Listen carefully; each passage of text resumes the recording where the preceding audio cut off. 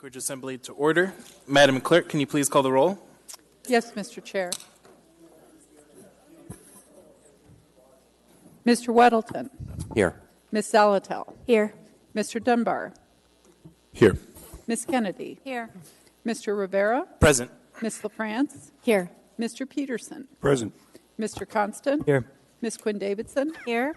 Mr. Perez Verdilla. We'll be arriving a little bit late. Mr. Dyson. Here. Ms. Strain. Here. You have a quorum. Thank you, Madam Clerk. Next on our agenda, Pledge of Allegiance. Mr. Tony Izzo, can you please lead us in the pledge? I pledge allegiance to the flag of the United States of America and to the republic for which it stands, one nation, under God, indivisible, with liberty and justice for all. Thank you. Moving on, minutes of previous meetings. Madam Vice Chair. Move to approve the minutes of the regular assembly meetings of May 7, 2019 and May 21, 2019. Second. Moved and seconded. Any discussion on approval of those minutes? Any opposition to approval of the minutes? Seeing none, then the minutes are approved. Moving on, Mayor's report. Mr. Mayor. Thank you, Mr. Chair. Nothing to report. Thank you, Mr. Mayor. Assembly Chair's report. Want to first thank everyone for their hard work on the series of town halls held last week.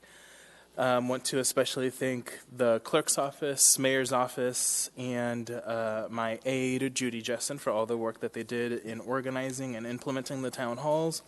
And want to thank the public who attended and for engaging in the dialogue. Two quick items. First, each of the assembly members should have copies, 15 copies of the assembly priorities document to hand out at community councils or any other functions. And then second, last week, I'll let Mr. Constant and Mr. Dunbar speak more in detail, but last week I was honored to receive a resolution from the Ainu delegation, their chair of their, and the Chitose delegation. The chair of the Chitose City Assembly presented a resolution to me at a meeting last week, and it's a very wonderful resolution, and I'll pass this around for the members to read. That is it for me. Moving on to committee reports. I'll start on this side with Mr. Dyson. Yeah, thank you. The audit committee met. There's a report in the agenda. I'm going to pull the two reports and we'll comment on them then. Thank you. Thank you. Ms. Quinn Davidson. Thank you, Mr. Chair. The budget committee that I co-chair with Member Dunbar will meet on Thursday the 16th at 10 a.m. in room 155 at City Hall. Thank you. Mr. Constant. Thank you. A couple of items. The Enterprise Utility Oversight Committee will be meeting this Thursday at its regular time. I think it's 11 o'clock. And we will be discussing two items for sure, and then items to be discussed as introduced. The waste to energy, the next part of that conversation will be before us, and also the administration has asked us for time to present the port plan of finance for the PCT.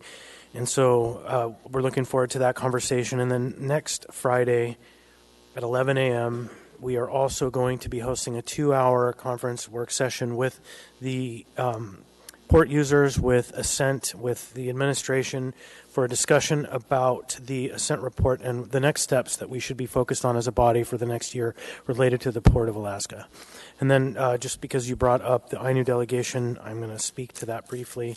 I was very excited to be host with Mr. Dunbar and at times the chair for a delegation of Ainu people that visited in the kind of contemporaneously with the sister school exchange that's happening at Sand Lake and at, I believe, Diamond High School, where we have students here from Chitose. We go back and forth every year.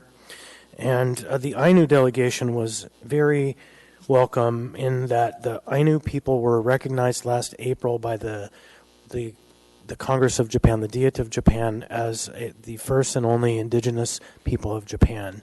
And that was a very substantial change, that recognition. And they wanted to come here to begin a relationship with the local indigenous people and Alaska's indigenous people. And so we were able to facilitate meetings with First Alaskans Institute, AFN, the Native Village of Eklutna, and a number of places, including the Alaska Native Heritage Center. We hosted a lovely dinner where we brought everyone together, and the intent is in October during AFN to have them bring a broader delegation and hopefully inspire an annual exchange between the indigenous people of Japan and Alaska. Thank you. Thank you. Oh, one last note. We had a nice dinner that was supported generously by the Atwood Foundation. Thank you. Mr. Peterson. Thank you, Mr. Chairman. The Ethics and Election Committee met on Wednesday, January 8th, and we had a discussion about changes to Title 28, and that's an ongoing discussion. We're hoping to introduce those changes and get them passed here in the next meeting or two. Thank you. Thank you. Ms. LaFrance. Thank you, Mr. Chair.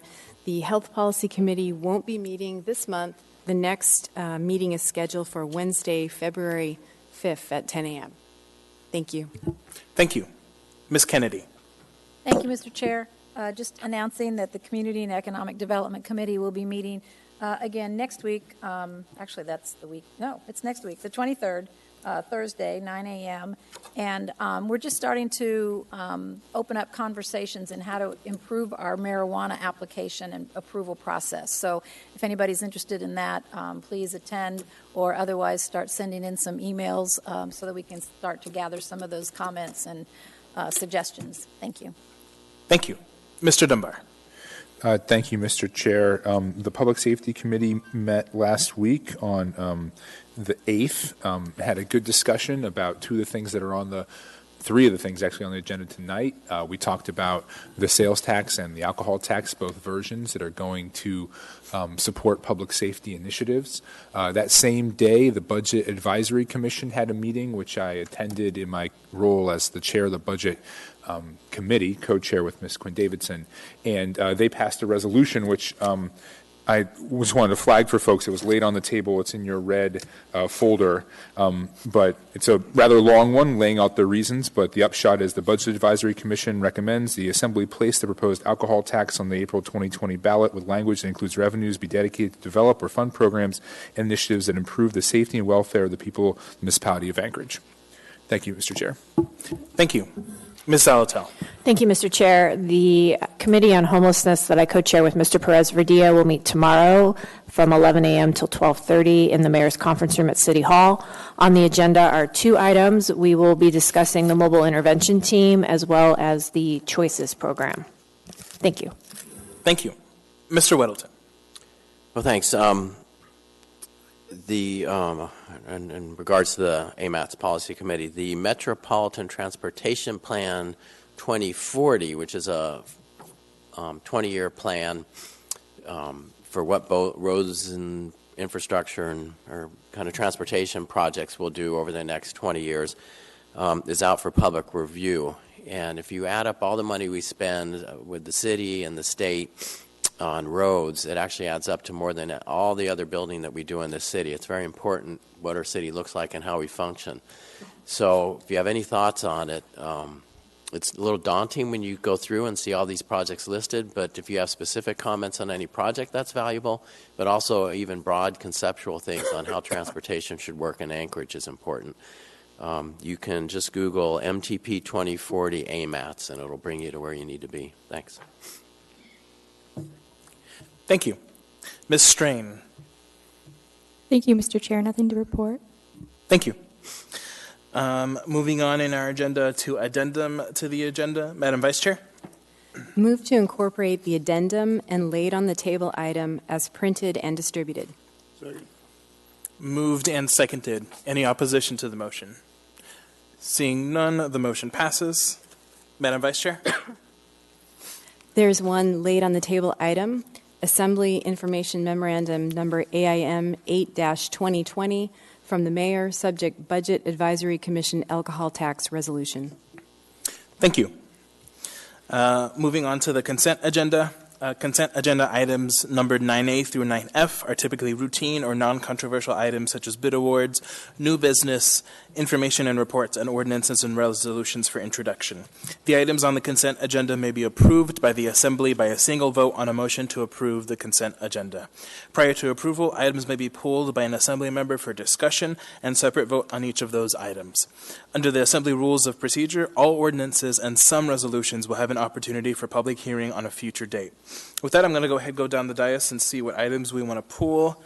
I'll start on this side with Ms. Strain. No items, thank you. Thank you. Mr. Weddleton. Nothing. Thank you. Ms. Zolotel. No items, thank you. Thank you. Mr. Dunbar. 9E1. 9 Echo 1. Thank you. Ms. Kennedy. Thank you, Mr. Chair. Item 9B2. Thank you. Ms. LaFrance. Thank you, Mr. Chair. I'd like to pull one item, 9D2, 9 Delta 2. Thank you. Mr. Peterson. Thank you, Mr. Chairman. No items this evening. Thank you. Mr. Constant. Thank you. I would just like to pull 9E1 so we can talk about it. E1? Yep, Mr. Dunbar has pulled that one. Thank you. Thank you. Ms. Quinn Davidson. No others for me. Thank you. Mr. Dyson. 9E2 and 3. Okay, I'll go through the list one more time. I have item 9B2, 9D2, and 9E1, 2, and 3. Any other items? Okay, seeing none, Madam Vice Chair? Move to approve the consent agenda with the exception of the pulled items. Second. Moved and seconded. Any discussion? Any opposition? Okay, seeing none, that motion carries. So for the public's information, the Assembly has now passed or accepted all items in 9A through 9E, other than the items that were just pulled, which we'll take up next, or that have been introduced for a future public hearing, which are all the items in 9F. So if you're here to see action on an item listed on the consent agenda that was not pulled, that action is now complete. I'm going to go back through the pulled items, starting with 9B2. What is the will of the body? Approve. Second. Moved and seconded. Ms. Kennedy? Thank you, Mr. Chair. The only reason why I actually pulled this is because I also want to make sure that we include a resolution from the Subursa Board of Supervisors. So I moved to supplement the resolution 2020-1 with Subursa Board of Supervisors resolution, and you should have a copy of that in front of you, but we will obviously get a signed copy to make sure that that goes with this resolution and dated as well. So. Second. Okay, moved and seconded. Ms. Quinn Davidson? Sorry, I actually wanted to speak to the main motion. Okay. Any, Mr. Weddleton on the move to supplement? I guess nothing. I'm just, broadly curious. How much will it cost to fix this bridge? 1.2 enough? Yes, I think the figure they have is right around $1 million. All right, okay, thanks. Yeah, I have a question on the supplement move. Sure, Mr. Constant. What is that move? Traditionally, don't we do it as an AIM of some kind? I would ask the clerk to speak to that motion. Motion to supplement, what is that? I just don't know what that is. Through the chair, you wanted to know if it was an AIM. You wouldn't do an AIM with a resolution for action. So here it's just an exhibit to that resolution. You don't have a resolution with an AIM. With an AO you would, or something for approval. This is just a resolution for action. It's just an exhibit, and she wants to supplement the resolution with this exhibit. I've just never heard that motion before, so thank you. Thank you. Ms. Kennedy, do you want to speak to that motion? Actually, I do want to speak and also clarify with Mr. Weddleton's question about the cost. And it actually says in the resolution that it's between $1.2 million and $1.5. It just says that would be sufficient. to replace the bridge. So, thank you. Thank you. All right, any opposition to the motion to supplement? Okay. I guess since we have it before us, members may proceed to vote. It does say motion to substitute, just so you know. We don't have the option to have supplement, so that's why it says substitute. Got it. So it appears that there is a limitation in our technology. Mr. Dunbar. Okay, that motion passes 10-0. We now have the main motion before us. Ms. Quinn Davidson. Thank you, Mr. Chair. Ms. Kennedy, could you speak to, so you want to substitute or use the money on Starner Bridge instead. Can you talk to me a little bit about how those projects are ranked in general? Like, is that next on the list, or how do we choose where we move money to? And there must be a process for that. Thank you. Yes, there is a process, and of course, the Chugach-Birchwood Eagle River Rural Road Service Area Board does that annually and keeps their capital project list going. For the most part, those are usually supplemented by state funding. This particular project has kind of been on the radar for a long time. It's moved kind of ahead of the schedule, so to speak. It's more of a priority right now because of the condition of the bridge and the fact that we can't drive a fire truck over it. And so anyway, so it's just one of those that they decided that with the money that we know is left over from the Yosemite Drive project, that would be a good use of the money without having to go back to the state and try to go get a totally separate grant for it. We're just hoping that they will let Subursa keep the money and just apply it toward this priority project. So, thank you. Thank you. Any other discussion on the motion before us? Seeing none, members may proceed to vote.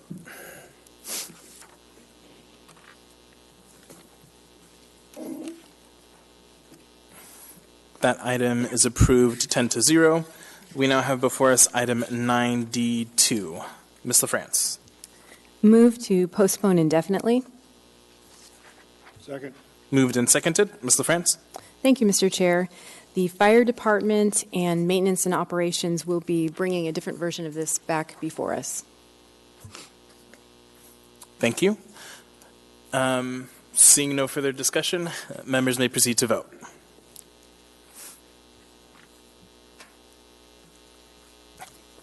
You're good.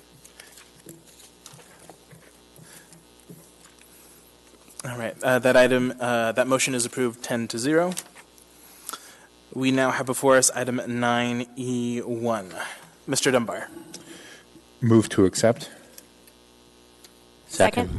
Moved and seconded. Mr. Dunbar. Thank you. I just wanted to briefly highlight this. It's a resolution from the Watershed and Natural Resources Advisory Commission regarding restoration of the Eklutna River. I try to highlight this every time I can. I'm pleased to see that Mr. Izzo is in the room today from the Matanuska Electric. This is an issue that I think the public is getting more and more aware of. The Eklutna Tribe the Eklutna Corporation has been doing a lot of work on it. A lot of science has been presented on this issue. It is my hope that sometime in my lifetime, hopefully much sooner than that, we will restore this river, and salmon will again be able to swim up it. We are having a work session on this issue on the 14th of February that was organized by Ms. Quinn Davidson, who's in the queue, and myself, and perhaps she can speak a little more to that. Thank you, Mr. Chair. Thank you. Ms. Quinn Davidson. Thank you, Mr. Chair. I won't say much, just wanted to echo what Mr. Dunbar said, and that he and I have been working together to try to continue this conversation so we make sure we do the right thing at Eklutna. And we'll be having a work session, and we'll be inviting folks to join us to speak there about the progress and current status. Thank you. Thank you. Mr. Falsey. Just a quick note for the public. We have asked to reschedule that work session because it is during the school district's in-service, since we have a lot of babysitters we have to hire if we do it then. So just to the public, watch the calendar. That one may move. Okay. Thank you. All right. Seeing no further discussion, members may proceed to vote.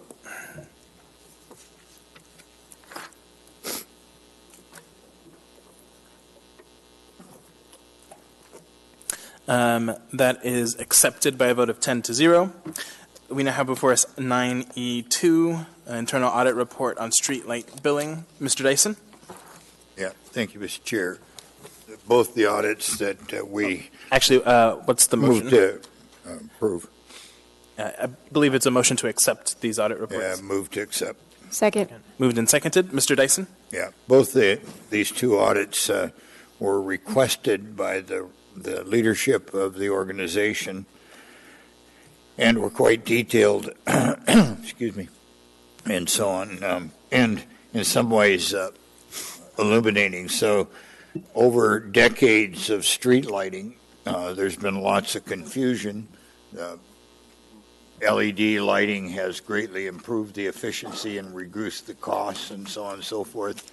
But indeed, the utility companies were charging us at the old rate, but the interchange of information had not been happening as well.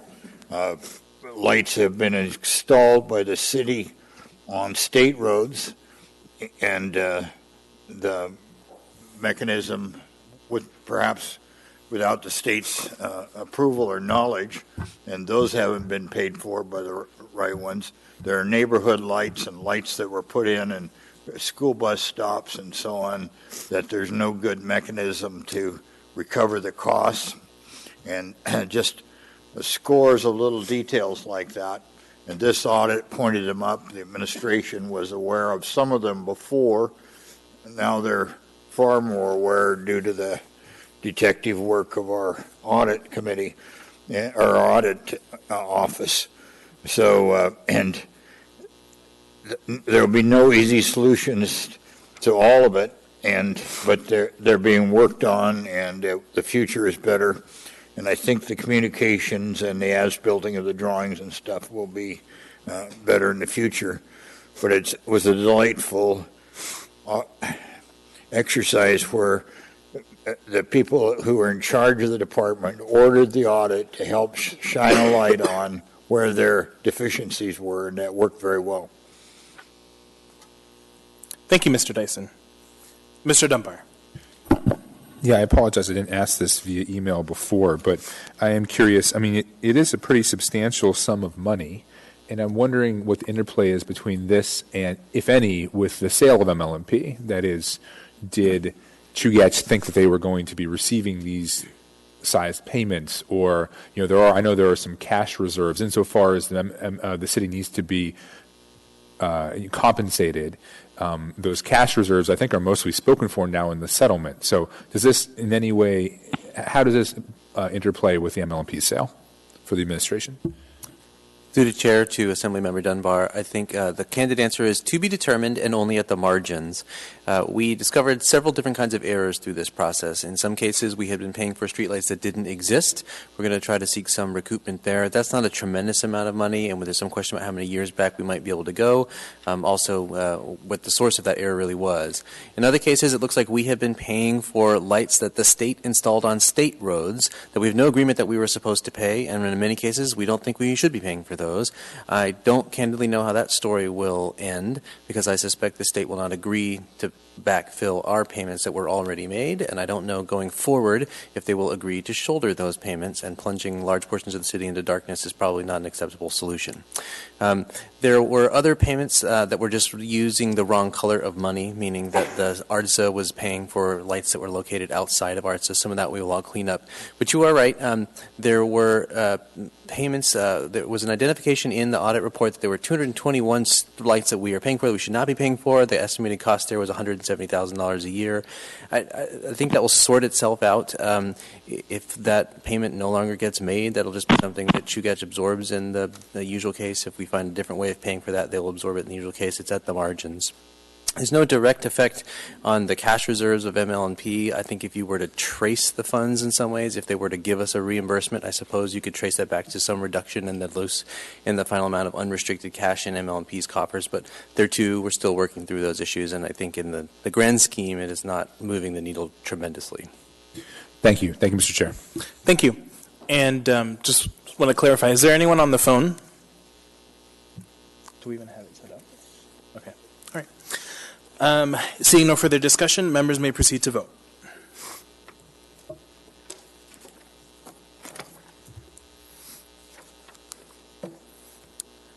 That item is accepted by a vote of 10 to 0.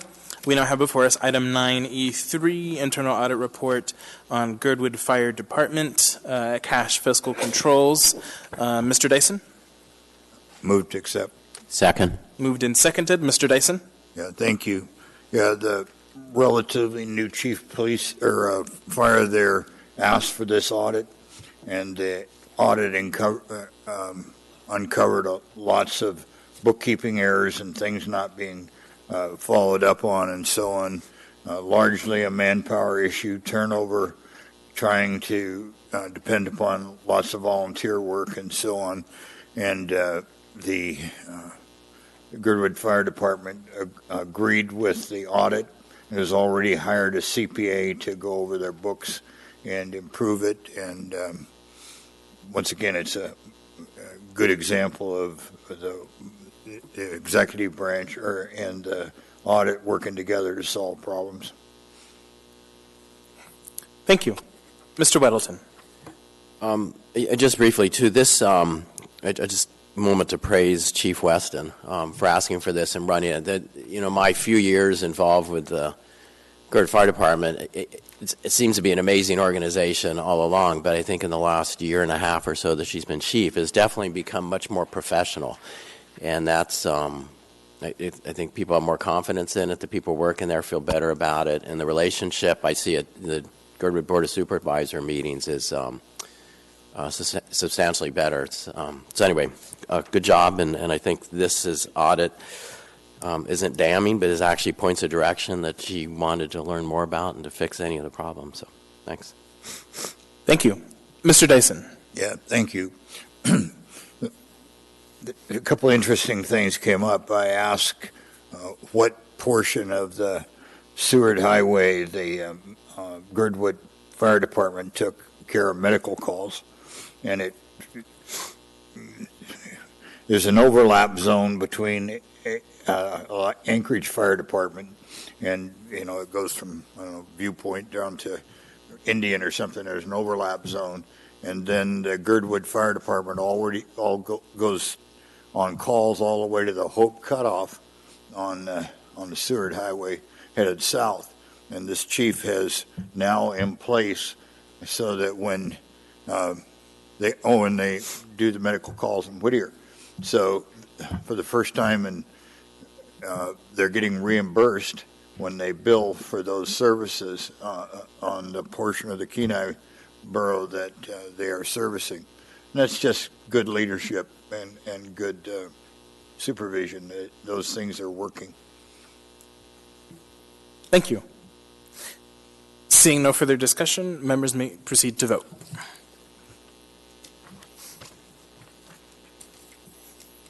That item is accepted by a vote of 10 to 0. That completes our consent agenda. We now have before us item 11A, resolution number AR 2019-378, a resolution of the Municipality of Anchorage, Alaska, confirming and levying assessments for the sewer special improvements within Levy Upon Collection, Roll 2019-7-2. Madam Clerk, do we have a motion on the floor?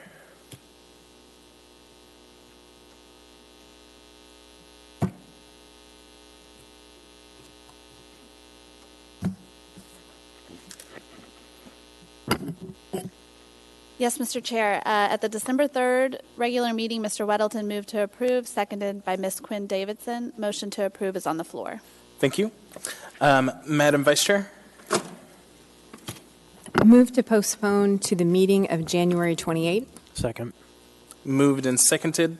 Madam Vice Chair? Thank you, Mr. Chair. And actually, would the administration comment on this one? It's through the vice chair to the chair. There are two changes that we would like to make to this item. We weren't able to get them done in time for this meeting, and so we're going to be providing a substitute document, which will be ready for action at the next meeting. In the main, my recollection is that two of the names are removed from the luck roll. Thank you. Ms. Quinn Davidson? Oh, that's what I was going to ask. Sorry. Thanks. Ms. Zolotel?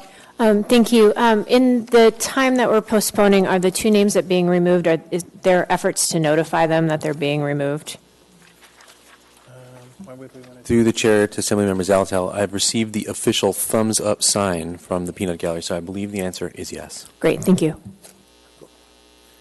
Thank you. Seeing no further discussion, members may proceed to vote on the motion to postpone.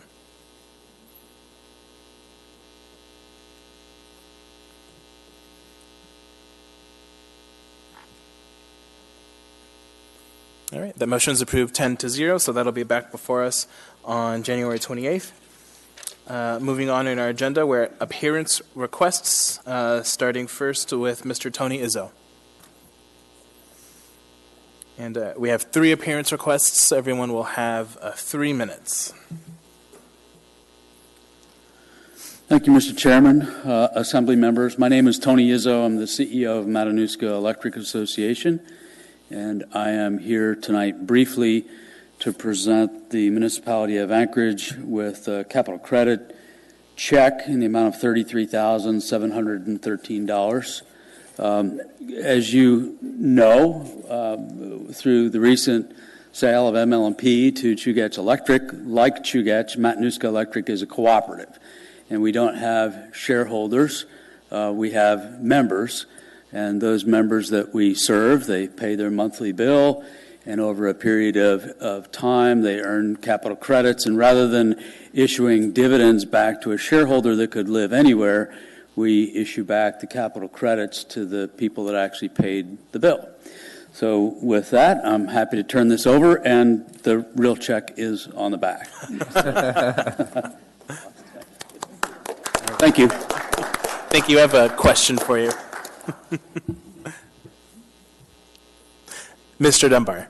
Thank you, Mr. Chair. No, I just want to say thank you, Tony, for coming in, and it's always appreciated when you do this in person. I also had a question about the novelty oversized checks.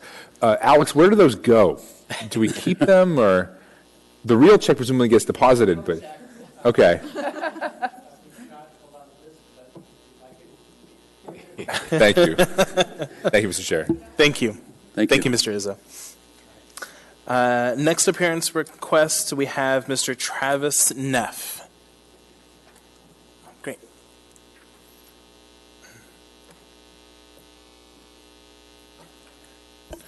Welcome. Thank you. That's a tough act to follow. Good evening, Anchorage Assembly, and thank you for this forum to speak on what I consider to be an ongoing public safety crisis in Anchorage. That is the lack of battery backup systems on signals at major intersections. In January of 2015, my wife and I approached the intersection of 6th and Gamble and saw that the traffic light was out. When it was my turn to pass through the intersection, I was broadsided by an F-250 pickup truck. The officer who responded to my accident had a hard time focusing on me as he was distracted by the countless near misses continuing to play out in the intersection. This past July 31st, I witnessed another traffic light power outage at the intersection of Northern Lights and Minnesota. I watched in horror as cars in the 9 lanes of opposing traffic narrowly avoided serious collisions. I can tell you from experience that drivers see red lights, but they do not see the absence of a green light. After my second request to address the Assembly on this matter, Municipal Traffic Engineer Stephanie Mormillo emailed me, noting a $40,000 cost to install an uninterrupted power system at an intersection. But upgrading all intersections would cost a prohibitive $11 million, and I'm not asking for that. We should start with perhaps the top 10 or 20 most critical intersections. I understand the fiscal reality that our muni faces, but I can think of few ways where such a relatively small investment would provide such a valuable return to public safety. For a city under the constant threat of a major earthquake, I find it disturbing that we allow major intersections to go dark. As I speak to you right now, our neighbors are driving home from work and running errands on icy roads, where a power outage at a major intersection creates a life or death emergency. The next time you are stopped at such an intersection, please consider having to pass through it without traffic lights. Please help find funding to save lives and prevent traumatic injuries through these simple upgrades to our traffic signals at major intersections. Thank you very much for your time. Thank you. I have a few questions for you. Mr. Weddleton? Yeah, appreciate the, over to your left here. I'll signal. You know, I mentioned at the beginning of the meeting, we have the Metropolitan Transportation Plan out for review, and it'd be interesting, this is not in there, but it could possibly be something that could be funded with some kind of federal money as well. But that would be something I'll carry with me to the meetings, but you might also go add that as a comment. Absolutely. And get your friends to do the same. It's not a bad idea. Thanks. Thank you. Ms. Quinn Davidson. Thank you, Mr. Chair. I'm right here. I just wanted to say thank you for coming, and I'm really sorry that that happened, and I appreciate you letting us know, because we don't always know what's going on if people don't come and talk about it. But then I wanted to ask the administration, so the place that you identified, that intersection, I'm pretty sure that's a state road, and so probably many of the big roads where you would think that it would most benefit would probably be state roads. So could you all speak to that? And it might be the state that you want to speak. I mean, good luck, but that might be really who you want to talk with. Through the chair to Assemblymember Quinn Davidson, that is exactly right. Approximately 70% of all the signals in town are owned by the state. We operate and maintain them through a transfer of responsibility agreements, which, by the way, loops in a few of the streetlights, those that are the load centers that power the traffic signals, where they also loop in the streetlights. That's how we get those. That said, Assemblymember Weddleton is correct. This has come up in the context of our federal funding program and in AMATs. I'm told by the traffic engineer, who, apologies, couldn't be here today, that this was previously nominated for a highway safety improvement project, but it didn't score well as compared to some of the others. Now, because it happened in the past, there's no reason to think that past performance is always a measure of future success, so it could very well be put back into the queue. And in the meantime, she further reports that DOT, the state Department of Transportation and Public Facilities, has installed these uninterruptible power supplies at a few intersections outside of the municipality. It's certainly not a bad idea. There are public safety benefits to it. She reached out to her counterparts at the state. They told it's still on their radar, so I think some version of Mr. Weddleton's suggestion of looping it back into the conversation would be well advised. And just thank you, Mr. Falsey. And just to follow up, you might want to reach out to whoever your state representatives are to get them in the loop on this issue if you haven't already. Thank you very much. Thank you. Thank you. Mr. Peterson?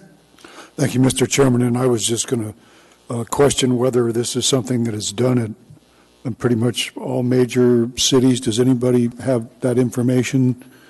Or just wondering that out loud. Anyway, thank you. Thank you. Thank you for speaking before us. Next on appearance requests, we have Mr. Ron Oliva. Don't see him here. No way. Okay. All right. With that, we'll go ahead and take our dinner break, and we'll be back at approximately 6 p.m.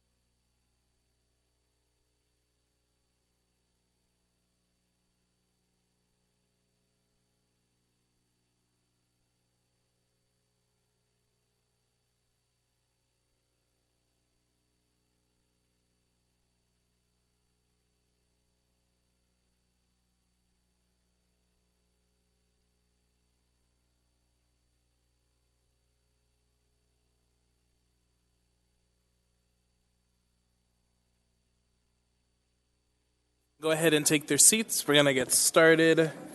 And we're actually going to backtrack a little bit. Mr. Oliva is in attendance, so I'm going to give him his 3 minutes, if he can come up. Well, thank you, Felix. You forgot to welcome me. That's a standard. Thank you for giving me a little exemption. I was running a little late, and I'll be kind of condensed and rapid to the 3-minute limit, which I hope you buy a bigger clock, because as I get older, it's hard to see those lights, and you don't want to be rude and cut off a person who's in anger management. It's very upsetting. No. Anyway, I'm here tonight. I took a tour when I was at the Federation of Community Councils of the Needle Exchange Program, and it came out very concerning that when I asked them how many needles they allegedly exchange, it's over 1 million. Now, Seattle has a program where they distribute 200,000, a much larger population, and the number of needles that are exchanged is 50,000.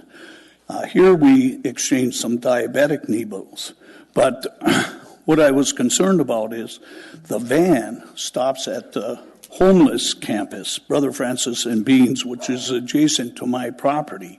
And so if you're going to bring needles to that population for an exchange, I'd like to see it tracked, because I don't want to keep picking them up. And I understand the SAFE program, how important the needle program is, but if you're not tracking it, Seattle, with the 150,000 that's not being returned, that would be similar to almost 750,000 that are not being exchanged here in Anchorage, and that's why you're finding them everywhere, and it creates a real biohazard. So we need to track that.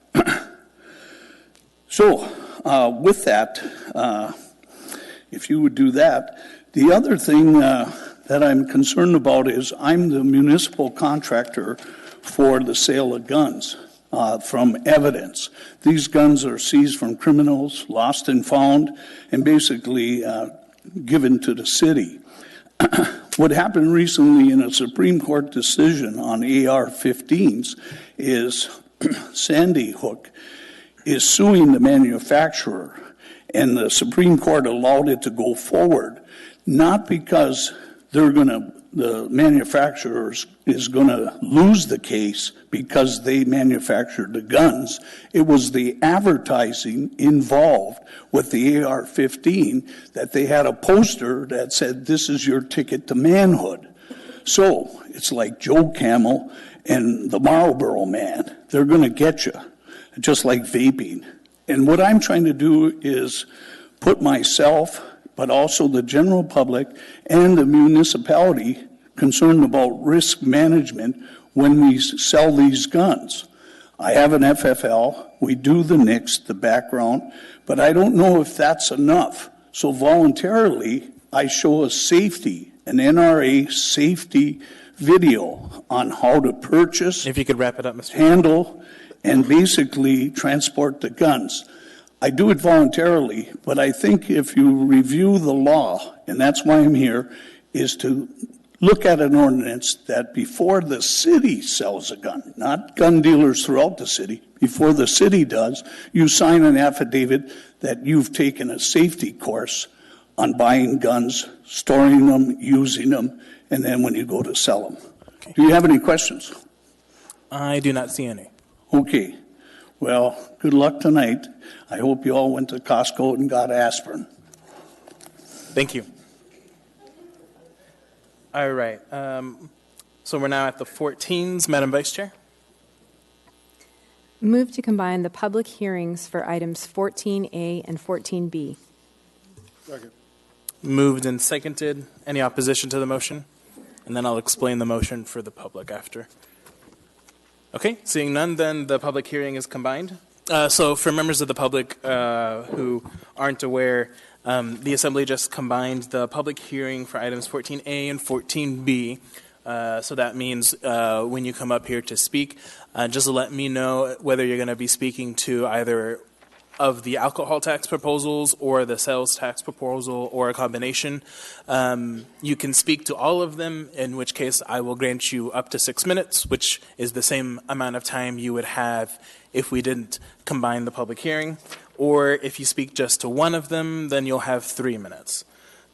So with that, I'm going to go ahead and open up the public hearing for items 14A and 14B. Ordinance number AO 2019-148, an ordinance of the Anchorage Assembly submitting to the qualified voters of the municipality of Anchorage a ballot proposition amending the Anchorage Municipal Charter to authorize an alcoholic beverages retail sales tax. Waive reading. Thank you. And ordinance number AO 2019-156. An ordinance proposing a public safety tax measure to provide property tax relief and to combat crime by enacting a sales and use tax on the sale of goods and services within the municipality of Anchorage. Waive reading. Thank you. Public testimony is now open on these two items. Would anyone like to testify? And then I'm also going to ask if folks can line up in the middle aisle or come up and take the first couple of rows. So that way we can move through this more quickly. Mr. Dyson? Yeah, I was going to suggest that you let the sponsors make their brief presentation of these bills before the public testimony so they know what they're speaking about. That's an interesting suggestion, Mr. Dyson. I wish I had known about this sooner so I could chew on it. I'm going to let Mr. Weddleton talk so I can chew on that. Well, I might dive right into what Mr. Dyson recommended then. I'd actually say there are recent versions of, we had the 2020 148, but then there was a substitute version of that one, which is now the S1 that's up front here. And then the version that I submitted with Assemblywoman Zolotel is now an S2. So the S1 and the S2 are the more current versions. So there were some, I think, significant changes in response to the town hall meetings and other input we got. But that would be valuable if you quickly flip through those to focus your testimony. Thanks. Is that okay if I say that? Sorry, I really wasn't paying attention to you, Mr. Weddleton. Can you repeat it again? Just being honest. Then just say, yeah, that was good. Okay, sure. Just consulting with the vice chair. So I think what I will allow to happen, just so that we can get the most informed comments from the public, is a brief, I'll put 3 minutes on the timer, overview of any changes in the S version so that the public is aware of sort of the latest and greatest proposals, and then we'll move to public hearing, because I think really the public hearing is meant to inform whatever we do. Let's go ahead. I'll just start on this side, Mr. Dyson. I'll put on 3 minutes if you want to talk about any changes in your S version. They're all just details, and I have nothing to say. Thanks. Okay. Simple enough. So if folks are interested in those details, we have copies of the ordinances and amendments yet, or no? Okay, well, we will soon have copies of the amendments, but ordinances here in the front if you're interested in the details of the latest and greatest versions. I guess moving on, Ms. Quinn Davidson, Mr. Dunbar, do you want to take advantage of this opportunity? I guess I can say a few things. So Mr. Dunbar, Mr. Rivera, and I sponsored the original version of the alcohol tax, 5% flat tax. It would generate somewhere between $11 and $15 million a year. The idea is that it would be split between three sources or three uses for that funding. Number one being public safety.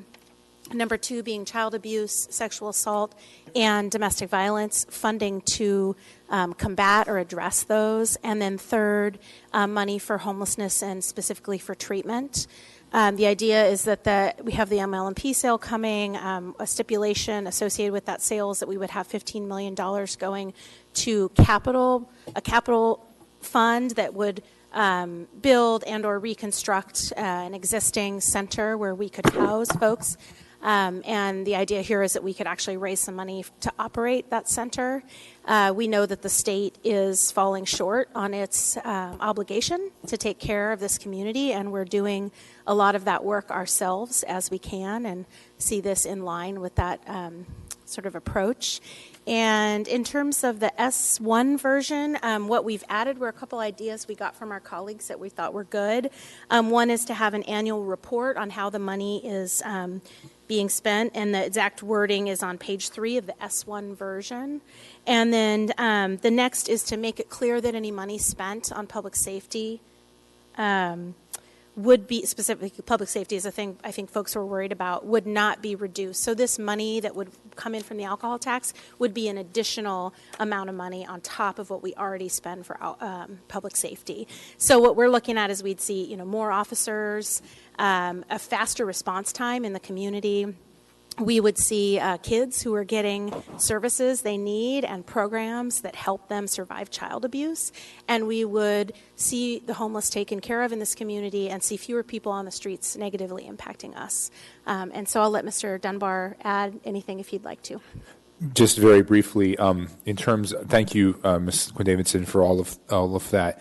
In terms of the S1 version, there were the 2 changes that Ms. Quinn Davidson highlighted that were in direct response to feedback we got from our colleagues in the hope that they would support our version, and because they were good ideas. We also received a suggestion from the Budget Advisory Commission that we account for the money raised in our version with a separate account, and that has been added. If you look at page 4, section 3, that has also been added. So we have been affirmatively changing this in response to community feedback and to our colleagues' feedback. Thank you. Thank you. Mr. Weddleton or Ms. Salotel, do either of you want to speak to changes in your latest S version? Sure, thanks. So this is labeled the S2 version, and the initial version kind of sprang forth from the one that Ms. Austin, Quinn Davidson, and Forrest Dunbar put together, and Felix Rivera was on it too. Okay. Cool. But a couple changes we made from the S version is reordered or clarified the cost that that this tax would pay no more than 50% of detoxification, long-term addiction recovery facilities, and mental health treatment facilities. And that's just so that we don't become carry the full burden of providing these things for the entire state. It also removed abatement. Abatement is something that we're already doing. It's largely funded. And the goal here is to get some money to do something new that'll move us forward on taking care of the mentally ill, the homeless, and so on. It also added a feature. We'll have a number of businesses collecting this tax, restaurants and liquor stores and bars, and to kind of balance what economic impact charging that sales tax would have on them, it exempts from inventory tax their inventory of alcoholic beverages. So, retailers pay inventory tax, whatever they have on January 1st, and this would exempt them from that. So they'd have a concrete benefit from this that would counterbalance, some speculative negative from having to collect the tax. Thank you. Okay. I'll come back to you, Mr. Dyson. Just want to double check. You don't want to add anything? Yeah, well, I thought you were going to hold tightly to just the changes and not allow the editorializing. So if you'll extend me the same privilege, I'll speak, and otherwise. Absolutely. All right. So this bill is designed to raise money for public safety and property tax relief. There are extraordinary problems in our criminal justice system, from the apprehending of criminals all the way through the incarceration and treatment, mental health. This would put somewhere around $70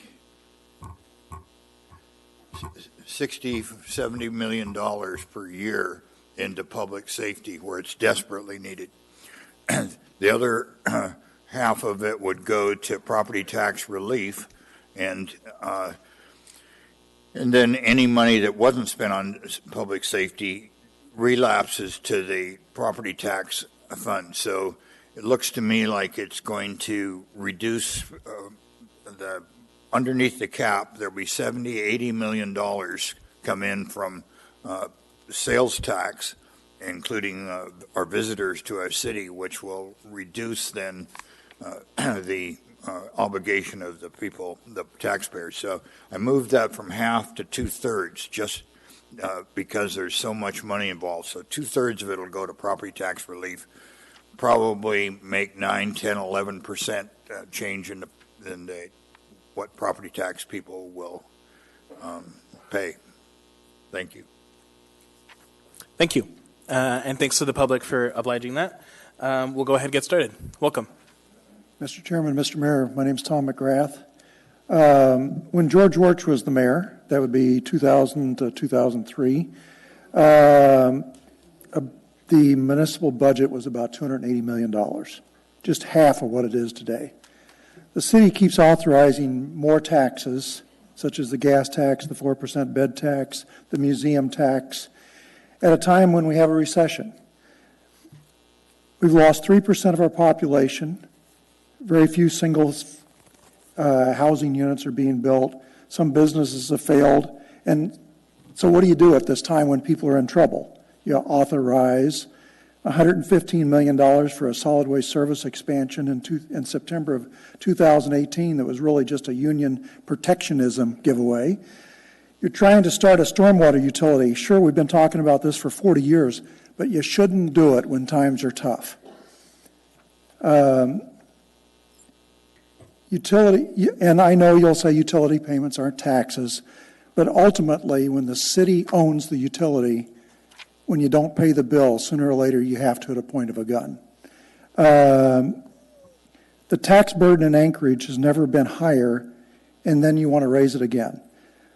Also, there's a lot of talk that the vote will be 50% rather than the charter imposed 60%.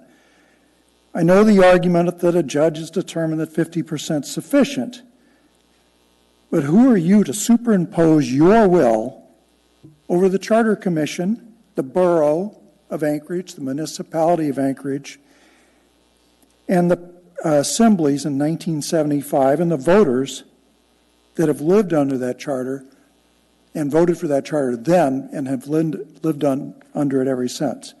It might be legal, but it should also be right.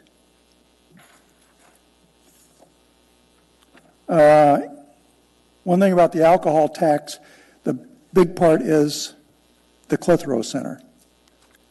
Nonprofits, it should be a nonprofit if you do it. I shudder to think that Anchorage would build and operate it. API is a very good example of why government shouldn't do work like this. And to close, if you, and I've heard this a lot, if you want to impose any tax that I have heard that people would support more than any other is a seasonal sales tax. And just apply the Chilkoot Charlie method. Pass the cost on to somebody else. Thank you. Thank you for your testimony. And just as a reminder for members of the public, if you could just let me know which of the proposals you want to speak to. Thank you. Thank you, Caesar. Thank you to the Assembly for this opportunity, and I am speaking on the alcohol tax. And welcome to thank you for the mayor for helping in this effort. And when I say I'm speaking on the alcohol tax, I don't happen to drink. Now, I did, but it was a while back. 1977, I had my last drink, but I'll tell you what, I drank to excess in those years.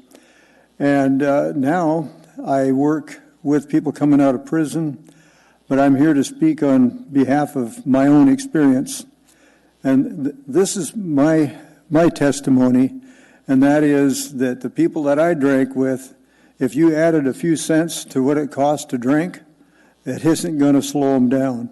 We absolutely need the services that this tax is going to bring. So here's hoping that we can do it. And thank you for bringing it up. And I'll give the rest of my time to the lady behind me, the good-looking part. And if you could actually state your name for the record, please. I did not. Sorry, Sid Atwood. Thank you. Welcome. And hello, everyone. And my name is Sharon Cisna, and I have been a resident of Anchorage since 1967. And in 1967, it was legal to drink in Anchorage. And we were, and I had actually, several generations ago in my family, had family that had been interested in Alaska, boom and bust. And it was the gold rush that got my great-grandfather here. And my father came with his steamship company. And he didn't drink. My great-granddad didn't drink, so that wasn't a problem there. And I came on a 2-week vacation.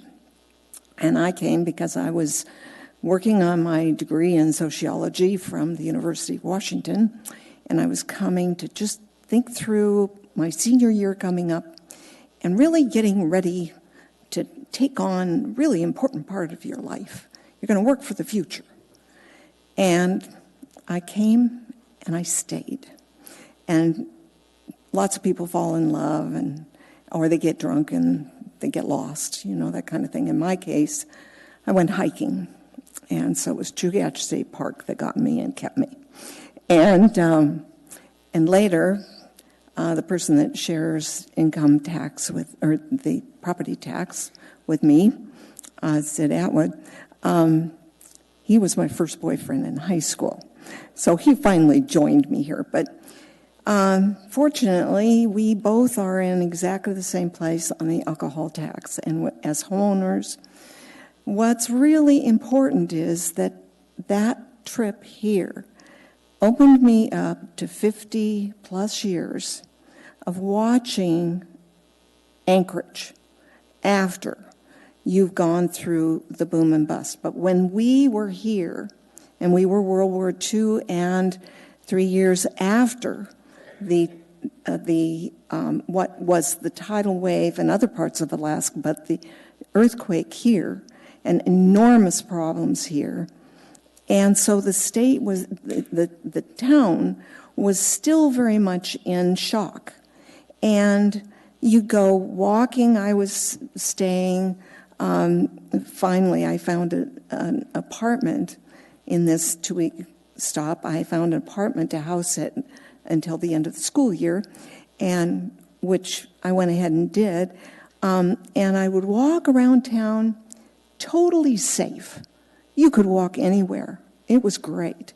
And you'd see kids walking. Everybody would be saying hi to you on the streets. We're talking 1967 Anchorage. And friendly families, that kind of thing. Go to 4th Avenue, watch out. Pay attention. And if you could wrap it up, please. Okay, on this, I, after that, went to work in children's services and got my master's in counseling psych after my BA at the University of our UAA here, but from ABU I got my master's in counseling psych, and have been working with literally dozens and dozens of families and dealing with alcohol and what happens to kids, what happens in their homes.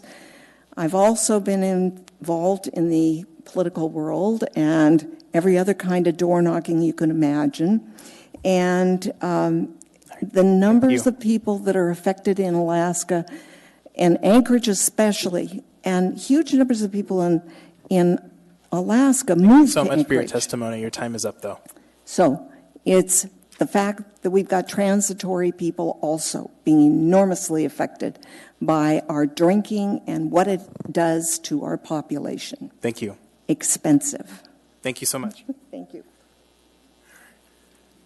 Welcome. Thank you to the Assembly. My name is Dan Page, and I wish to testify on both bills, at least a little bit on the second one.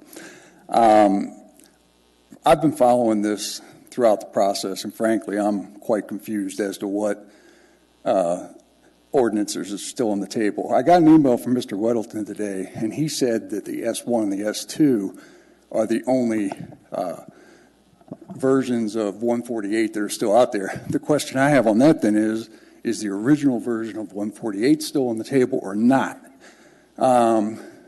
when it comes to these three items, I much prefer the S1 and the S2, and the primary reason is, as the first person who testified said, the charter is quite clear on the 3/5 rule, and I find it, I have issue with saying 50% plus one. I believe that the charter, when it was amended, was put that way for a reason, so that if you're going to amend the charter to increase the tax cap, it's a very difficult thing to do. I think that's intentional. And I don't know how the lawyers got involved. The one person that testified there said that there was a judgment on it. I don't know.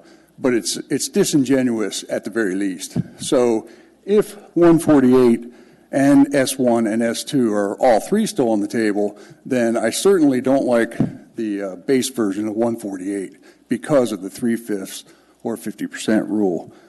I'm a little bit concerned that a year ago, about this time, this body passed an ordinance which ended up on the ballot as Prop 9 last April. It was voted down by 54% of the people. We have basically re-engineered that same thing again. Members of the administration were quickly on TV saying that obviously the people got it wrong and we need to redo this. So here we are reinventing the wheel on the same thing that we had before.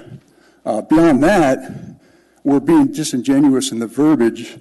How many people really read the fine print on these ordinances on the ballot? They don't. And the Ordinance 148 claims to be public safety and health purposes. That's not true. It's really about the homeless. And last year, the ordinance was presented as 5% alcohol tax to go toward fixing the homeless. This year, we're dressing that down and trying to make it sound like it's not quite the homeless, but really it is. I attended the town hall meeting last Wednesday, and I heard the spiel by the mayor's chief of staff, and I'm really confused because that entire thing was talking about how the state is not funding the municipality anymore. It didn't address homelessness at all. So I really think we missed the mark on that. As far as my testimony on the second bill, I support Mr. Dyson's bill. Unfortunately, I'm afraid Fred's got no shot. You guys are going to deliberate this after our testimony, and I believe that Mr. Dyson's bill will be put away quickly, and then we'll debate between whatever 2 or 3 versions of the 148 are still alive. But if you want any of them to have a chance at the ballot, you got to go with S2. If the pure version with the 50% plus one is on the ballot, I think the voters are just going to shoot it down. Thank you. Thank you for your testimony. Welcome. Members of the Assembly, Mr. Chairman, I'm Nick Begich, and I want to comment on both of these tax issues. And I've been before you on the homeless issue, but I'd really like to change the narrative just a little bit to what I think most of us really feel it is. And most of the problem is mental health, drug addiction, and alcohol. I mean, if you want to spell it out, and homelessness is actually a symptom for the most part of that problem, which drives everything. And it does affect everyone, because if you or your mom wants to get to the emergency room, she might find out that she can't get in because they're diverting that day to the other hospital, because the beds are full with people who have problems that ought to be addressed in a rehab center or something else, but certainly not in a tent at 20 below in Anchorage. And this cost of this to Anchorage is more than the estimates I've seen, between $58,000 a year per person to $150,000 a year per person. If you calculate the loss of $1 billion in public parks and trails that kids can't go on, you can't play on. Like the earlier testimony, when I was a kid at 5, I could walk through Mountain View, feel perfectly safe, and I wouldn't do it now as an adult, unarmed. Now, the most powerful lobby besides the gun lobby is the alcohol lobby, who wants to say, oh, share the burden, don't make the burden on us, but cigarettes pay $22 million a year in Anchorage, marijuana pays $3.5 million in Anchorage, and alcohol pays $0 in Anchorage. And yes, we're the 8th highest tax state for alcohol in the country, at 10 cents a drink, 10 cents a beer, 10 cents a shot, 10 cents a glass of wine, statewide. It doesn't pay for the problem that it causes in violent crime, murder, homelessness, child abuse, and all the things that everybody's mentioned already tonight. And you don't need a survey to figure it out. We have 900 beds that are controlled by the state north of here in the Palmer Correctional Center, and I suggested a long time ago that somebody in the leadership of this city, from the mayor to the assembly, pick up the phone and call the governor and the commissioner of corrections, say, hey, what does it take to fill up 900 beds, not with homeless people that have issues that are non-criminal issues. I'm talking about trespass, urinating in doorways, crapping on streets.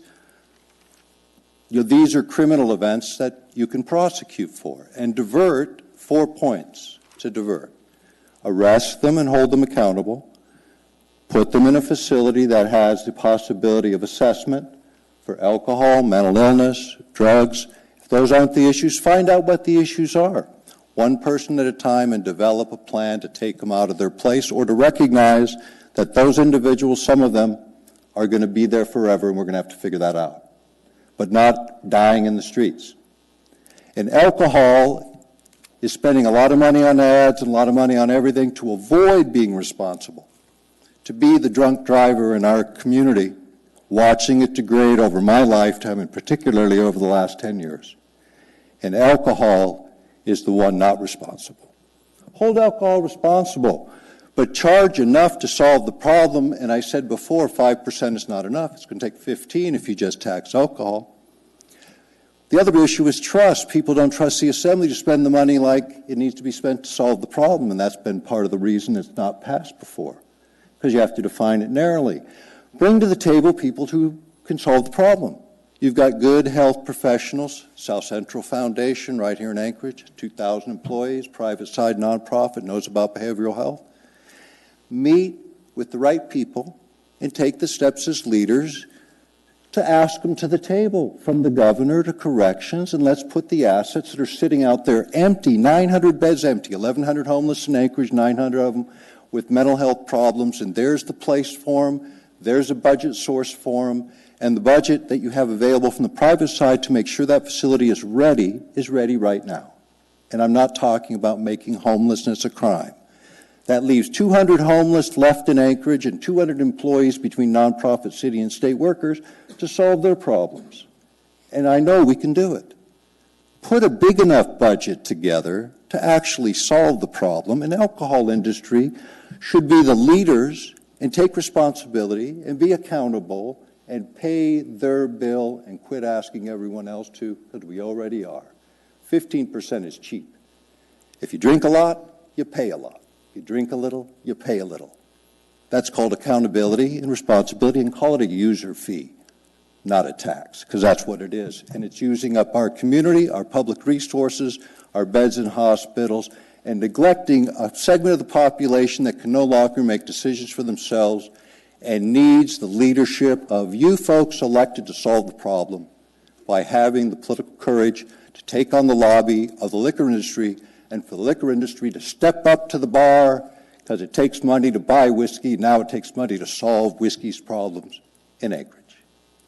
Thank you for the opportunity to testify. Thank you for your testimony. Welcome.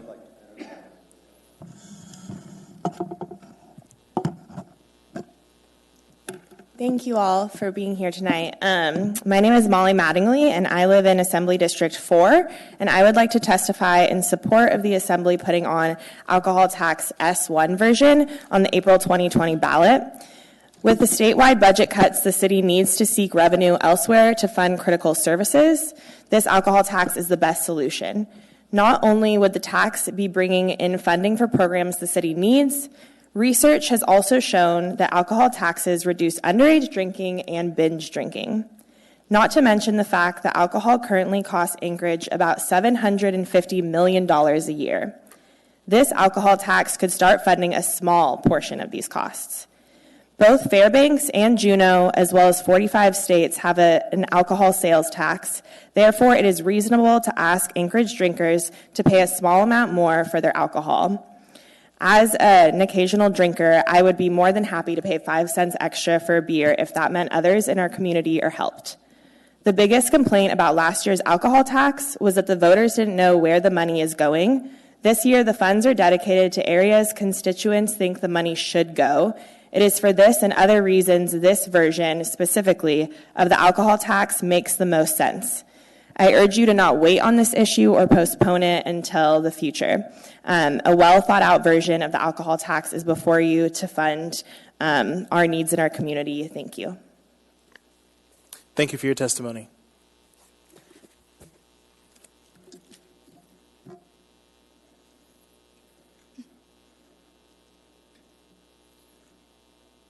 Welcome.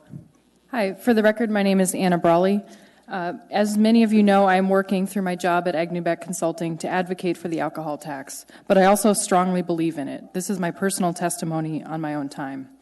And I should also say that I was hoping to speak to both the alcohol tax and the sales tax on one specific point. First, I support the simplest version of the proposed alcohol tax, version S1, 5% with revenue dedicated to addressing the issues that Anchorage badly needs to address. We need new revenue, and we need to help our neighbors. An alcohol tax would benefit our community for many reasons, which others have enumerated.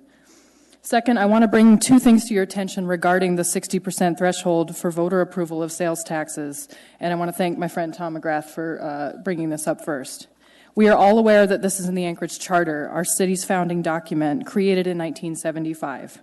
But did you know that that section, requiring 60% instead of a simple majority on sales taxes, was an amendment to the Charter in 1997 and not original? I didn't live here in 1997, but I researched the election results. The amendment passed with 57% in favor. The amendment itself did not even win enough votes to pass the 60% threshold that it requires for voters today on sales taxes. More importantly, however, the language in our charter is unconstitutional. I've heard this statement before, but I never understood the implications, so I did some simple math this weekend. I feel that it is critically important for you as Assembly members and for everyone in Anchorage to understand the following point. Requiring a 60% threshold for a ballot measure decided by the voters is unconstitutional because it disenfranchises a majority of voters who vote in support of a sales tax. Majority rule is a foundation of American democracy. The Alaska Constitution states that a simple majority, 50% plus one vote, is the legal threshold for voters to make decisions in state and local elections, including amending our own charter. Anchorage uses majority rule for almost all issues in our local elections, except, since 1997, sales taxes. Here's the math. Ballot measures are binary. You can vote yes or you can vote no. If a majority of people vote yes, the measure passes and our state and local laws recognize yes as the legal outcome of that vote. However, requiring a higher threshold for any issue when that issue has at least a simple majority of support basically flips the outcome of the election to what only a minority of voters supported. For example, a vote with 59% yes, representing the view of almost 3 out of 5 voters in that election, becomes a no, which is the result that at most 41% of those voters supported in that election. So it essentially undoes what with any other issue would become a legal vote. I ask you to take one step in restoring Anchorage to a true majority rule, regardless of the issue we are voting on, by ending the political fiction that a higher vote threshold produces a more democratic result. It does not.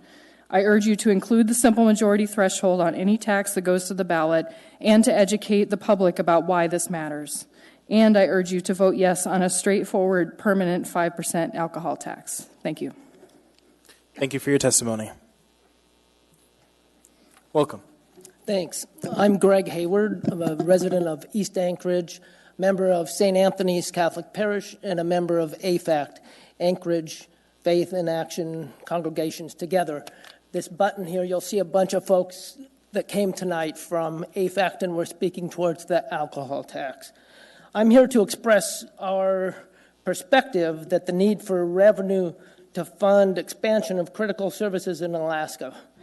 AFACT's thesis is this: all citizens and businesses of Anchorage bear costs when social services such as behavioral and mental health services are not adequately funded. Many citizens are unaware of these indirect and direct costs. While members of your body may differ among one another in how you want to approach this issue, I think you would agree with AFACT that in order for Anchorage to continue being the community that we want to live in and that we want to leave to our children, we need solutions that provide long-term, dependable, and targeted funding. Before I address the direct and indirect costs of unfunded services, I want to be really clear regarding what motivates us for supporting a revenue stream to fund these services. As a faith-based organization, AFACT members believe that budgets reflect values. The dramatic shortfall in funding for substance abuse, the shunting of behavioral health services to our jails and prisons, the reality of widespread homelessness reflects a misalignment of our community values. AFACT is passionate about developing a long-term, dependable funding stream because of who we are and what we stand for. But we're also pragmatic. Each of you and each of us bears the direct and indirect cost of our community's failure to fund these services. According to the McDowell Group, costs related to alcohol abuse costs in auto accidents, in emergency response, criminal justice, cost the state $1.8 billion. That means that every resident of Anchorage, child and adult, is bearing a cost of $2,500 a year. Consider how much higher the costs are once you add the untreated behavioral health and our mentally ill to the way we're using our jails, and the costs of the homeless crisis. When you don't properly fund behavioral health services or substance abuse programs, it hurts all of us. Think about the family that's struggling to find housing, the kid who can't find detox, or the woman on our trails who's scared to walk our trails, and maybe most are first responders. And if you could wrap it up, please. Yep, who spend an outpouring of resources that should have been on problems that should have been addressed upstream. So I want to hand it over to Brian from AFACT to provide a few more particulars. Thanks. Thank you for your testimony. Welcome. Thank you. I am Brian Bjorkquist, a member of AFACT, and AFACT supports putting the alcohol tax proposal on the ballot, with S1 being the version we prefer. Our focus is on trying to be smart.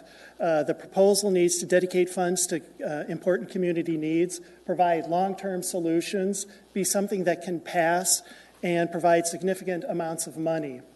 The S1 version dedicates tax revenues to many purposes that AFACT has and causes AFACT has supported over the years, improving behavioral health care, detox, and homelessness programs. We appreciate that the S1 version includes a specific reference to prevention programs, because frequently prevention is the most cost-effective way for dealing with any of these issues. It also provides for long-term solutions, because if you're just throwing money at the symptoms, you never get to solutions to solve the problems. S1 is also a long-term solution because it does not have a sunset provision. Anchorage is very good at charity for certain types of programs and projects, but it's more on a short-term building something or something of that nature. And what's missing is long-term revenue sources to continue to provide what's necessary for those programs to continue. And so the alcohol tax can be a tool to fill in the gap that isn't filled by charitable purposes. We think that the simple majority charter amendment approach in the S1 version is best because we think it's more likely to pass. We appreciate the no supplanting provision within the S1 version. One of the arguments we heard last year with the tax was you can't trust government. No matter what the dedication is, if the money comes in, you're just going to shuffle it around and spend it on whatever you want. But the no supplanting really undercuts that criticism because you have to use it for just those purposes and you can't shuffle it around to other purposes. We also appreciate the separate fund, separate accounting, and the annual reporting required in this version. What that does is it's transparency, so we citizens can hold you accountable for how you use the money and make sure that you're using it as it's intended. I'm going to address one of the anti-tax arguments that came up last year, and we're probably going to hear it again, and that is, why should the alcohol industry be responsible, solely responsible for these expenses? And while it's true, alcohol isn't the single cause of these underlying problems. It's one of the causes. And therefore, alcohol should be, AFAC believes that an alcohol tax is an appropriate measure to a tool to help fund those purposes. Finally, there's an unlimited number of excuses to lead people to do nothing. AFAC believes that our community needs to do something on these issues, and therefore we support putting the alcohol tax on the ballot, and the S1 version is the one we prefer. Thank you. Thank you for your testimony. Welcome. Hello, my name is Lily Sprowski. I'm a member of District 1, Constance District, and I'm here to speak on the alcohol tax. So my first thing is that I see everywhere and I hear every time, I would do anything to help the homelessness issue. So the people saying that they do anything to help the homelessness issue but are against the alcohol tax wouldn't mind spending a few cents more for a bottle of liquor or a 6-pack of alcohol, even though you said you'd do anything. I'm part Alaska Native, and my family has been affected by alcoholism. And I know during my family's most troubled times when we were poor, a few cents more on a bottle of alcohol could have helped. It could have helped stop drinking. It could have helped wean off drinking, because it is an addiction. It is hard to kick. Luckily, my family's doing it pretty well, so that's good. But to the people who say that they don't support an alcohol tax because they don't want to be taxed more, I would like you to join me walking down Mountain View Drive at 8 a.m., crossing the street to not step on any homeless people at 0 to negative 15 to 15 degrees. And I want you to look them in the eyes and say that you're not willing to spend a few more cents, maybe $1, so that they can have more resources and so that they can have what they need to get back on their feet. Thank you. Thank you for your testimony. I have a question for you, Mr. Dunbar. Oh, I just wanted to welcome Assemblymember Sporowski back to the chamber. Hi. Thank you for your testimony. Thank you. Can I go? Thank you. Welcome. Hi, thank you. My name is Lisa Aquino, and I'm the Executive Director of Catholic Social Services, and I'm here to briefly testify on the alcohol tax. And what I'm really going to focus on is just the need for more resources in the areas that are outlined in this ordinance. We do need more resources as a community in terms of police and first responders all over the community, not just in any one part of town, but everywhere. We do have a real problem in our city and our state around child abuse, sexual assault, and domestic violence. At Catholic Social Services, we see many people who are victims of trauma, and that impacts them their whole life and impacts their health. This funding could help that and could change a whole generation of people here in our city, and that's worth considering. And finally, funding for substance misuse treatment and prevention programs and behavioral health programs and resources to address Anchorage's homelessness crisis. I think we all read the article in the newspaper recently about the incredible number of alcohol-related deaths in this country, more so than almost any other cause. If you haven't read it, please take a look. Alcohol is a problem that impacts so many of us. I don't know anybody who doesn't have a family member that's been negatively impacted by substance misuse, and particularly alcohol. We have an opportunity to build some resources for treatment, and that's a really critical thing we need to do as a community. That's the kind of place that I want to live in. And in terms of homeless services, I just want to say that homelessness is a symptom Others here have said that tonight. Homelessness is an outcome of trauma and so many other things that happen to a person. One of those things is substance misuse and addiction. Perhaps if we had more resources in treatment, homelessness would not be as much of an issue as it is. Thank you for the opportunity and good luck in these decisions. Thank you for your testimony. Welcome. Thank you. My name is Scott Stewart. I work for the Odom Corporation, and I'm here to discuss the alcohol tax and the sales tax. I am opposing the alcohol tax. I agree with everybody who spoke and with the Assembly that there is an issue with homelessness and mental illness.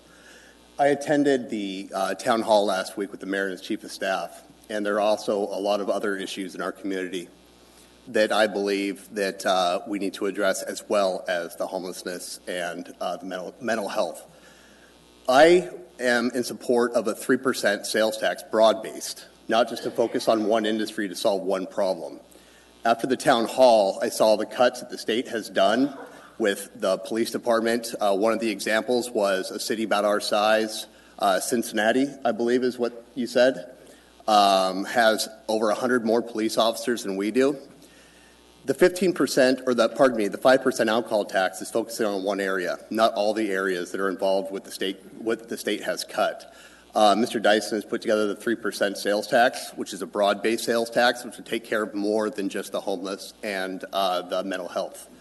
The other proposal that I've heard of, and I've spoke with Moyer Gallagher, is the Project 20, which is the sunset tax, which would address a lot of these issues as well, to make our community better than just focusing on one area.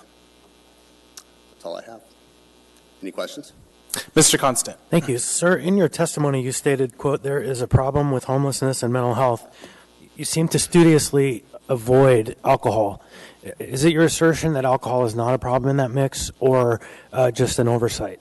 No, I think it contributes to it. Okay. I don't think that's the only thing that is affecting homelessness and mental health in our community. I would agree with you there. Yeah, Thanks. I just wanted to make sure we got that on there. No, I also believe that there's many other issues, but you're addressing one issue with just the one. The broad-based tax would address a lot more issues for the community than just one. That's good. Thanks. I just want to make sure that was in there too. Thank you. Thanks. Thank you.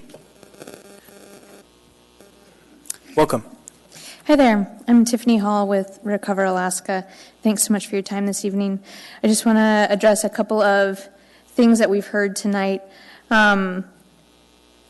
Recover Alaska has been working with a lot of different community organizations over the past 6 months and over the past 3 years to research and study the alcohol tax and figure out exactly how it should be done here in Anchorage. So we've surveyed over 1,000 residents, people who voted for and against the alcohol tax last time, to try to figure out how we could make it better this time.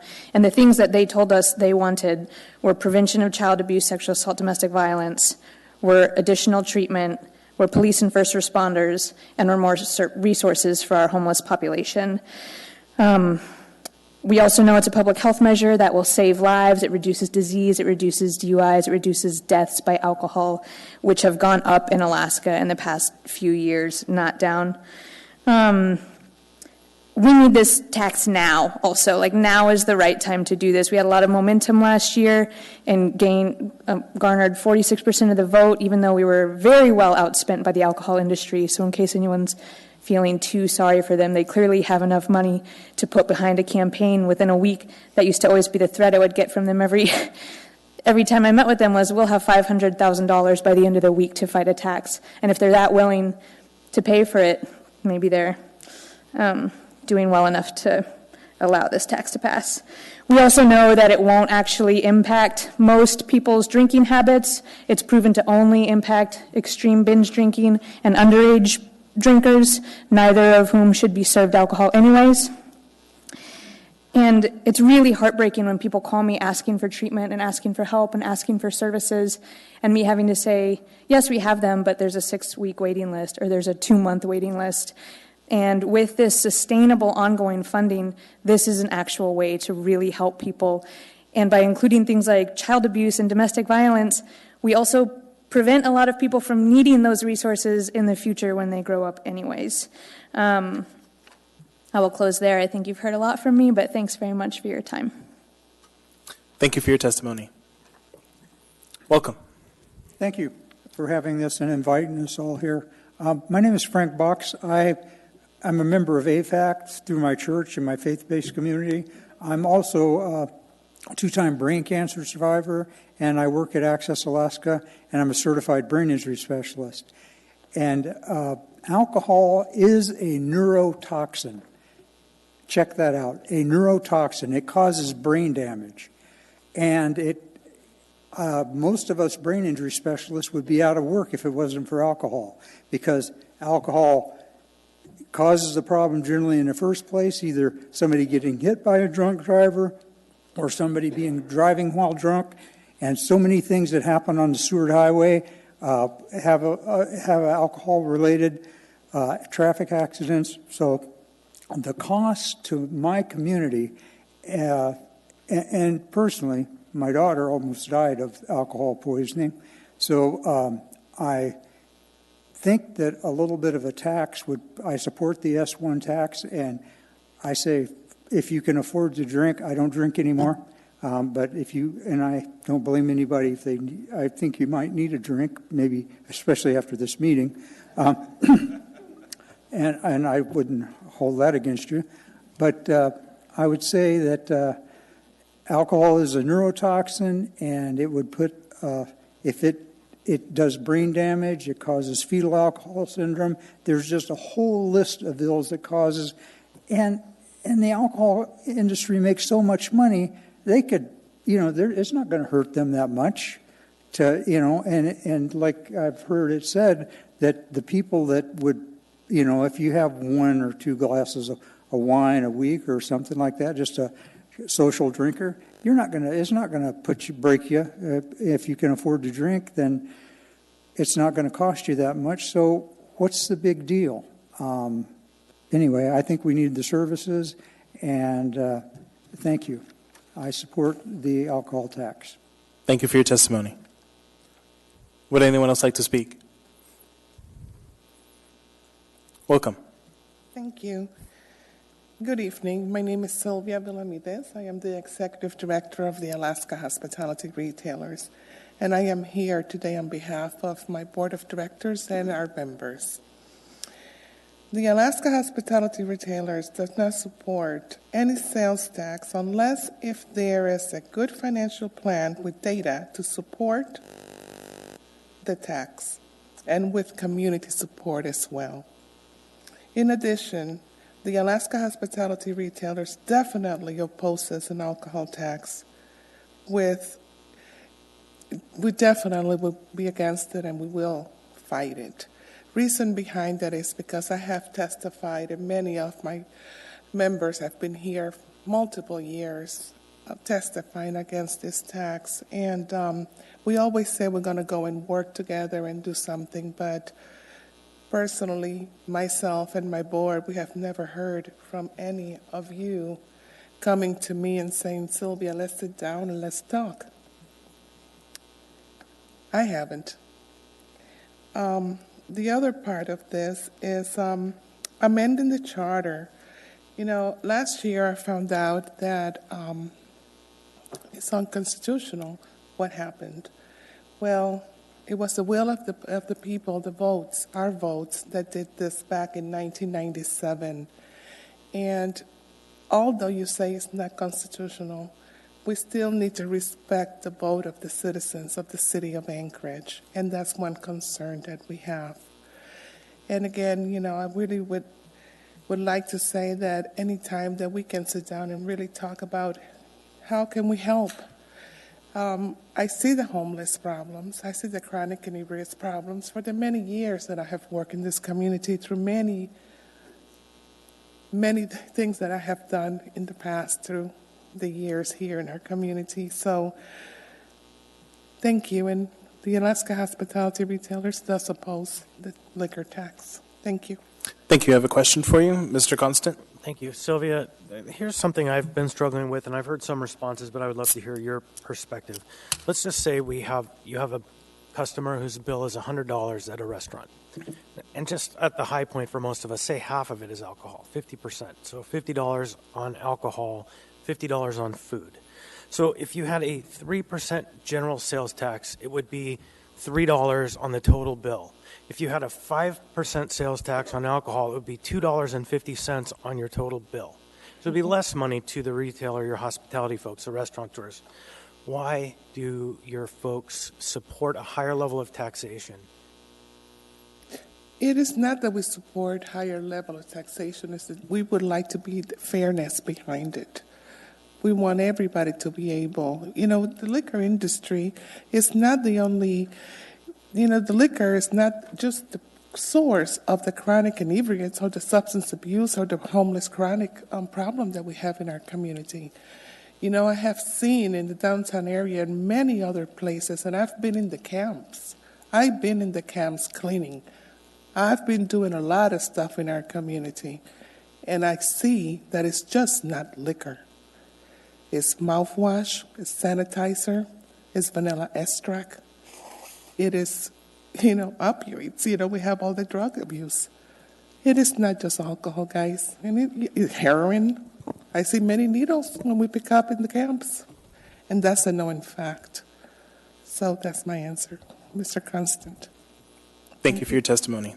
Would anyone else like to testify?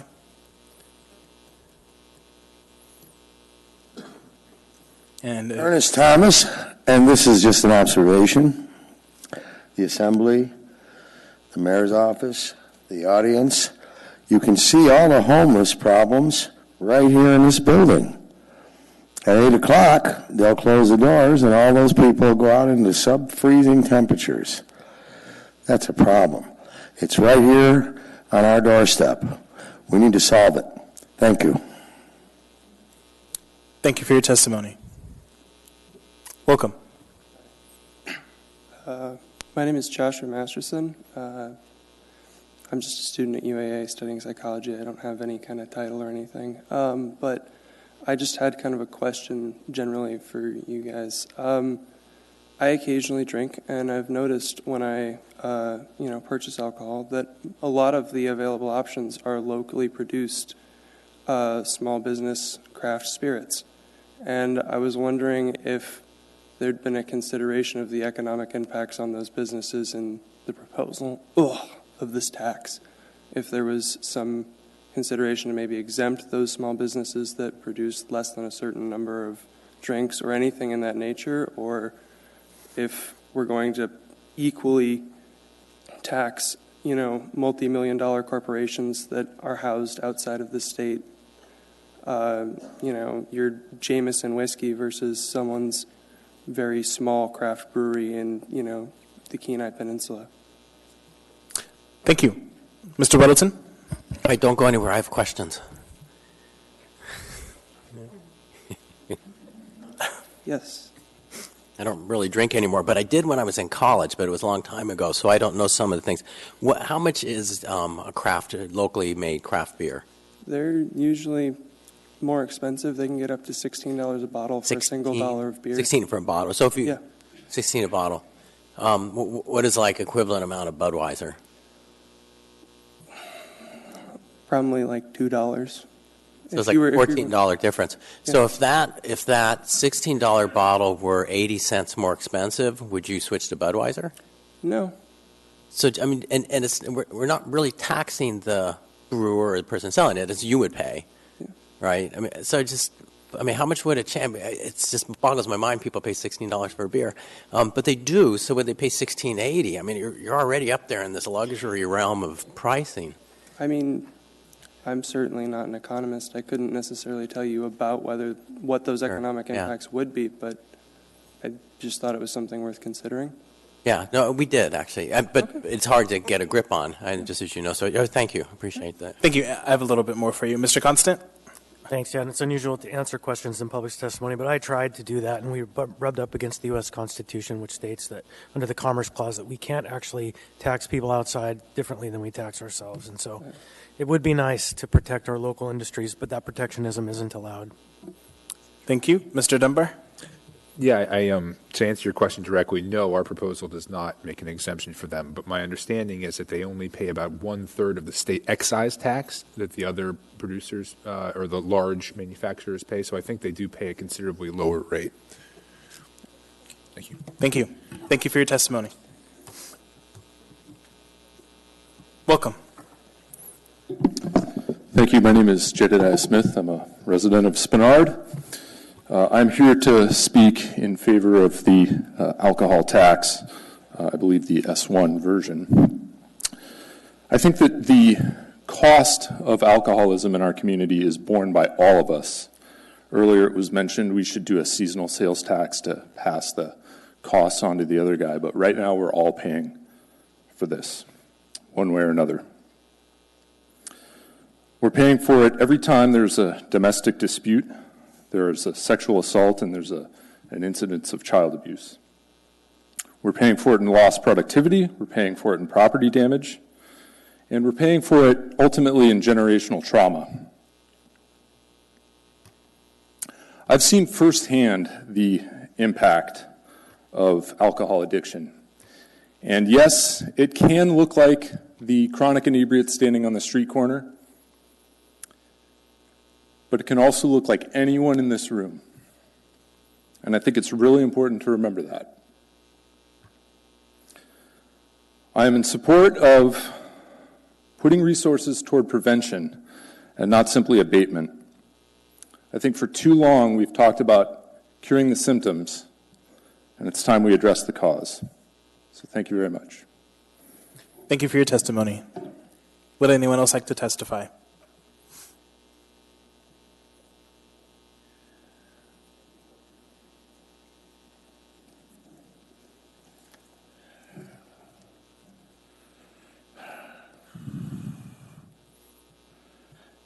Welcome. Okay, I'll be addressing for 6 minutes 2 ordinances for the record. Okay. My name is Eugene Carl Haberman. I'm an Alaskan resident for over 42 years, approximately 20 of those years a resident of Anchorage and currently a resident in the Matanuska Valley. While addressing tonight, I represent myself. Please know that I follow the public process, and when the public process is done appropriately, a decision made by the governing body is more likely in the public interest. What I'm going to go here is speak on this is the more complicated an issue is, the more notice, the more opportunity the public to be heard. But what have you done on this issue that's before you on these 2 ordinances? For the record, I couldn't help but notice before you opened public hearing tonight, you had 2 items, the S1 and another, dealing with the alcohol one, okay? And you were explaining to the public what all that's about. When? Tonight? When could they see that? It was an addendum to the agenda Friday. Where was the fair chance for the public to be engaged, to figure out what's going on, to whether they want to testify and so forth? There was no fair chance. Now, there's another thing, is you did have a series of town hall meetings, with respect. I'm glad to see that, except were not really town hall meetings. But I'd like to read a line from our mayor at that town hall meeting, in respect, on Tuesday night. The line was after 42 minutes of that town hall meeting where the chief of staff did a presentation dealing with these matters. And note for the record, some of the stuff that's before you tonight wasn't available for the public for that Tuesday town hall meeting because it came after. But here's the line the mayor said, our current mayor, quote, "Anchorage has been well managed throughout its history," end of quote. Well, tonight you're hearing my comments that shows that Anchorage is not well managed today. But to say it's been well managed throughout its history is fake news, if there's any clear way. So let's go on the issue on dealing with alcohol and the others. There's no question that there is need for funds, but let's remind the Assembly here that it's roughly 2 months ago you approved a budget once a year, and you said this is the money we need. You increased the amount from the previous year, and now roughly 2 months later, you're going before the public and saying, we need more money, and we're going to do it on the ballot. But first, we'll do these public hearings, and we're going to do it fast track. Is that the way to connect? Is that the way to bring confidence to the public about saying we need to do this? You have not shown the public that you've done everything with the budget before you go into this level. And I'd like to also remind you, I said earlier, previous months, is the Matsu Borough did a public hearing on the borough sales tax. They did a public hearing about 6 months ago. They scheduled 2 public hearings. At the beginning of the second public hearing, it says we're not going to have that second public hearing, even though they advertised it. But the result of that first public hearing, everyone there said no. In my comments there, I said, you need to show the public you've done everything with the budget before you go out to the voters and say, we need more money. You have not done that. Now, what I do see is a polarization of the community. You've got people here in the community that are, obviously, I would say probably everyone's concerned about the homelessness and how to deal with it. But it's the people that are being subjected to the homeless issue, they're being used on an issue because you have not shown the public that you've done everything with the budget. We need to deal with the homeless issue, yes, in the Valley and Anchorage across the state. And these problems did not happen overnight. These problems are not all because of Anchorage or the Mat-Su Borough. They're a result of also with a state budget. We're over the last 4 or 5 years, we've been spending a budget that has not been balanced.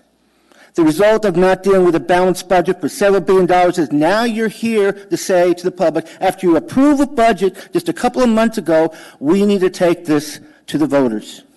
Is this the way to do it? Have you proven to anything? And the last key thing I'd like to say, this kicker. The majority of one, how many people need to pass this in election time, was raised earlier this evening. I'm concerned about that issue of majority of one. I'm concerned about the legality of this. Do you have a choice to have what we call a 3/5 scenario? Can you do that? But is it all the reason? Is there a reason that you're doing the majority of one in this instead of the 3/5? Is because you know 10-1, you have a better chance. When I say you, the administration and the assembly have a better chance of getting this thing through the voters. That's what's happened. This doesn't give a good message here. Now, we're going to have these problems tomorrow and the next day. You may find put this last key thing is, what's going to happen to the city if the voters say no, that you decide to put this on the ballot and they say no? What are you going to do then? The fact is you still have the problem.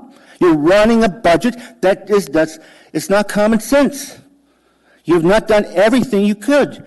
And most recently, you had labor contracts that you approved where the public doesn't see a copy of it in public hearings so they can challenge them.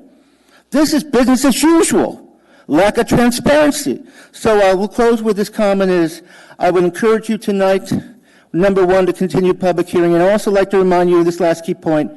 In the start of the meeting of the introduction of these public hearings, I noticed that there were a lot of series of amendments that were passed around, and the public is blind. I'm probably one of the few people in the room that has a copy of that. This shows an example for the public being blind to what's before you and what you're thinking. And then last thing, just one last thing, just closing this comment. You had a work session Friday, and I didn't mention this before, and I meant to say this because there was no chance for public comment, just to close. But what I thought of myself is, what we're talking is a regressive tax. A regressive tax. And I couldn't help but notice that during that meeting, Assemblymember Constant said on the phone, because he was not at the meeting, says, I have a problem with a regressive tax. And thank you, Mr. Haberman. Your time. And close this is, you don't make your decision before you hear from the public, and that's an example of it. Thank you. Mr. Weddleton? It wasn't a question, but I just want to clarify in case I misunderstood something. But, I mean, my understanding is we had the town hall meetings, and from the information we gathered from the public, we improved the ordinances with an S1 and an S2, taking public information that we had. And my understanding is those were available online and also at the work session on Friday, so the public could get those. Is that right? I think I downloaded my version offline. That's correct. So these were available to the public? Yes. And they were done in response to public comment? Yes. So it sounds appropriate to me that I think we did a good job. Thank you. Would anyone else like to testify? Anyone at all? Seeing and hearing no one, public testimony is closed. I want to go ahead and take, let's say, 10 minutes for us to review amendments before we start deliberation. And for the public, if any members of the public are interested, all of the amendments are up here. So feel free to grab them and review them. So I'm going to go ahead and start 10 minutes. Note, Mr. Chair, that Ms. Altel is in the queue. Thank you. Yes, I know that. Thanks. So I'm going to go ahead and take 10 minutes.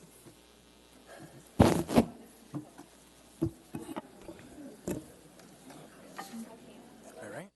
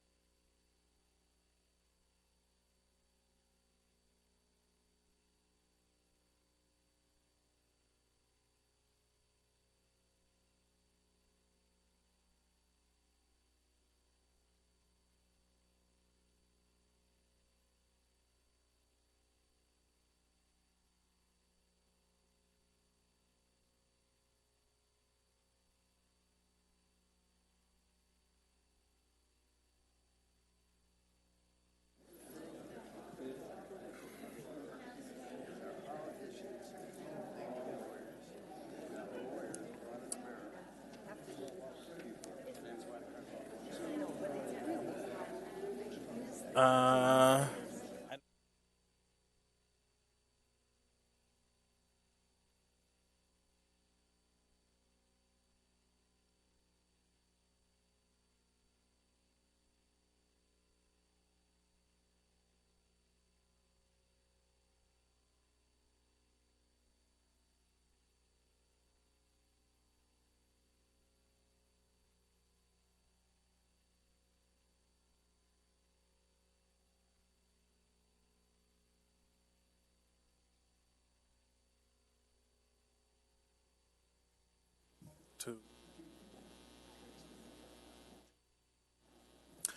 All right. Ms. Zalato. Thank you, Mr. Chair. I move to continue the public hearing on these items till February 28th. Second. I'm sorry, January. I apologize. The next meeting. Sorry, I misspoke. So the clerk advises me that we need to do this one item at a time. So are you doing that for item 14A? Sure. And who was the second? Weddleton. Thank you. Mr. Dunbar? Thank you. Do I not get to speak to the motion, Sorry, Mr. go ahead, Chair? Ms. Zalato. Thank you. I'm going to speak to the motion here on this item, but I'll be making the same motion on the other item as well, or the other two items are in, well, I guess this would be S1 and S2, and then on Mr. Dyson's item as well. New revenue, yes. Rushed revenue, no. Tonight, we've considered and we've taken testimony on 3 different versions of tax: alcohol tax and sales tax. And what's become apparent to me through these proposals, the town hall meetings, public testimony, and the work sessions is that the Assembly, and to a large degree, the public, is generally aligned on that we need to tackle public safety and public health issues facing Anchorage. We also seem to agree that the decrease in state revenue has created a situation that does require action. However, I'd like to ask you to take a pause and ask some critical questions of the action we're contemplating. Are these the right revenue vehicles? Have we considered and fully vetted all the options? What effect will these options have on issues we wish to address, the residents and taxpayers? What other revenue sources could come into play on the issues we're trying to tackle, such as Medicaid and other funding sources? To put something on the ballot in April, we have to vote by the 28th, so a 2-week delay is certainly something we can still do and meet an April deadline. However, I hope we pause at least that long to consider all of these amendments to the proposals and the feedback we've received from the public. But my preference, in fact, would be to delay even longer, to vet the questions raised by these and other options that we haven't even considered yet. Does a 6 to 9 month delay make a considerable difference? I would say no. An alcohol tax could still be implemented in the first half of 2021, and a sales tax will still take 2 years to bring online.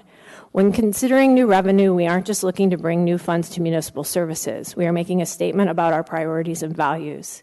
If this is the path we are taking, we need to slow down and continue the conversation with the public. We've just gotten started. I appreciate the 3 town halls and the participation, but we need to continue going down that path. So tonight, as you see me push for delay, it's not that I don't believe that the issues facing Anchorage are serious or that new revenue will help. It's that I want to make sure we are fully discussing and considering all of our options. Thank you. Thank you. Mr. Dunbar. Thank you, Mr. Chair. So I am open to the idea of postponement until the 28th of January. My argument is this is the inappropriate motion that's been made. So rather than reopen public testimony, we should simply move to delay, move to postpone, rather, to the 28th, after we have done work tonight with the amendments. So sort of strangely, by reopening public testimony, we will actually lessen public understanding and participation. And what by that I mean, we cannot amend things if we reopen public testimony. We have a ton of amendments tonight, and we're not going to get a chance to vote. We're not going to get a chance to vote on them and show the public what's actually being debated if we support Ms. Zalato's current motion. Now, I'm open to a motion to postpone. I just want us to use tonight to have a debate, to have a discussion, to go through the amendments to their proposed amendments, to my proposal, to our proposal, to Mr. Dyson's proposal, I assume to the S2, although I haven't seen them there, so that we have versions that have been debated, discussed, potentially amended, so the public understands. It's funny, I actually agree with Mr. Carl Haberman there. There have been S1s, S2s, amendments that have been put forward. We need to start to solidify and be clear about what we are talking about, and keeping public testimony open and preventing us from doing that work tonight means that on the 28th it's going to be chaotic. And in the ensuing 2 weeks, the public won't really know what we're discussing.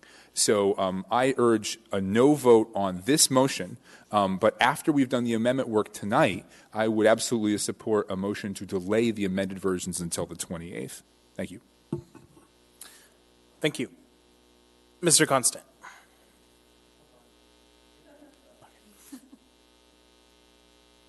Mr. Weddleton.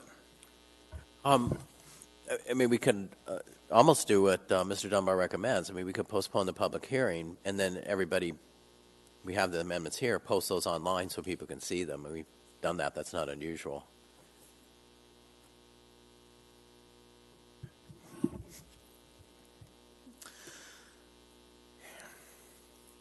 I'll speak to another motion if it's made. Mr. Dunbar? Yeah, I mean, we can absolutely post them, but again, for 2 weeks, people won't know which ones are going to pass and which ones aren't. There was a comment made, I think, by Mr. Perez-Verdia at a work session about, I don't know how people are going to vote on things, and so it's really hard to sort of lock things down and have an honest conversation. We have a special time in our entire process where we can pass amendments that's on these particular Tuesday nights once we have closed public testimony. So let's use this moment to have the debate and discussion about these amendments, put more solid proposals out to the public so they can see them, and then in the next 2 weeks we'll have that debate and discussion. Now, I'm also opposed to the idea of postponing indefinitely or postponing until, 9 months from now or whatever it is. But I can agree to a 2-week postponement to the next meeting. But let's not miss this opportunity when we all happen to be in the same room at the same time with the unique power of actually amending things to use that and have that discussion right now. Thank you. Thank you. Ms. Solotel? Thank you, Mr. Chair. I guess I'm of the mind that, one, for some of these, the sponsors are just seeing the amendments for the first time, and they may take these amendments and go back and incorporate them. If we go all the way through the amendment portion of this, we've closed the public hearing. Unless we have an intent to reopen the public hearing so they can comment on the amended versions, I'm not comfortable with the idea of closing the public hearing to where the public doesn't have the opportunity to comment on what would ultimately be the final language we're considering to go to the ballot, or what it could change to. And I know there's not a really great streamlined process to do that, but I think posting the amendments and getting feedback on them, having the sponsors be able to respond, that amendment that person A is proposing to this proposal, I'm okay with that. I'm actually going to incorporate that. I think is probably more valuable than closing off the public comment at this time. Mr. Dyson.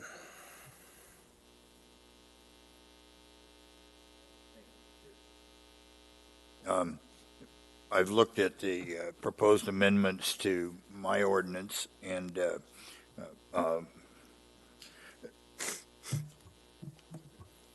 all of them, most of them are just cleaning up some details and so on. And there's a portion of one of them that's kind of contradictory, and there's a thing there that can be straightened out. So a little time we'd be able to craft them a little better so that there's not a problem.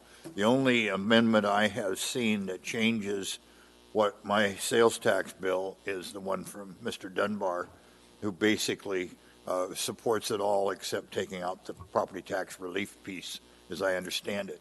And so when we come back, what will happen with 156 is only details, and only that one significant issue that's a bit of a course change. So I don't think that the public is going to be confused about the core of this bill, whether or not we make these small amendments or not. And the issue about the tax relief thing, is big enough that everybody can understand that. So thank you. Thank you. Mr. Dunbar? But, I mean, listen to what we're saying. We're saying that we intend to do yet another substitute version, and rather than just have the discussion and debate right now and make the amendments or not make the amendments. So again, it's this constantly evolving thing, and by the time the 28th gets around, I just don't have confidence, based on how this has gone through, I just don't have confidence that there will be a lockdown version that the public will really understand. I also think that insofar as the public can comment, they can continue to email us, and they do. And if we do the amendment process tonight, then people will know what to email us about, right? They'll know what the versions that are actually going forward are. So I want us to have some discussion tonight, some substantive discussion, not push it all off to the 28th when we're likely to go till midnight, if not after, and have those votes. Thank you. Thank you, Mr. Dunbar. Mr. Rivera? Thank you, Madam Vice Chair. So just to weigh in briefly on this, we have the time tonight for us to consider a variety of these amendments. I would hope that we would do so that we have the latest and greatest versions for the public to consider if there are members of the public who would go back through and weigh in again on these proposals. That's my intent, is to vote no on this, and then I will have other comments if we actually have a motion to continue after we're done with amendments. Thank you, Mr. Rivera. Thank you. Ms. LaFrance? Thank you, Mr. Chair. So just so I'm clear on the process, what Mr. Dunbar is proposing is that we go through all the amendments tonight and have the versions of each amended and posted for the public. However, we could still reopen public hearing, correct? Or I think this officially is a question to either Mr. Chair or Madam Clerk. I suppose it depends on the motion that's being made after we're done with amendments. But I mean, we still would have the opportunity, assuming these all would get postponed, to come back on the meeting of the 28th to reopen the public hearing. Then, no. We would do. Yeah, it'd have to be tonight. So, right. So I think, so the clerk is saying we need to publicly notice. So what we can do is go through the amendments tonight, and then at the end of the amendments, we can do a motion to continue the public hearing on the 28th. Okay. Because I am in favor of postponing, and I want to be very clear with everyone about that I am not prepared to vote on any of these tonight. So I would be forced to a no vote if we don't postpone. However, I can see the logic of withdrawing the initial motion to reopen if we can have some discussion and see how far we get, and then have the motion to reopen the public hearing and postpone. Thank you. So if we process-wise can do that, that would be what I would be in favor of doing. Thank you, Mr. Chair. Thank you. And then, what I want to do is get through this queue, because if we're actually going to do this, I want us to spend the time working on the amendment. So, Mr. Perez-Verdia. Yeah. Ms. LaFrance asked the question that I was going to ask, but I still don't have an answer to it. So the question is, can we go through the process of amending these and then continue public testimony into the next meeting? And so the next meeting, we can have the public come back and testify again on these, and then we could do a final vote if that's the will of the body. Is that possible? Yes or no? Yes. Thank you. Mr. Dyson.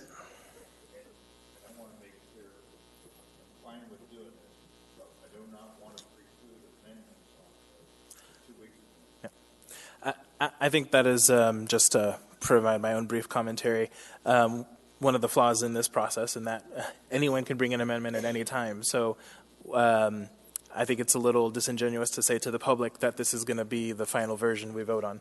Mr. Constant.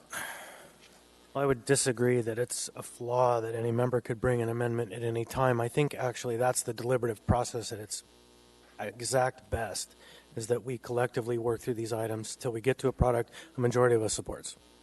And I know right now we're not there on any of these items, and especially not to the point where we have a supermajority ready to support any of these items. And so I, like Ms. LaFrance, am similarly unprepared to vote yes on any of these items tonight. And so perhaps through these amendments we'll get there, but I'm not holding my breath. Thank you.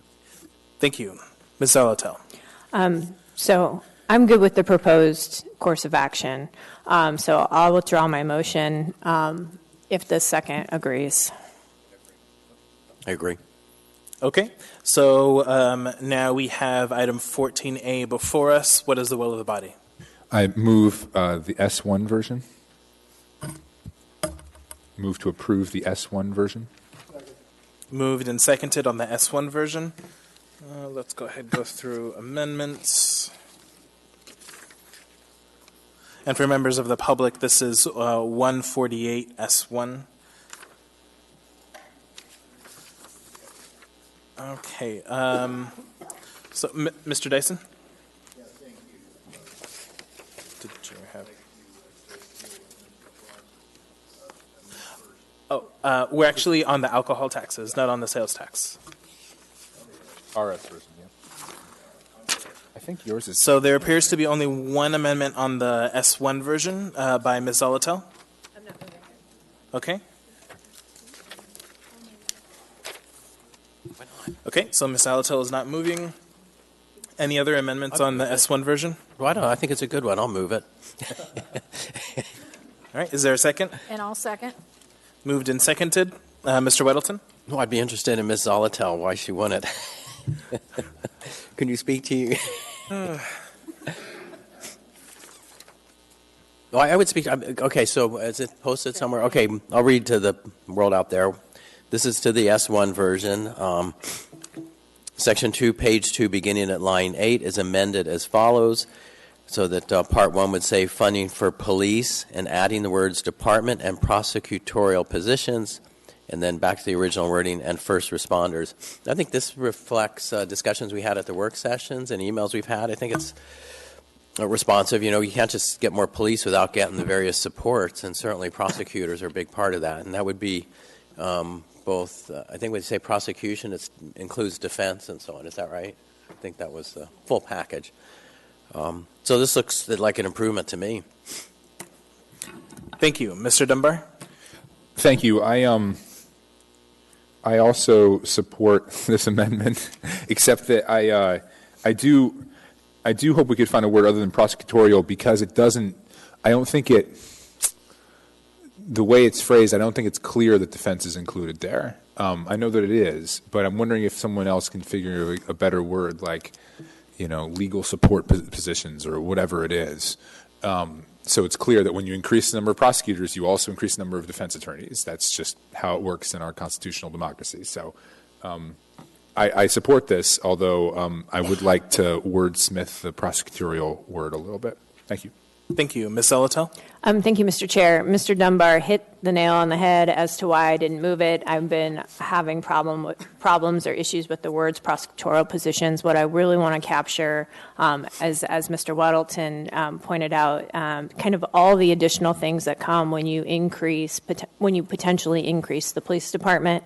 An alcohol tax right now is proposed to be a tax in perpetuity, so there could be effects or a buildup of the police department over a significant amount of time, and we need to make sure that the attendant support positions in the municipal attorney's office keep pace with those. And maybe, but I don't have the right phrase.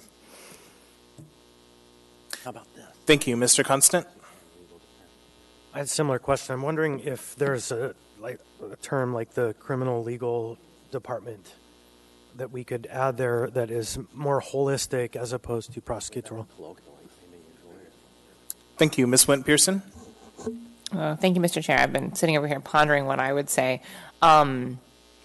I think that on the fly, I'd say criminal attorneys or supporting criminal attorneys. I mean, we have, within the Department of Law, we have two divisions, the civil division and the criminal division, and I think you're seeking to direct funds toward the criminal division, which encompasses all prosecutors, but also which encompasses our contract with it. We have a contract public defender. So I think the grouping would be criminal attorneys and support staff. That's probably the best I can come up with right now on the fly. Thank you. Ms. Quinn Davidson? Yeah, thank you, Mr. Chair. I'd like to keep the word attorneys out of anything the public is voting on.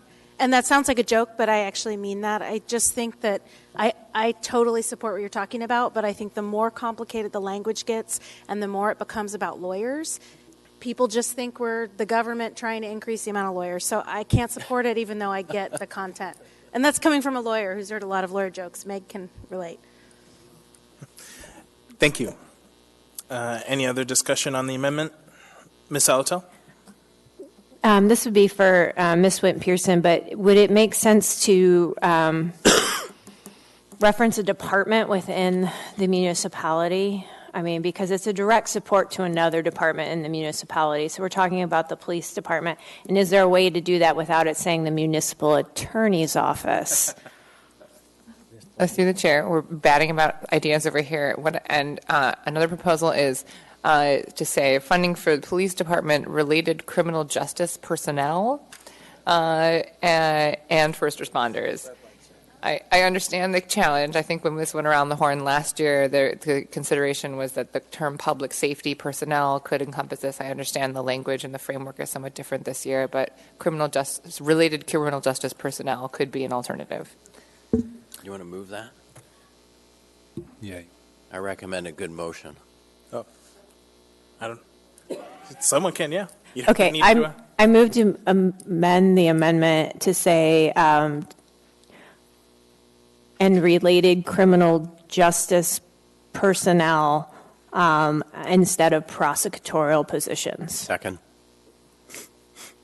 Okay. Ms. LaFrance on the amendment to the amendment? No, on the amendment. Okay. Any other discussion on the amendment to the amendment? Seeing none, members may proceed to vote.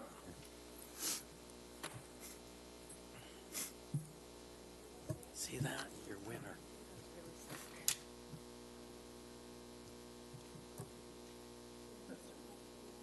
Mr. Presbytia?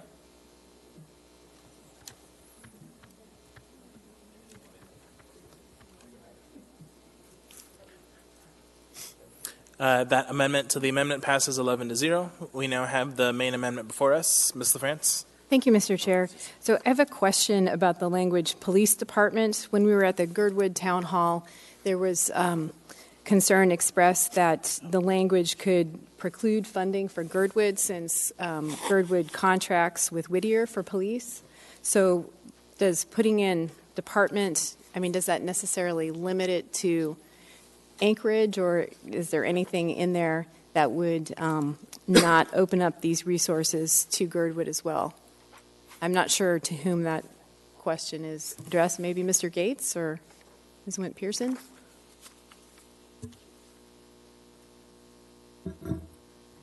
While they're talking, could I ask, Mr. Chair, or if you could ask the clerk, he's going to write in the language so everyone can see it. Would you mind just having someone tell him the language? So can you just repeat it, the language for the amendment? I think so. Related criminal justice personnel? Is that what you're looking for?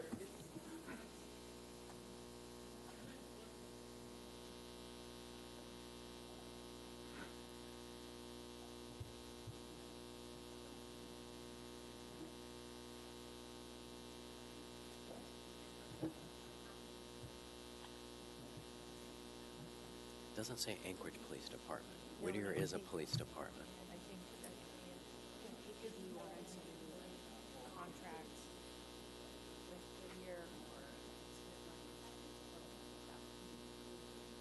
Because it's area-wide funds. They can't use good stuff. Yeah. Oh, you were, yeah, because that was an important point. Yeah.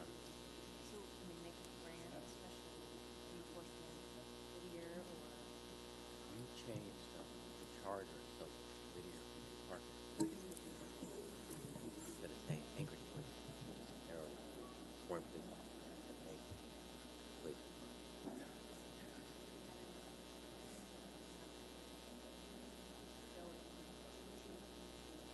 With All right. So if someone wants to repeat the latest verbal version, then we can have that on the record.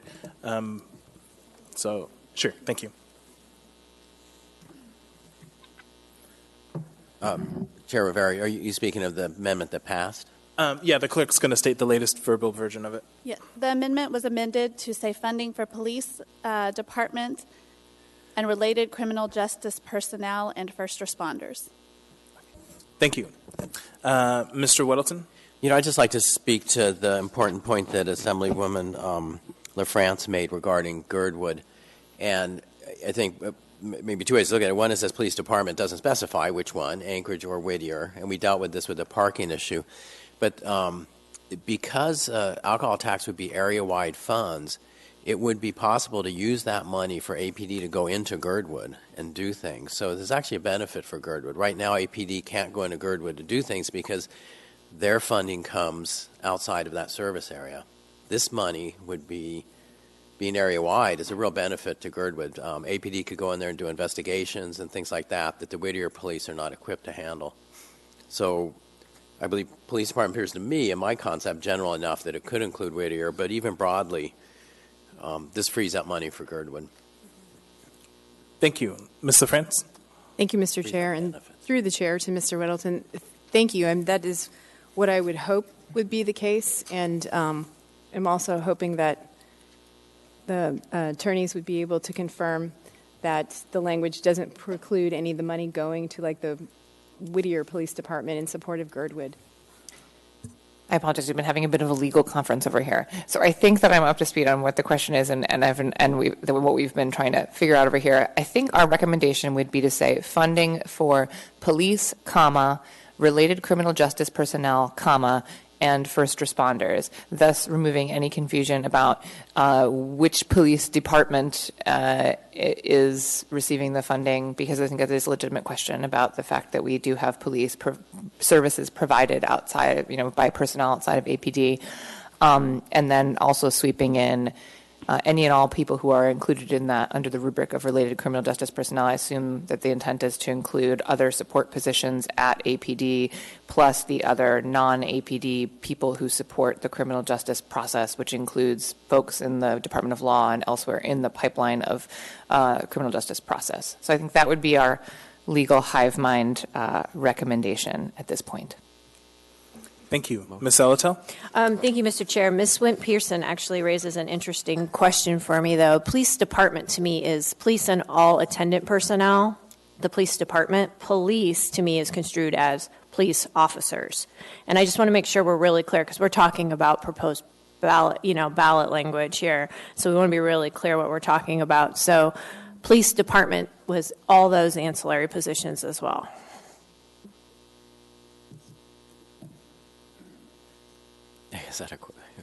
Was that a question to the administration? Sorry, I didn't question. It was me giving maybe a counterpoint, which I would welcome a response to if I'm wrong or if it makes any sense or not. Through the chair, I'm not sure if there's a legal response. It sounds like we're really trying to go to messaging to the public to make sure that the public are clear on whether, because legally I would say, I would read language that says funding for police, comma, related criminal personnel or criminal justice personnel, et cetera, to include anyone of the police department, because any employee, I would read that as any employee of the, any policing personnel. Whether or not the public will understand that or whether they will think that it is specifically police officers is entirely a question of interpretation and just public understanding of the proposition. I don't think it's necessarily a legal question. Okay. So I don't see anyone else, so I'm assuming there's not a motion then. Are you going to Well, I'd move what Ms. Wint Pearson recommended. I would change funding for police, comma, delete department. Second.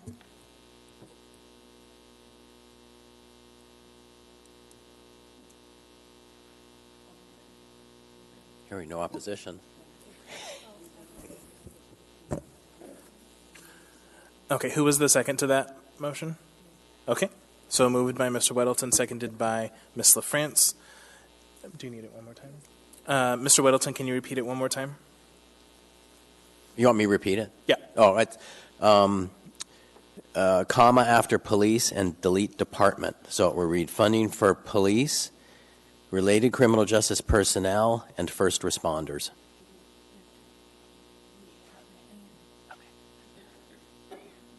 What? Okay.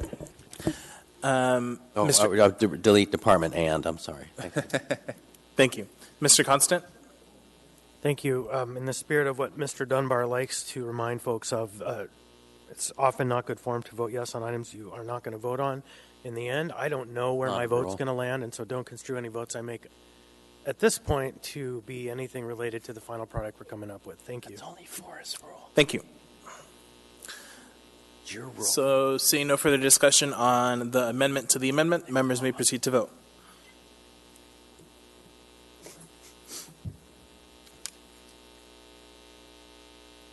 So that amendment to the amendment passes 11-0. We now have the amendment before us. Any further discussion or amendments to the amendment? Seeing none, members may proceed to vote. There's a lot of time for an amendment that the mover didn't amend. And the maker didn't move. So the amendment passes 11-0. I do not believe we have any further amendments to either version of the alcohol tax. I believe all the remaining amendments are for Mr. Dyson's proposal. Oh, excuse me. I'm wrong. We do have one more. Is that it for the S1? We're on the S1, all right.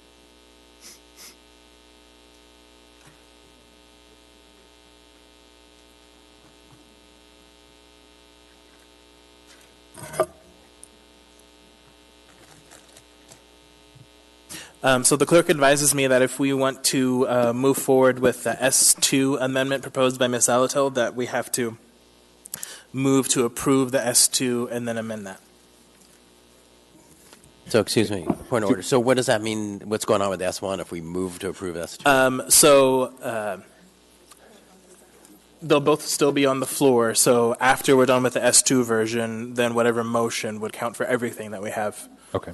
I see. I move to approve the S2 version. Second. Moved and seconded. Ms. Alatel? Thank you, Mr. Chair. I move Zalatel Amendment Number 1. Is there a second? Changes the fifth to 50%. Second. Moved and seconded by Mr. Constant. Ms. Alatel? Thank you. Briefly, Mr. Chair, this requires just the majority of voters to approve the question instead of the 3/5. Thank you. Any discussion? Mr. Dunbar? I'll just say I'm going to go with the new constant rule that I'm going to vote for this amendment, regardless of whether or not I support the underlying measure. But I do support this. This is the constitutional option authorized and perhaps mandated by the Alaska Constitution, I think, as was very eloquently expressed by Ms. Brawley. So I will support this amendment. Thank you. Thank you. Mr. Weddleton? No, I would oppose this. I think largely because in the charter it does say 60%, and that's the expectation of the public, and we should follow that. It is also incorrect to say that it's not constitutional. In the Bill of Rights for our charter, there's a requirement that changes require a 3/5 majority, and the court case, which I don't remember what it was called, but from 1996 said that that feature was not constitutional, did not follow the state constitution. However, the provision later on in the charter that says it requires a 3/5 majority for a sales tax is constitutional, and that was made clear in the same court case because the judge allowed that Proposition 1 in 1997 to go forward with that provision. So it is unconstitutional, was deemed unconstitutional to have the 3/5 requirement for changes to the Bill of Rights in the charter. However, it is not unconstitutional to require a 60% plus majority for a sales tax. That's in there, and until that's out, we should honor that. Thank you. Mr. Gates? Thank you. I would just, I think I'd maybe a clarifying comment. The Bruce case that Mr. Whittleton refers to held that the requirement that a charter or home rule charter, like our home rule charter, to be amended can't require more than a majority vote. Alaska Constitution Article 10 says that charters can be amended by a majority vote, so we can't require a higher percentage than that. For amending the charter, that's what's unconstitutional. We can require a 3/5 vote to ratify a sales tax ordinance. A sales tax ordinance could just be a code ordinance. And we have a 3/5 vote requirement. That's consistent with the Constitution. But if you amend the charter to take that out, you need a majority vote only. You can't require more. Thank you. Mr. Dunbar? Thank you. I just want to clarify my comments. I do obviously agree with what you just said, Mr. Weddleton. It is not unconstitutional to have this language in the charter. However, this is still us exercising, and perhaps the people of Anchorage exercising their constitutional right to amend the charter as they pass this. So we've received emails, or at least I have, saying that what we're doing violates the charter or violates the Constitution if we have the 50+1. That is clearly not the case, because we are amending the charter. And this has been done several times in Anchorage's recent past. And so I think the people of Anchorage know what they're voting on, and I support Ms. Zolotel's amendment. Thank you. Thank you. Seeing no further discussion, members may proceed to vote.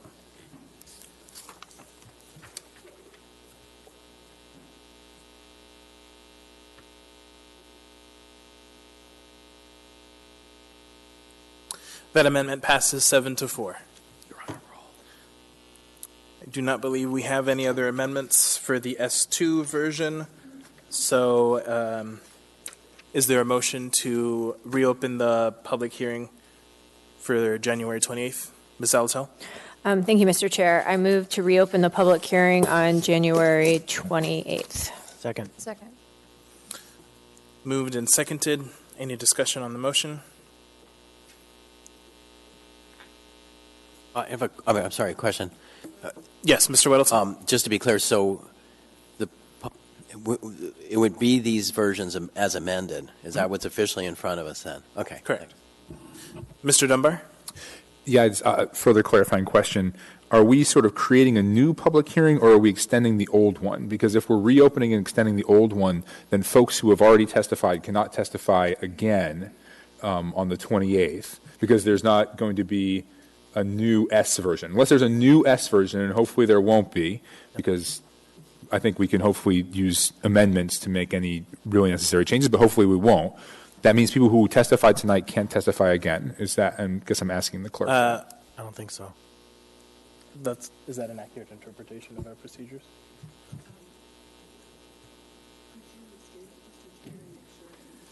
Sure.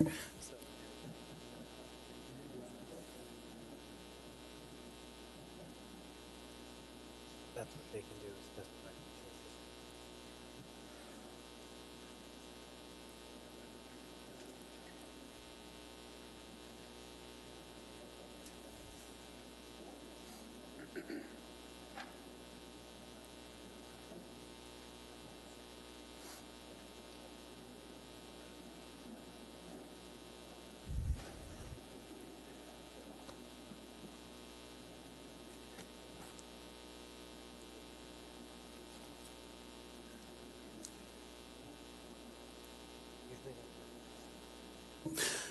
So the clerk advises me that it is up to the body and the chair on how we want to proceed with this motion.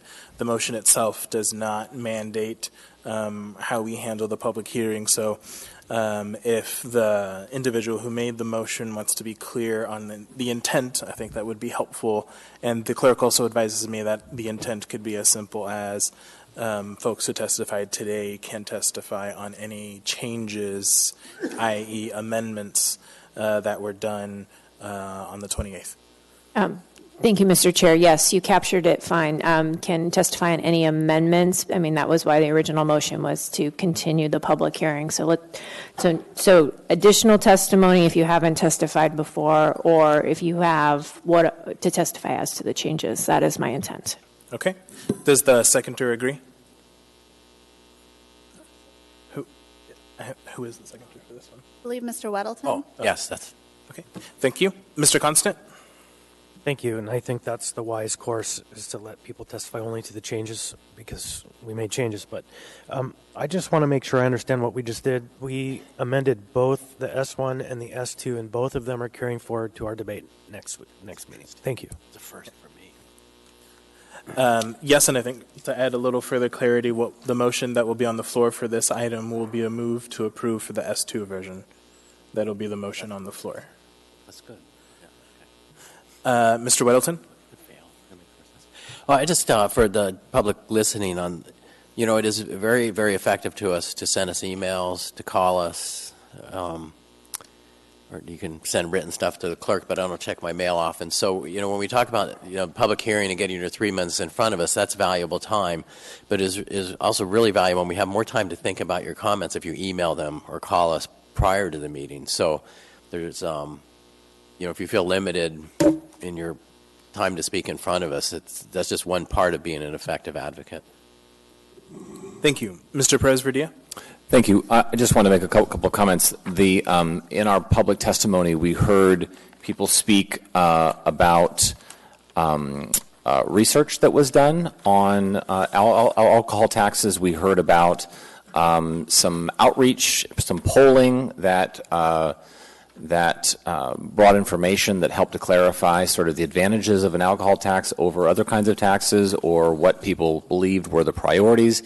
And I would just encourage the sponsors of the alcohol tax to ensure that all relevant information about why this is the best course of action be shared in a concise way, so that there is a clear understanding of sort of why this, why now. And there's things that came out in public testimony that I hadn't heard before. So, and that may come in the form of amendments or other ways. But I feel like that there's some value in having a greater understanding of this direction, why this and why now. And then the second thing I want to say was that I don't know if there's an intention to have another work session or conversation on these between now and the next meeting, but if there is interest by the body, I think that might be a good next step as well. Thank you. Thank you. Just to comment really quickly before I get to you, Mr. Constant.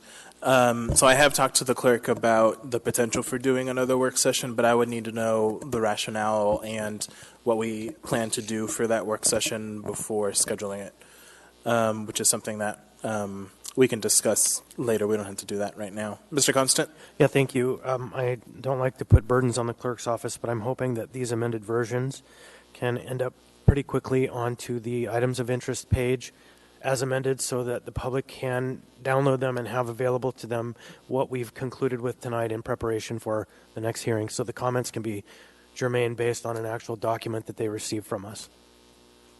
Thank you.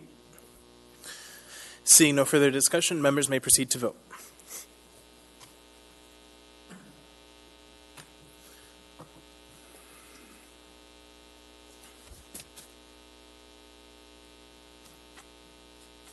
That motion passes 11-0, so those items will be back before us on January 28th. We now have before us item 14B. What is the will of the body? Second. Moved and seconded. Let's see. Let me get the right order.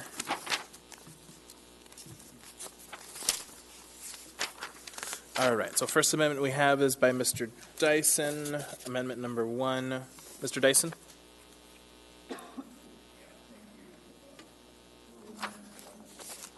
Second. Moved and seconded. Mr. Dyson?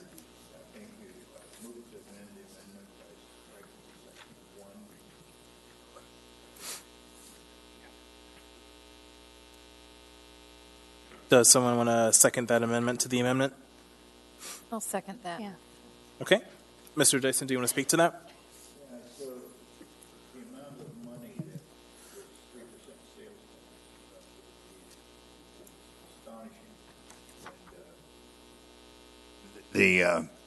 astonishing.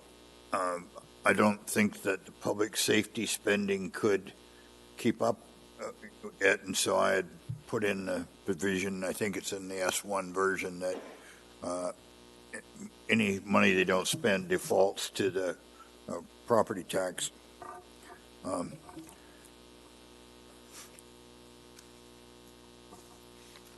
Pausing, I'm thinking. I know you're not used to people that think before they speak. I'm sorry. I'll withdraw the amendment to the amendment. And there are a couple other amendments coming up here that will deal with the same issue, and that's the splitting of the funds. The main thing that this amendment does is allows you on the assembly to change the exceptions, the things that do get taxed or don't get taxed as time goes on. And if the administration gets their infrastructure in place to advance the date for the implementation, both are reasonable things. And so I'd encourage support of Amendment 1. Thank you. Does the seconder agree with withdrawal of the amendment to the amendment? Okay. So we now have the amendment before us. Ms. Zolotel?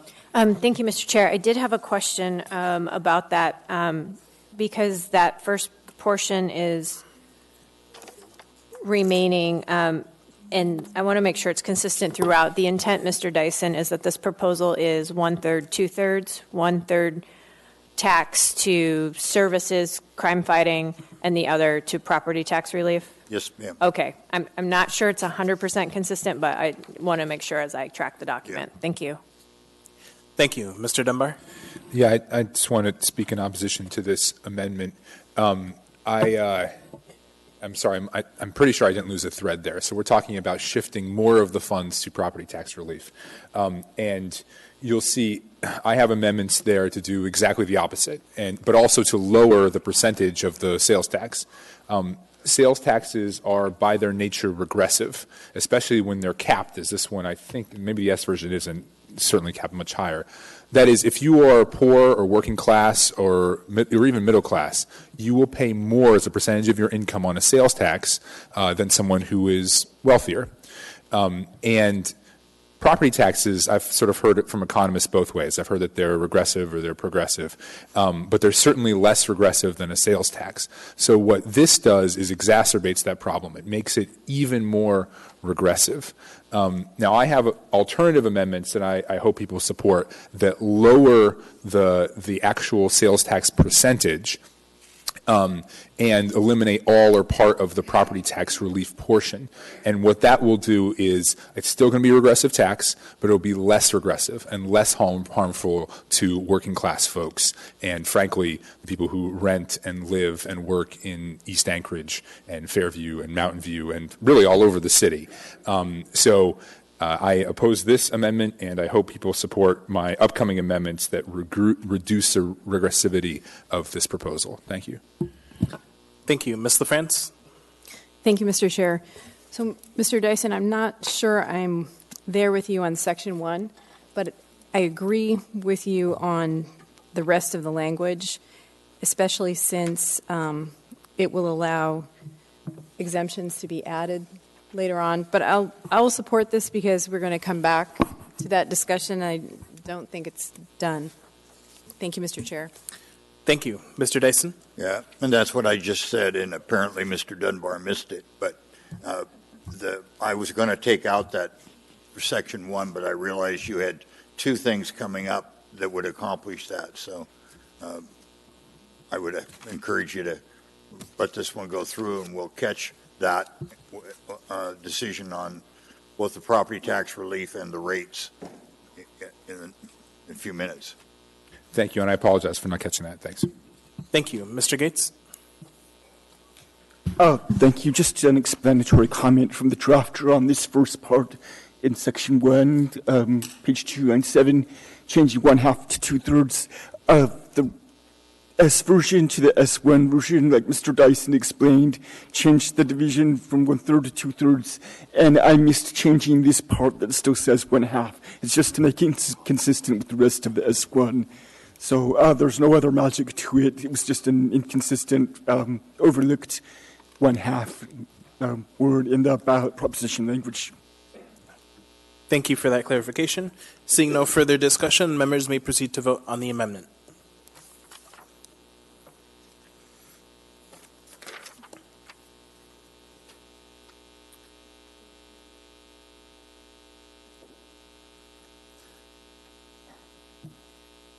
That amendment passes 9-2. Ms. LaFrance, will you be bringing forward amendment number 2? Yes, Mr. Chair. I move LaFrance Amendment Number 2. Second. Moved and seconded. Ms. LaFrance? Thank you, Mr. Chair, and I believe Mr. Dyson is co-sponsoring, as this amendment came about from a conversation with Mr. Dyson, and the intent is to make it explicit in subsection 126504.b.21 to narrowly define the exemptions for diapers, tampons, pads, toilet paper, tissues, as was intended. Thank you. Seeing no further discussion, members may proceed to vote on the amendment.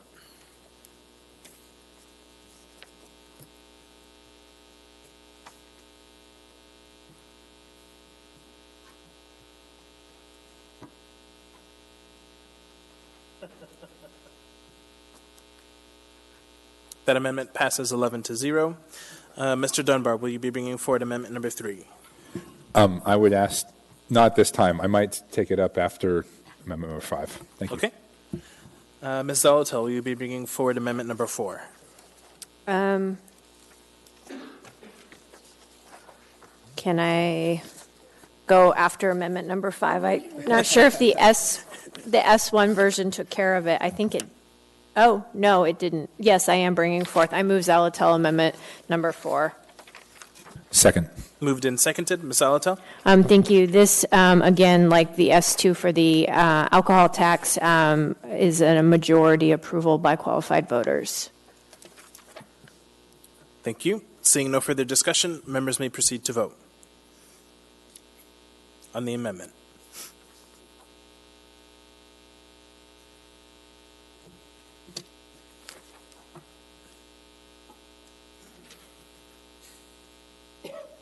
That amendment passes 8-3. Mr. Dunbar, are you bringing forward amendment number 5? Yes. I bring forward Dunbar amendment number 5. I apologize, it's in kind of a rough shape. Mr. Gates and I, well, Mr. Gates was working very, very hard this week, but I think it's pretty clear what it does. And is there a second? Second. Did you want to speak to it further? Yeah, very briefly. So I have another amendment here that I didn't bring forward that just eliminates the property tax relief entirely. I've thought about this quite a bit. This proposal actually was based on something one of the members of the Budget Advisory Commission told me last week. And the Budget Advisory Commission, if you read their resolution, and if you were at the meeting, we're very concerned about the regressivity of these proposals. And so you take a regressive sales tax and you make it even more regressive by, instead of dedicating it all to funds that help everyone, you break off a huge chunk of it and you send it to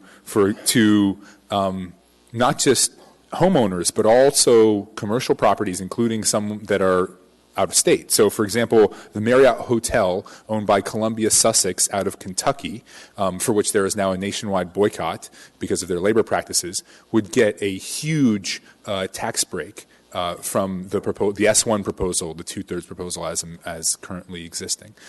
So this would reduce that to 1/3 going to property tax relief, and would drop the total amount from 3% to 2%, obviously making it a bit less regressive. As Mr. Dyson has indicated, this is a huge sum of money. So at 2%, at 2/3 of 2%, you are still getting a massive amount of money, maybe too much money, that we could initially use for public safety. I doubt it. I doubt that it actually would be, quote, too much money, considering what we know about our shortfalls, not just in treatment and housing, but also in our police officer ratios compared to almost any other city of our size in the country, or many of them. So, again, this makes the proposal less regressive, and it drops the rate from 3% to 2%. Thank you. Thank you. Ms. Alatel. Thank you, Mr. Chair. I support this amendment. As I worked over the weekend, and as I telegraphed at the work session, I would try to combine all of the proposals. One of the things I came across was ways to take out or counteract the regressive nature of sales tax. If my math is right, which everyone should always double check my math, at a 2% rate, we're looking at about approximately $74 million annually. And 2/3 of that is $48 million. So that leaves another $30-ish million for property tax relief. I will probably bring forward a fairly substantial amendment. I didn't have time to do either a mashup proposal that moved it all together, but that contemplates a rebate for those that are 125% and below the poverty line in Anchorage so that they can get equal relief as the property taxpayers in the city.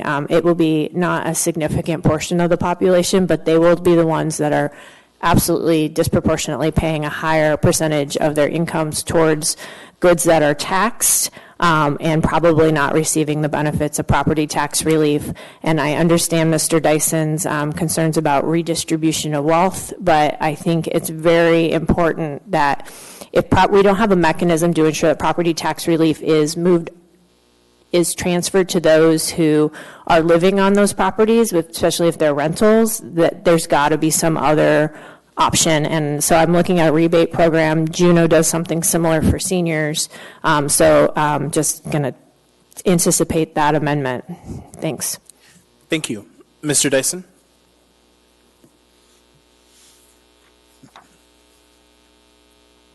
I just encourage us all to be looking to underlying principles and the idea that somehow or the other people who are rich might be benefited shouldn't keep us from doing good things.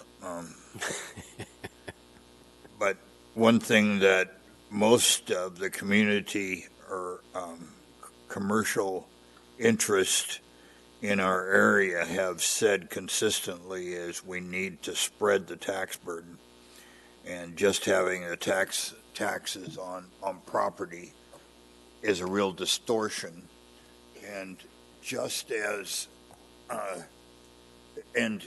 one of the ways that you protect the poor from quote regressive taxes is carve out the exceptions, so virtually all the basic things of life are not taxed. And we've done a pretty good job, and Mr. Gates and I were standing on the shoulders of what was done with Evans's thing here a few years ago, and apparently many other areas. So I'm all in favor of protecting poor, disadvantaged economically people from having to pay much more for the basics of life. But I'm also in favor of all of us having skin in the game and paying something for our government. And that just closes the accountability loop. And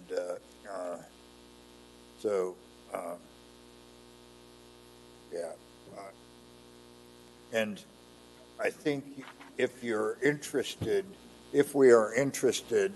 in one of these revenue measures passing, let me tell you, there's a huge pressure out there for people whose property taxes for their home are too high, and they complain about it a lot.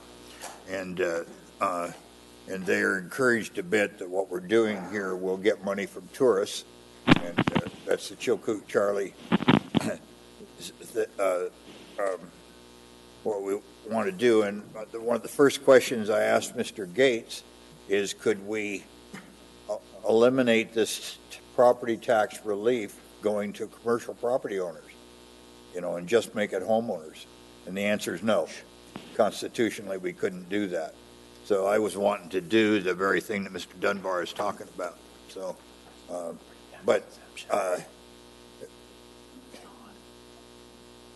if you take out the portion that's property tax relief, there's just too much money. And so I would encourage you to think about going down but on the percentage. Anyways, thank you. Thank you, Mr. Dyson. Mr. Weddleton? Thank you. So I appreciate Mr. Dyson's comments. And I will, I don't find it particularly regressive given that the exemptions pretty much pull out anything that's necessary for fundamental, food and so on, other basics of life, and it's just 2%. But I think the comment that, the property tax relief would go to a hotel that has labor issues would be a real small exception. I mean, virtually all the property tax relief would go to homeowners. And then where it goes to commercial property owners, the typical commercial property passes on their property tax directly to the tenants. And those tenants are typically small business owners that are the bulk of employers in this economy. It's not just people living out of state. So, small reduction in property tax is very beneficial throughout the economy. We get requests all the time for, broadening the tax base. And this is how you do it. And I think it's fairly minor, given the 1/3. But, I will support this. Thanks. Thank you. Mr. Constant?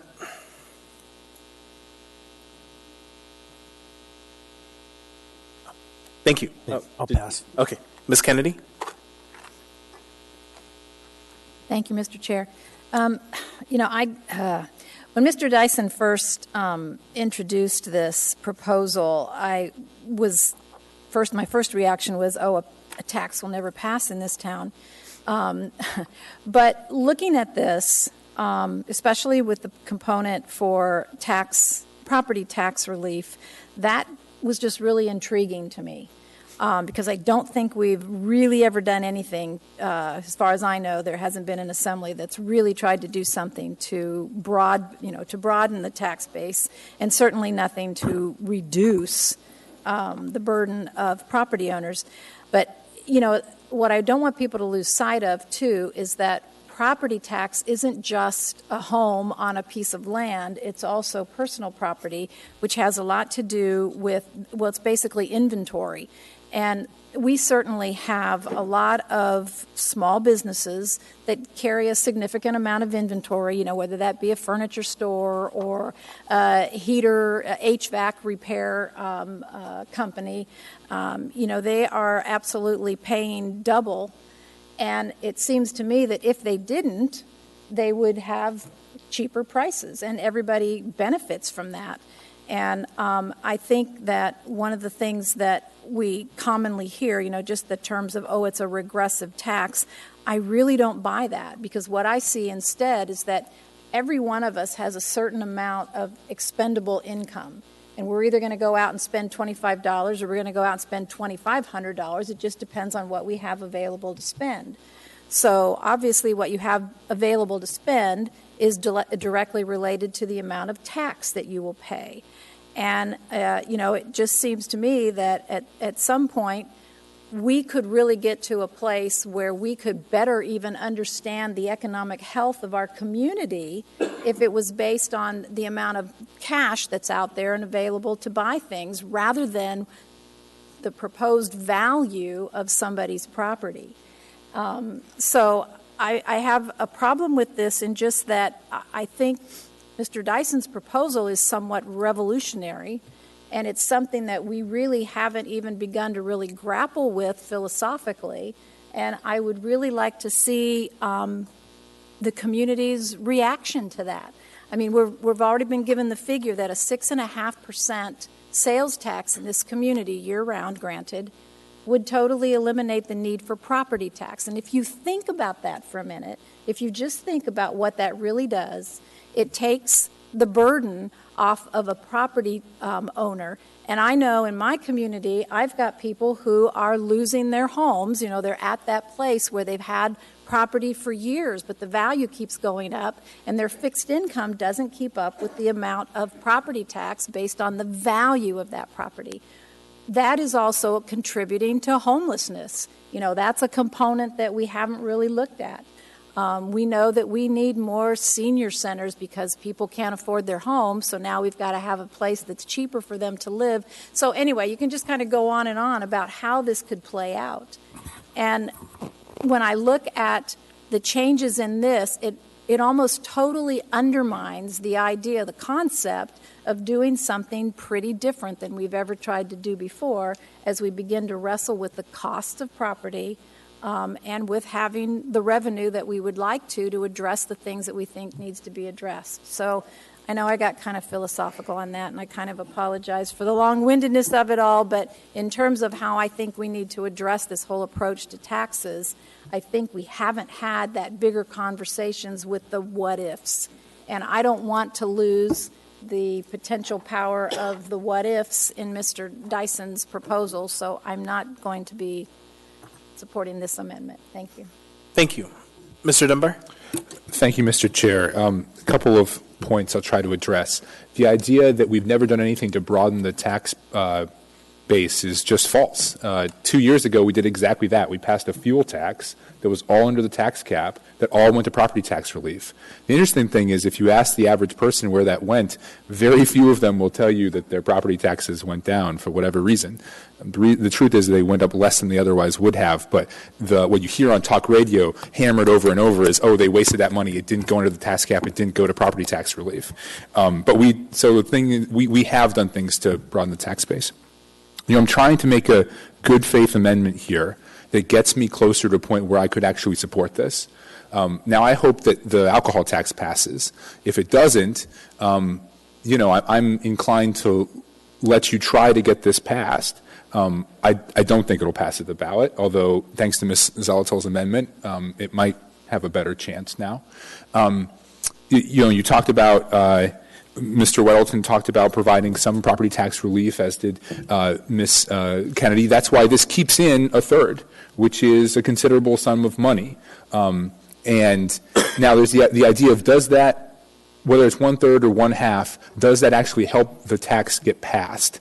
I think it probably does, although we don't have very good evidence of that, because the last time we tried to do this, I'm trying to remember the year, but the last time they tried to do this, they had a huge portion of it go to property tax relief, and it went down in flames. Didn't even get close. But again, I'm trying to act in good faith here, and so I didn't go to 0. I went to 1/3. I am skeptical that renters in this community will see a proportionate reduction in their rent to the property tax relief that the commercial property owners of those apartments receive. I think that when it comes to rents, there is a bit of a ratcheting effect. The rents go up, they seldom come down unless there's fairly overwhelming market forces to do so. And I know there's been some softening in the rental market now, but I just do not think that this property tax relief gets passed through as smoothly or as easily as it does to homeowners.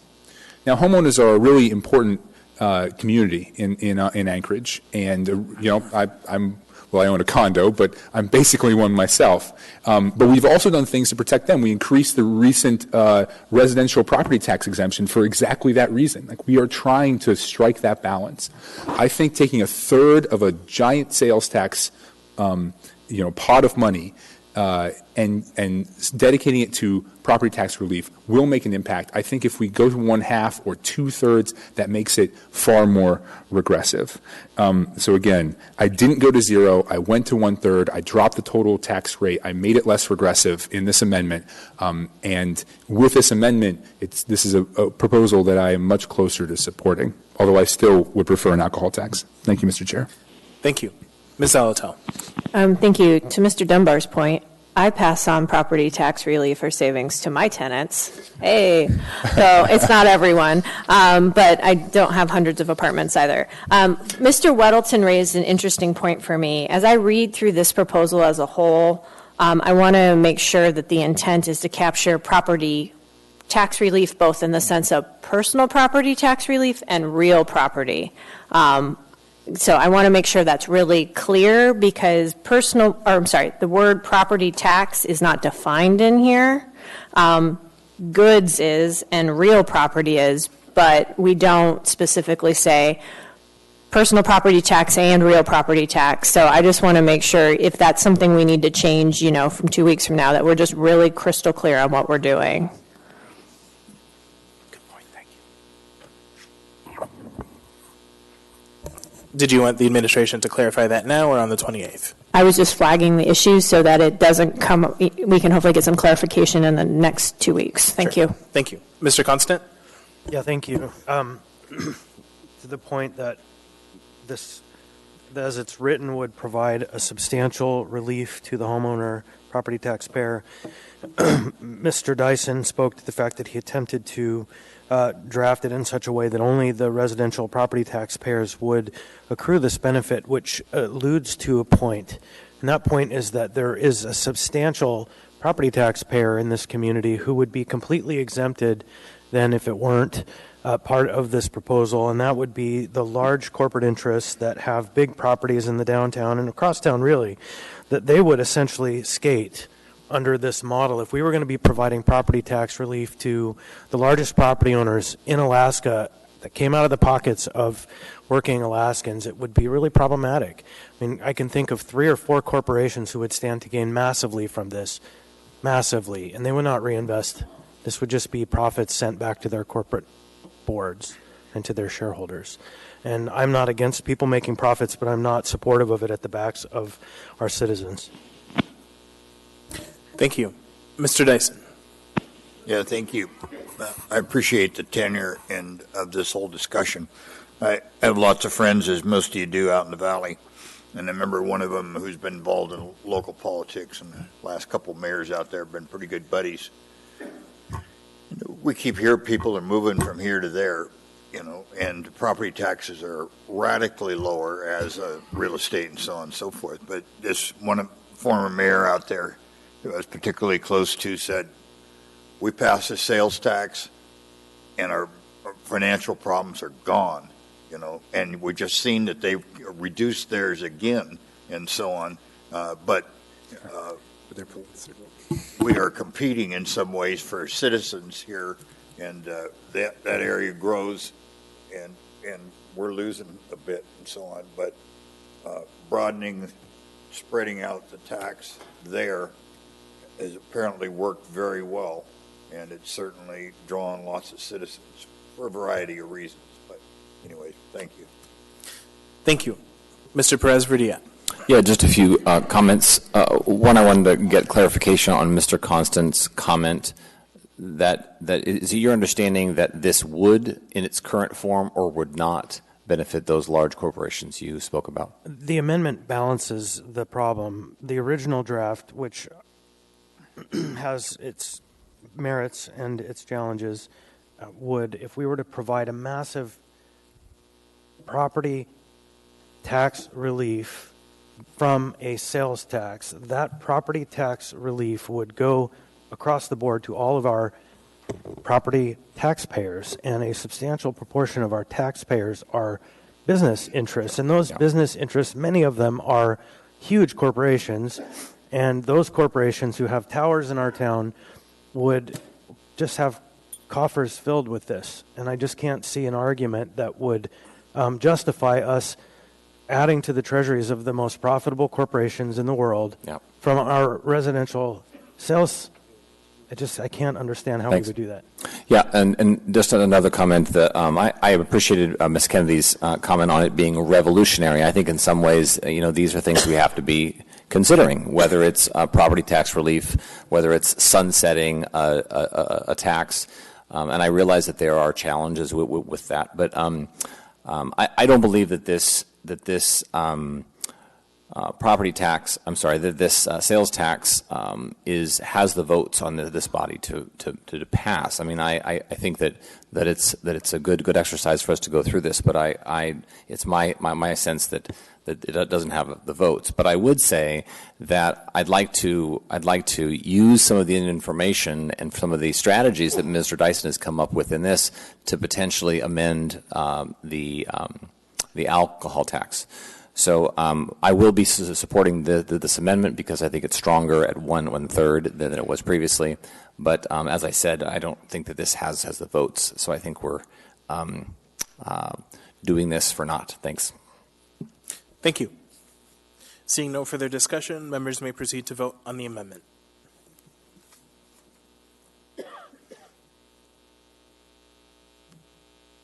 That amendment passes 9-2. Mr. Dunbar, so you will not be bringing forward amendment number 3? That's correct. Thank you. Okay, so I don't see any other amendments to this proposal. At this point, I'll entertain a motion to reopen the public hearing to the meeting of January 28th.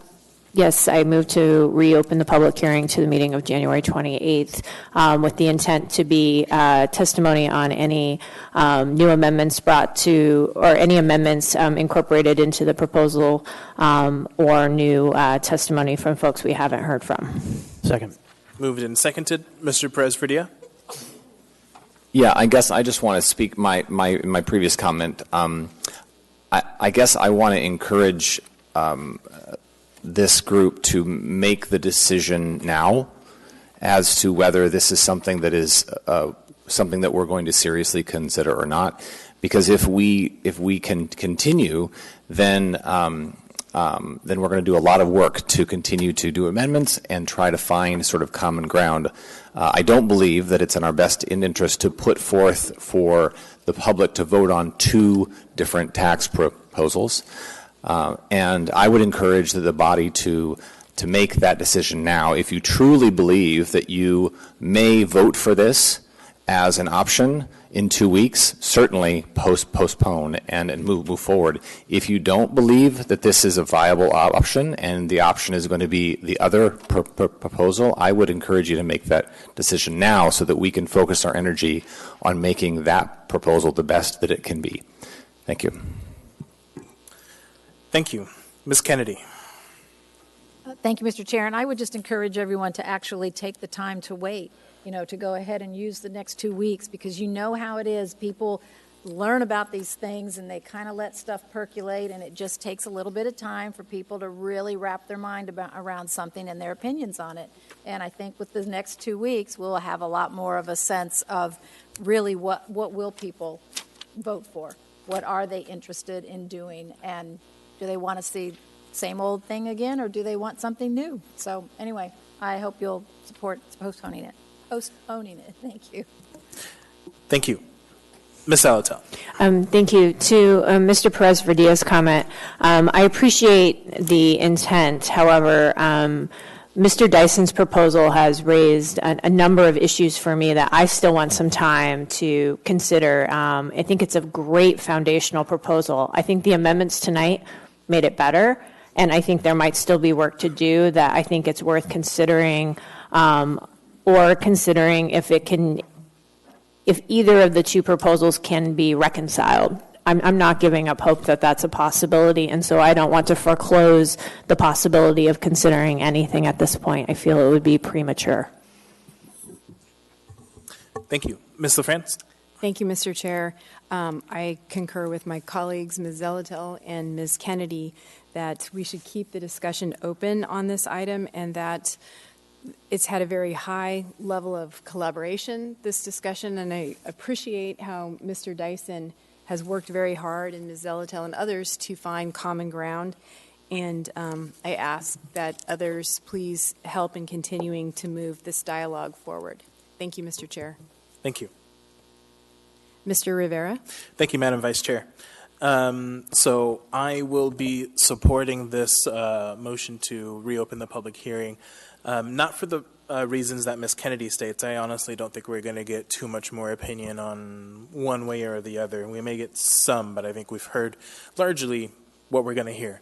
But I do think, sort of in the vested interest of us continuing this process and trying to find any synergies between the various proposals, that having them all on the floor is the best way for us to do that, and at least continue that conversation.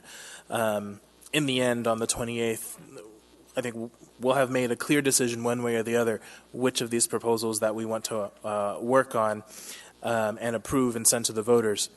And then lastly, and again, we'll touch on this at a later time, but I do intend on planning a work session so that we can really hone in on any issues that members have. I hear a lot about synergies and how we can combine these proposals, and I want to make sure that we have sufficient time to hone in on any of those types of details so that we're not back here on the 28th trying to make sausage. And this isn't the best venue for us to do that. Thank you. Thank you, Mr. Rivera. Mr. Dunbar. Thank you, Mr. Chair. And Ms. LaFrance, I will support this motion. I do see where Mr. Perez-Rodilla is coming from. I think that there is wisdom in that. And you might be right that especially if you need 8 votes, because there's a charter amendment portion, then perhaps it doesn't have the votes now. But I do value this continued public conversation. The last thing I want to say is, an important and salient fact about the alcohol tax versus the sales tax to me is that I believe an alcohol tax is much more likely to pass. Now, some folks have portrayed that as like a negative, like, well, why? That can't be how we choose what goes before the people. But for me, I want revenue for those crucial services, for public safety, for child abuse prevention, for treatment, for the other things that it funds, for domestic violence, for sexual assault prevention. Those things I actually really care about and want to get revenues to try to reduce. And that's why, if the alcohol tax has a larger chance of passing and a larger chance of actually getting that revenue, that's a strong point in favor of it passing. So as we continue this conversation over the next 2 weeks, I want to keep that in mind. What we're actually trying to do is solve those problems, right? We're actually trying to solve those problems. And so we should try to come up with a proposal that can actually pass. Thank you. Thank you. Seeing no further discussion, members may proceed to vote.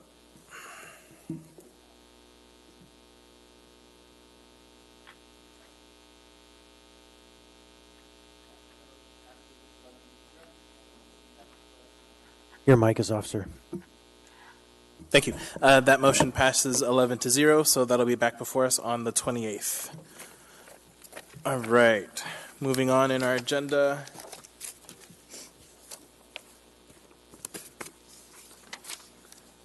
We now have before us item 14C, resolution number AR 2019-444, a resolution of the Municipality of Anchorage appropriating $423,021 as a grant from the U.S. Department of Justice, Office of Justice Programs, Edward Byrne Memorial Justice Assistance Grant, and appropriating $9,303 from the Anchorage Metropolitan Police Service Area Fund, Anchorage Police Department 2019 operating budget, as a contribution all to the Federal Grants Fund, Anchorage Police Department for the mobile data, computer, laptop refresh, and outdoor tactical range security camera project. Public testimony is now open at this time. Would anyone like to testify? Anyone at all? Seeing and hearing no one, public testimony is closed. What is the will of the body? Second.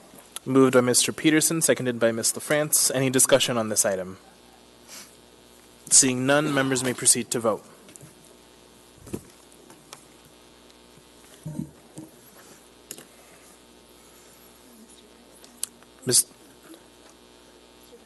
I don't see where he's at.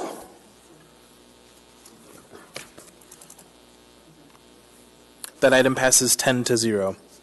We now have before us item 14D, resolution number AR 2019-458, a resolution of the Municipality of Anchorage appropriating $400,000 as a contribution approved in the 2019 Parks and Recreation Department operating budget from the Eagle River Chugiak Parks and Recreation Service Area Capital Improvement Project Fund. Thank you. Public testimony is now open on this item. Would anyone like to testify? Anyone at all? Seeing and hearing no one, public testimony is closed. What is the will of the body?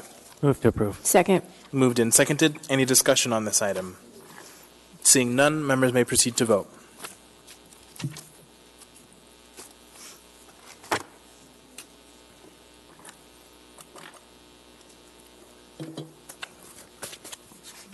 That item passes 10-0.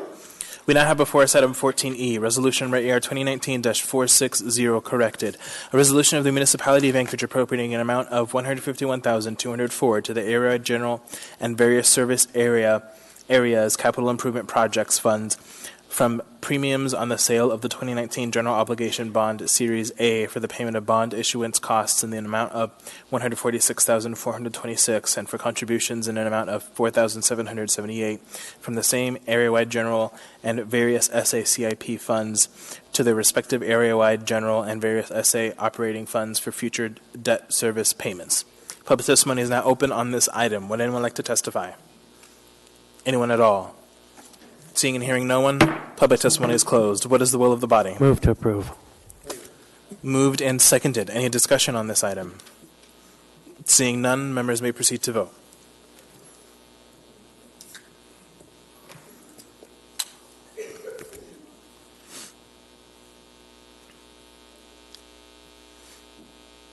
That item passes 10-0. We now have before us item 14G, resolution number 14F, resolution number AR 2019-461. A resolution of the Municipality of Anchorage appropriating room tax in amounts not to exceed $460,000 within the area-wide general fund 2019 operating budget and $510,000 within the Convention Center Operating Reserve Fund 2019 operating budget to provide for payments under the professional services contract with the Anchorage Convention and Visitors Bureau and the use agreement with Civic Ventures. Public testimony is now open on this item. Would anyone like to testify?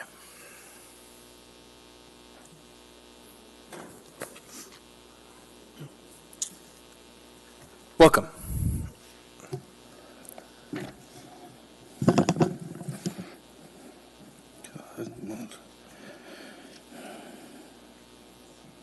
Okay. My name is Eugene Carl Haberman. An Alaska resident for over 42 years, approximately 20 of those years a resident of Anchorage, currently a resident of Matsu Valley. And while addressing you tonight, I'm representing myself. Please know that I follow the public process. No public process done appropriately. Decision made by the governing body is more likely to public interest. Now, with regard to this, that's before you. Number one, what's the true name? I thought it's called Visit Anchorage, not Anchorage Convention Visitors Bureau. As recently as a newscast that I saw this morning, I couldn't help but see the masthead Visit Anchorage. So didn't that change? And so that you don't have the real name here. So how do you approve something that does not, and you're dealing with contracts, of real name? That's number one. Second is, when was the last audit with the so-called Visit Anchorage? When was that done? And third is to note a past history, but I'm well known for it years ago, many decades, long before many of you were on the assembly or involved in politics, is I was known as publisher of Your Personal Guide to Anchorage, Your Personal Guide to Fairbanks, Your Personal Guide to Juneau. 12 separate editions. I go back into the 80s. But I remember this scenario during those years when I published 12 separate editions once a month, 12 editions for each, one for Anchorage, Fairbanks, and Juneau. At the same time, at that time was called the Anchorage Convention Visitors Bureau. They were publishing once a year. And in those days, I stressed the point that when the private sector comes in, the government should not be competing with private sector. And I opened in the days of the financial crisis that we were in. That first edition came in 1987, January 1987. And the end was what keep on seeing is, yes, there has been growth in tourism, but does the credit go to the Visitors Bureau for this, or does it go to the industry out there that's been working hard in trying to bring more people up here and doing their jobs? Is the product that's going out there to the benefit of a major corporate sector like Holland America, that kind of scenario, Princess and so forth? Or do we as Alaskans really see the dollars in that, or is it going to the major players? So what I'm concerned is that I would discourage you to pass this tonight. I would encourage you to get an audit of this operation. I've seen over the years a champagne diet that they have done in past years. And now it's the time to take a look at it. Also take a look at it. Do they advertise their board meetings so the public can attend, including yourselves? So how is that advertised? So yes, there has been growth. Yes, note a lot of money in closing is coming in taxes but do they deserve the credit? Thank you And for your should testimony. they deserve the kind of contract that you want to approve? Thank you. Would anyone else like to testify on this item? Anyone at all? Seeing and hearing no one, public testimony is closed. What is the will of the body? Move to. Second. Moved and seconded. Any discussion on this item? Seeing none, members may proceed to vote.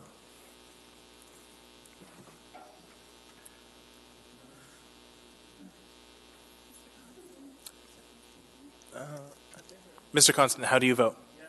Mr. Constant votes yes. That item is approved 10-0. We now have before us item 14G, resolution number AR 2019-462, resolution of the Municipality of Anchorage reappropriating an amount not to exceed $7,173,000 from the proceeds of one or more master tax exempt lease purchase agreement schedules from the Information Technology Operating Fund, IT Department, to the Area-Wide General Fund, Finance Department, Property Appraisal Division as contributions to the IT Capital Improvement Program Fund, IT Department, for the Computer-Aided Mass Appraisal CAMA Upgrade Project. Public testimony is now open on this item. Would anyone like to testify? Anyone at all? Seeing and hearing no one, public testimony is closed. What is the will of the body? Second. Moved and seconded. Any discussion on this item? Ms. Alatel. Thank you, Mr. Chair. I just want to be clear that this is just moving money from one place to the other. Okay, great. Thank you. So for the record, that was a nod, yes. Okay. Seeing no further discussion, members may proceed to vote.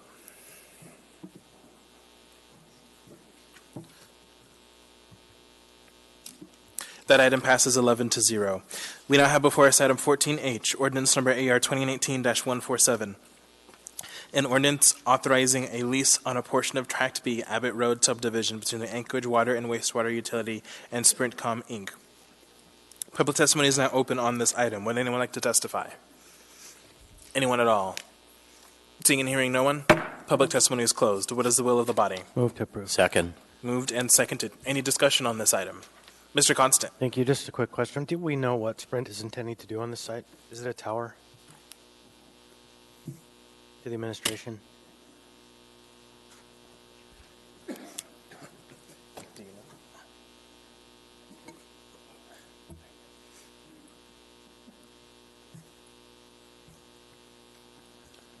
Through the chair, my name's Brian Voss. I'm with the Anchorage Water Wastewater Utility.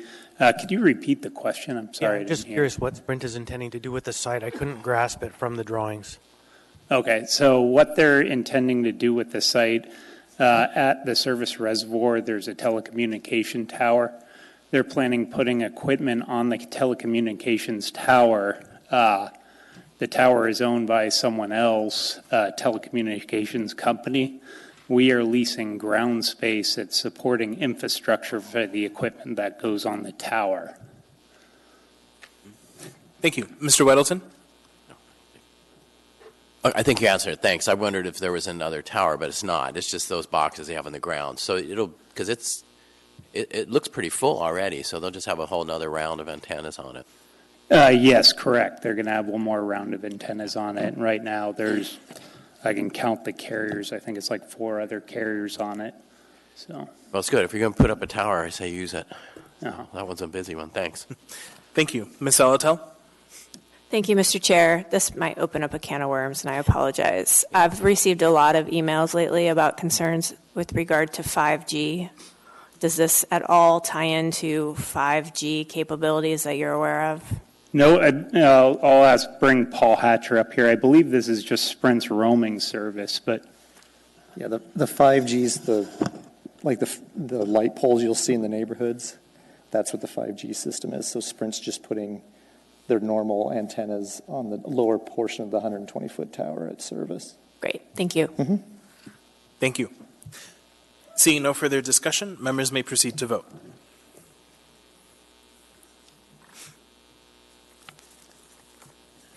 That item passes 11-0. We now have item 14I before us, ordinance number AO 2019-145, an ordinance providing for the submission to the qualified voters of Anchorage, Alaska, the question of the issuance of not to exceed $82,833,000 of general obligation bonds of the municipality of Anchorage to pay for the costs of capital improvements for the Anchorage School District. Waive reading. Thank you. Public testimony is now open on this item. Would anyone like to testify?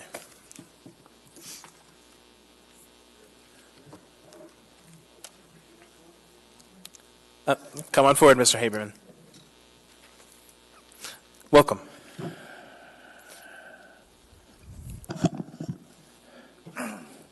My name is Eugene Carl Haberman, an Alaska resident for over 42 years, approximately 20 of those years a resident of Anchorage, and currently a resident in Mat-Su Valley. While addressing to you tonight, I'm representing myself. Please note the following public process. When the public process is an appropriate decision made by the governing body is more like in the public interest. What we have here tonight is dealing with approval to go before the voters, dealing with the bonds, dealing with the schools. But since July, as you well know, when you dealt with the public, or when you have your meetings and the school board has their meetings, the public had to choose to go to you when you dealt with the budget, and when they dealt with these very bonds, there was public hearings over there. So it was impossible for the public to be engaged. And it also deeply concerns me is tonight, look who's here from the public. There was a number of people, as I understood from the media, attending the meetings over there while you were holding your meetings. And the end result is how many are here tonight to address this significant issue. So I can't see how you can pass this thing, with all due respect. Both you and the school board were complicit to making a situation where the public was saying, which meeting do I go to? Do I address what was discussed on school bonds over there in public hearings, or do I come before a borough, Anchorage Assembly, and be involved and engaged on the budget hearings once a year? So the end result is even the last meeting, I believe was last week, you had a town hall meeting on a Tuesday, and I believe the school board was having that. So that makes 5 in a row. How can the public be connected? How can they address sales taxes, school bonds, or this? So, and then the last key thing I want to address is on these rebuilt. Yes, there needs to be rebuilt, but then the question is in what way?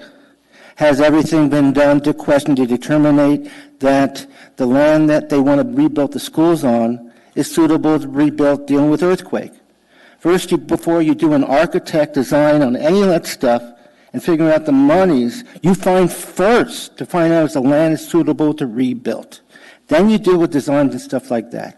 But both the Mat-Su Borough and Anchorage has not done that, and has made, in Anchorage's case, more complicated for the public to be even come before you to address this. And this is a sizable amount of money, and I'm not questioning the need, but we have to come with common sense.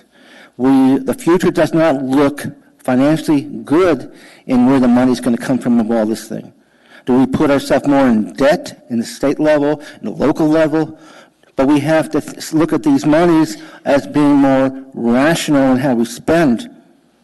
But by the way you moved around, both you as the Assembly Administration and the school board, you made sure the public's not connect with you so you can hear them and what they have to say. Thank you very much, with 0 seconds to spare. Thank you for your testimony. Welcome. Hello, Mr. Chairman, members of the Assembly. My name is Tom McGrath.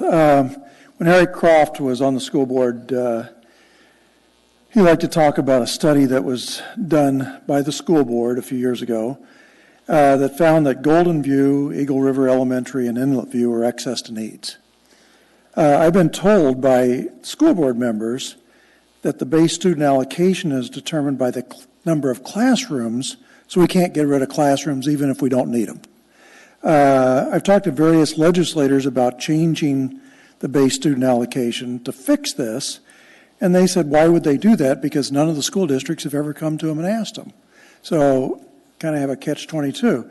The school board has put off redistricting also for years, allowing some schools to be overcrowded and others to be under capacity. I've talked to school board members, and they said the reason that this goes on is because it upsets people when they talk about redistricting, and it's hard to get elected in the first place, so why would they jeopardize their job? Until the school board revisits excess capacity and or redistricts, to prove we need these schools, I think the bond issues ought to be delayed. In one part of this bond issue, I do support the money for the Aquarian Charter School. This school, which used to be the Northern Lights ABC, has been serving Anchorage for many, many years and has never been renewed that I know of. Instead of wanting a new school, the people of Aquarian are just asking for basic maintenance. Please bifurcate this issue, as I think the larger bond will fail, but I think the basic maintenance bond for Aquarian would probably pass. I'm pretty sure there's going to be an independent expenditure campaign that will try to defeat the bond, but I do not think there would be an independent expenditure campaign against the Aquarian Charter School bond if it was separate. Thank you. Have a good day. Thank you for your testimony. Would anyone else like to testify?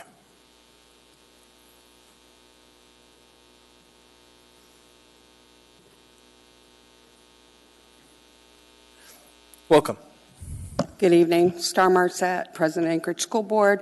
Just want to be here if you have any questions. I know we've worked diligently with the Assembly to answer all your questions you may have, and to state that even though this bond is $82.8 million, we voted not to bond next year, and we will be retiring about $112 million in debt for the next 2 years.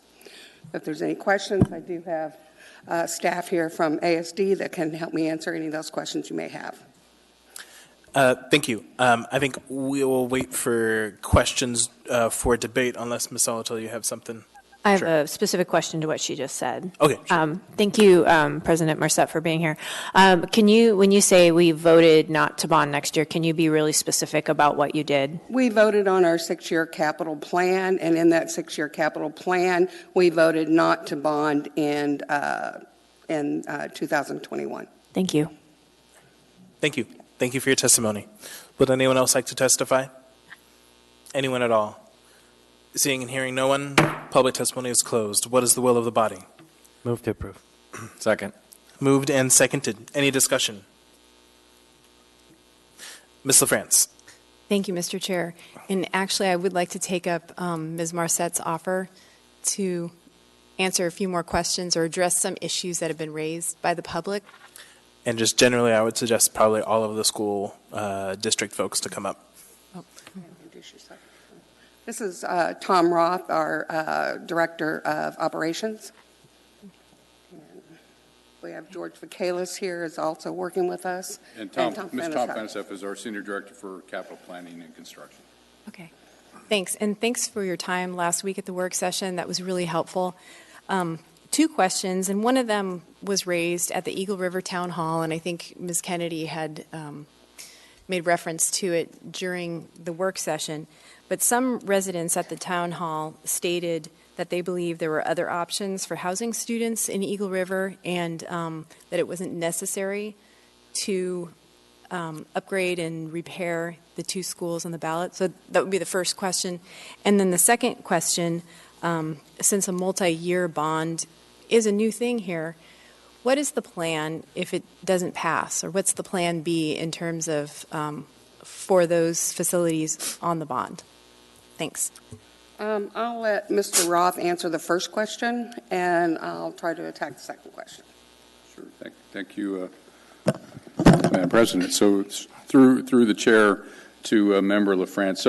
So just to provide some background, the concern or the comments that were made concerning schools in the Eagle River Chugiak area.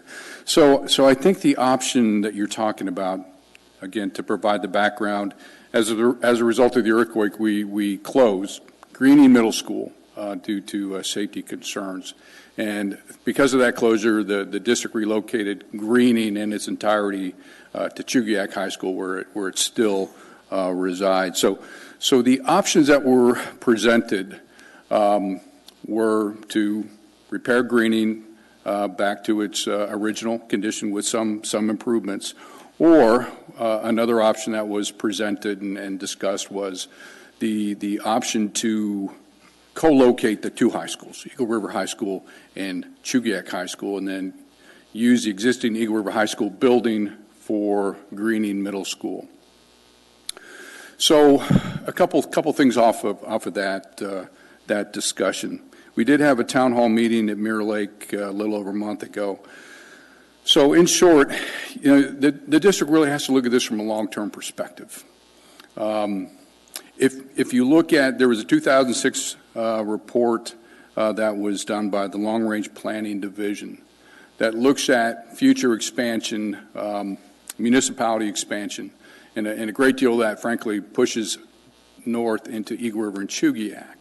So we understand that 2006 that the growth rates were predicted to be a bit higher than what they were, but growth is happening, and the growth potential is in that area north Eagle River all the way up to Peters Creek. All those students in the future will fall into the catchment area for Eagle River, or correction, for Chugiak High School and Mirror Lake. But the assessment from the Long Range Planning Division was 2 high schools, 2 middle schools. So, as part of this discussion, and Member Kennedy, Member Dyson were part of this, I think there is a consensus, I mean, not universal, but I think there is a consensus that it is important to fix greening to account for this long-term need, and that greening is absolutely a viable, repairable school. It has tremendous value to the community. So I'll pause, ma'am, if that gets after the question that you asked in terms of the options that were discussed and what we believe is the will of the populace in that area in general for 2 high schools, 2 middle schools. Thanks. My understanding is we're repairing it because we need it. I mean, based on projections. Oh, and the second question, I'm sorry. That was about if this bond proposition would not pass, what would be the plan to? There's always Plan B. We haven't discussed it yet because we're hoping for Plan A. So our objective is to move forward and to promote this bond and to show the community that there is a need for this. As we all know, FEMA money is not guaranteed, and we've had some issues come up with insurance, which makes it even more unlikely maybe, and so these bonds are very important so that we can get our students back. Eagle River Elementary, those students have been dispersed all over Eagle River, and they need to get back into their schools so that we can relieve some of that burden on some of our other schools.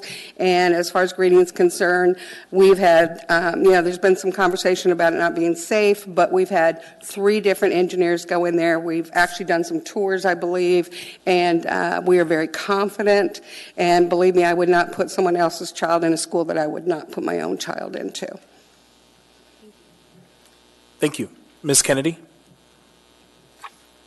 Thank you, Mr. Chairman. I just kind of want to give you all a chance to talk a little bit more about the FEMA reimbursement. There was actually a great article on the front page of the Anchorage Daily News or whatever it's called now. I never remember. But, just in regard to the quandary, if you will, that the school district is in over this whole FEMA reimbursement, because obviously at the beginning, well, a year ago maybe, we were talking about bonding in a way that where we could get a lot of these projects reimbursed, or we thought we would be reimbursed, and that's such there's a huge misconception, I think, about what FEMA is promising us. So I guess just for the record and for the benefit of the public, can you just speak to that, please?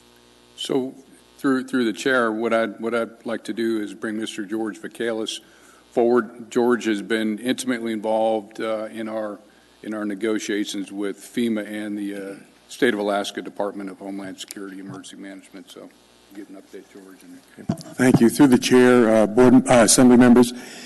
So, an awful lot of you are very familiar with federal funds and federal grants, and you all know that there's strings attached to them, just about every one of them. The dilemma that the district has right now is that in floating through our broker the damage requirements that we have and the possible reimbursement from FEMA, that dollar amount, it's going to be very, very challenging to be able to come up with the amount of money that would basically be equal to what we would get in reimbursement from FEMA. So why is that? Well, there's several reasons, but the fact is this: we've had one quote from many, many, many carriers. That one quote is for a $10 million coverage against a $54 million damage. And that one quote is for $1.8 million a year, as long as that building or those buildings stand. So you could be in 6 years, you've paid for $10 million, and that keeps going on and on and on. Now, what's the district doing about that? Through its brokers, we're going out again, a second time, to carriers to try to see if, in fact, we can at least get up to what we would possibly ask for reimbursement, $54 million. If we can't get to that, then the next step, of course, is a procedure we can follow. And that procedure is we go to the Director of Insurance in the state, and we show them what we've done through our brokers to try to get insurance. If that particular person, the Director of Insurance, feels that we have done due diligence through our brokers and everybody else, and that's the best that we can get, and if the insurance director feels that, number one, that we're not insurable to the extent that FEMA would like us to be, and number two, that the price tag is just exorbitant, then the Director of Insurance can make a recommendation to FEMA that parts or all of that requirement be waived. We're not there yet. We're proceeding, and we're going to do everything we can to get the reimbursement. But it's going to be a business decision that the school board is going to have to make when we finally get all the numbers in. So that's where we're at. Thank you. Mr. Weddleton. All right, thanks. So what's the rationale between, you have an $82 million bond now, you're not going to use it all at once. I mean, why not 42 this year, 40 next year? So through the chair, thank you for the question. So I just to address, there are some components of the repair requirements from the earthquake that really drove us to a larger amount. Originally, it was, we started about 76 million, and then we as a district added Aquarian and then the design for Inlet View. But when you factor in just the earthquake damages alone, that was in total about 42 million. Within that, you also include greening, which we assess right now. Our estimate is for 39 million, and Eagle River Elementary, there's about a 3.3 million component of it. We got to get those schools back up. For one, those two that elementary and the middle school, but we can't not get to the earthquake repairs either because of the nature of these repairs. In some respects, the exterior envelopes of the building are compromised, where we have cracks in walls and the like. So the sooner you get to it, the better. So again, kind of a long way to get to it. All these combined brought us to about 82.833 million at one time. Can I follow up just briefly? So, I mean, a lot of, typical project, you do your planning, you spend millions on that, and then goes out to bid, and sometime a year and a half, 2 years later, you do the construction. Are you saying you're ready to do the construction on these things this summer? So through the chair, so right now we are in the design phase for Eagle River Elementary School. We're about 95% right now, about 90%. And we are intending to go out to RFP for a general contractor this spring. A little bit further behind in greening middle school, but our intent again is it's in like a 35% right now. We think towards the end of the spring we'll be going out for construction. So short answer is yes, we think we'll be breaking ground this summer. Okay, that's important then. So you're ready to go on the bulk of that money. All right, great, thanks. Thank you. Ms. Solotel? Thank you. Actually, I want to dig just a little bit deeper on what Mr. Weddleton's getting at. So the timeline for all the projects in the bond, should it pass, will be that you will execute on them all substantially in the next year.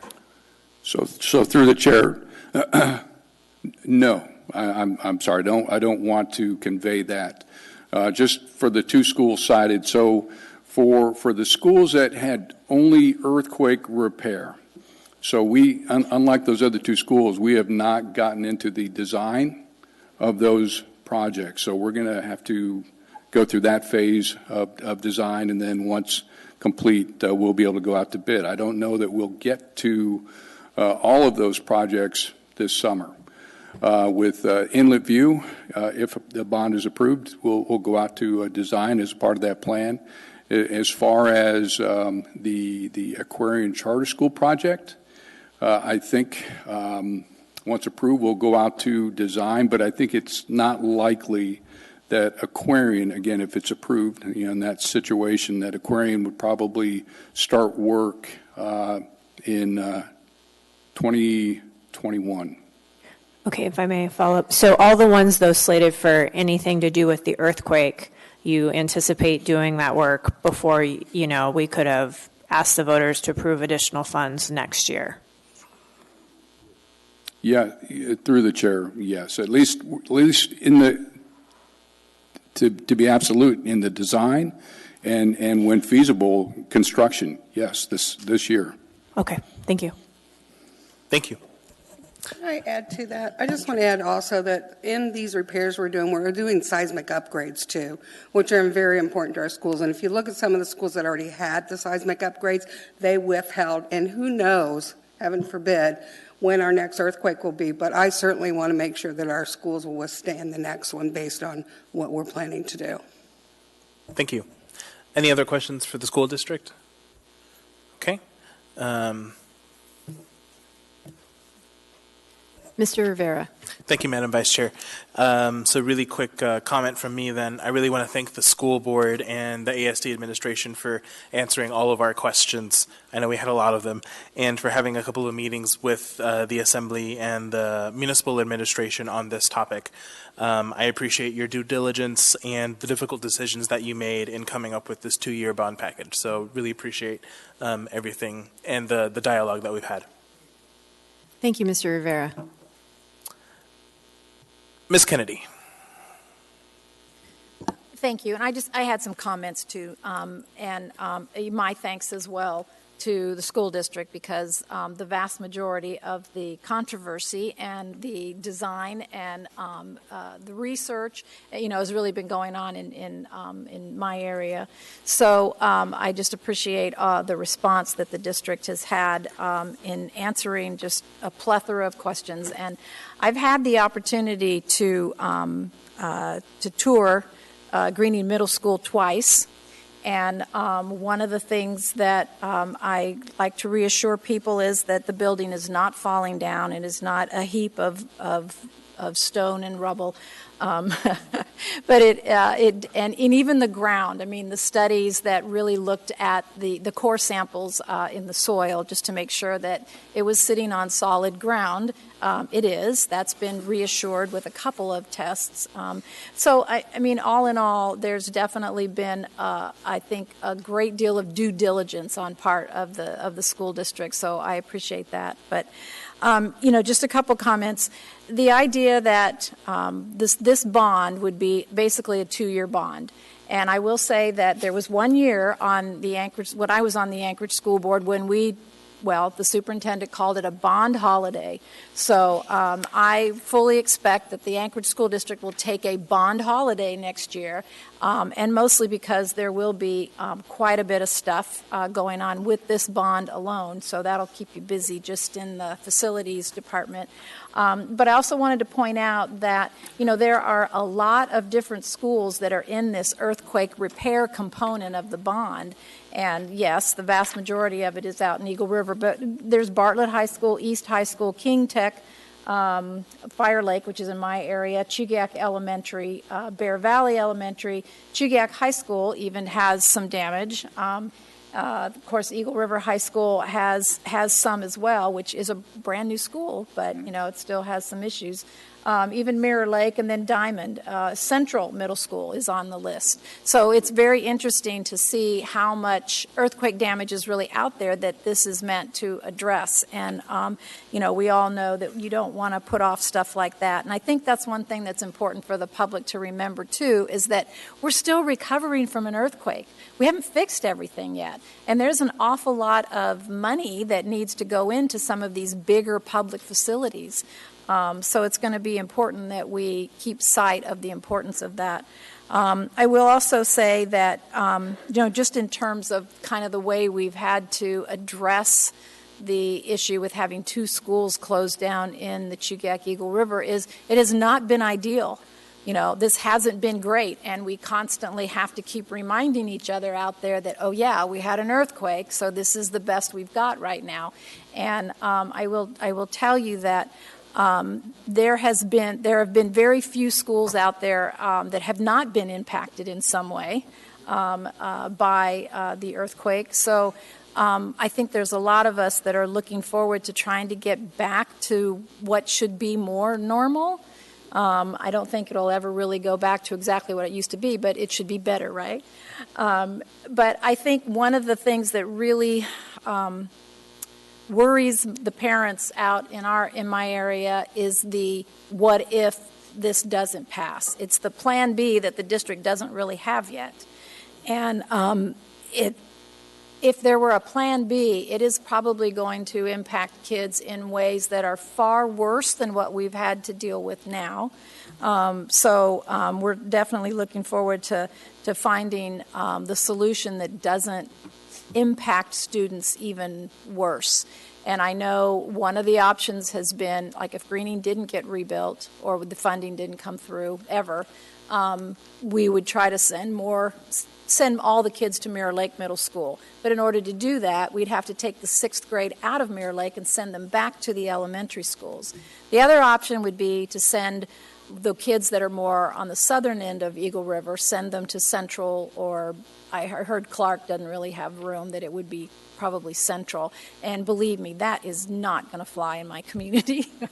So the point is, there's not a really great answer to this, but there are certainly lesser of 2 evils. Right. So rebuilding is going to be, is going to be a whole lot better of an option.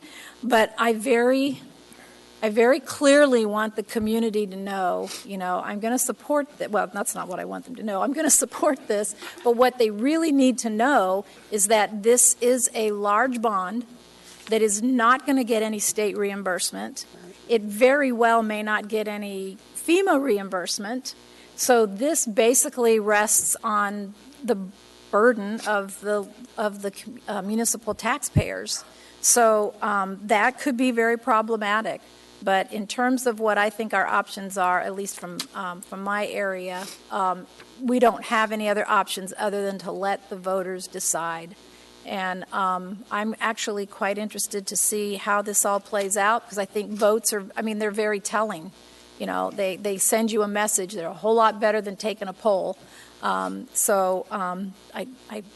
A man was telling me about a book he was reading recently called Everybody Lies, and it was focused on polling. Mm-hmm. And apparently there's a lot of problem with polling, but when people go out to vote, they go out to vote for a reason, and they're either voting out of their conscience, their pocketbook, whatever. But a vote is a very true indicator of what people are thinking. So I'm going to support this, even though I will also obviously help people understand exactly what they're voting for, because this is a challenge for us right now, either way. But thank you.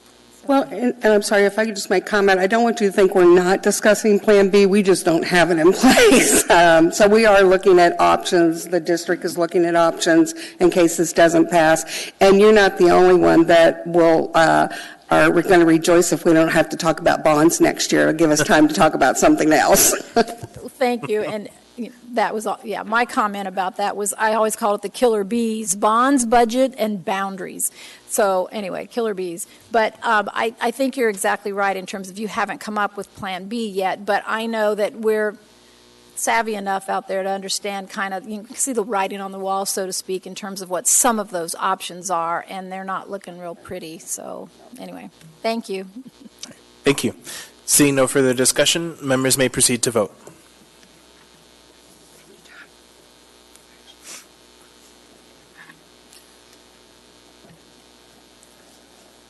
That item passes 11-0. We now have before us item 14J, ordinance number AR 2019. Mr. Chair, just yes. a quick point of privilege. I would like to wish Mr. J. Stange a happy birthday. Happy birthday, Jay. Happy birthday. We now have before us item 14J, ordinance number AO 2019-149, an ordinance providing for the submission to the qualified voters of the municipality of Anchorage, Alaska, the question of the issuance of not to exceed $39,300,000 of general obligation bonds with the municipality of Anchorage to pay the costs of road and storm drainage capital improvements in the Anchorage roads and drainage service area and related capital improvements. Waive reading. Thank you. Public testimony is now open on this item. Would anyone like to testify? Anyone at all? Seeing and hearing no one, public testimony is closed. Madam Vice Chair?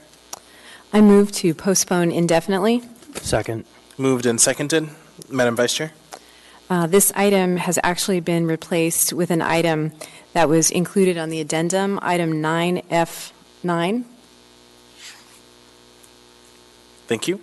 Any discussion on the motion to postpone indefinitely? So, I'm sorry. Mr. Dunbar? So to be clear to the public, that will be back before us on the 28th for voting, correct? Correct. Okay, thank you. Thank you.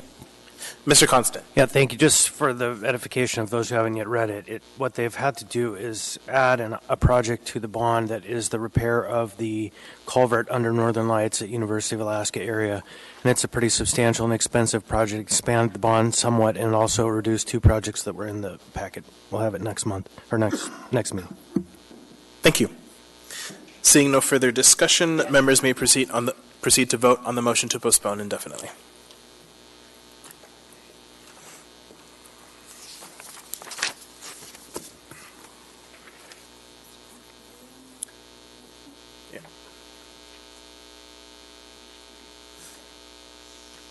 That passes 10-0. We now have before us item 14K, ordinance number AO 2019-150, an ordinance providing for the submission to the qualified voters of the municipality of Anchorage, Alaska, the question of the issuance of not to exceed $3,950,000 of general obligation bonds of the municipality of Anchorage to pay the cost of construction, renovating, and equipping park, trail, and recreational facilities capital improvements and related capital improvements in the Anchorage Parks and Recreation Service area. Waive reading. Thank you. Public testimony is now open on this item. Would anyone like to testify? Anyone at all? Seeing and hearing no one, public testimony is closed. What is the will of the body? Move to approve. Second. Moved and seconded. Any discussion? Seeing none, members may proceed to vote.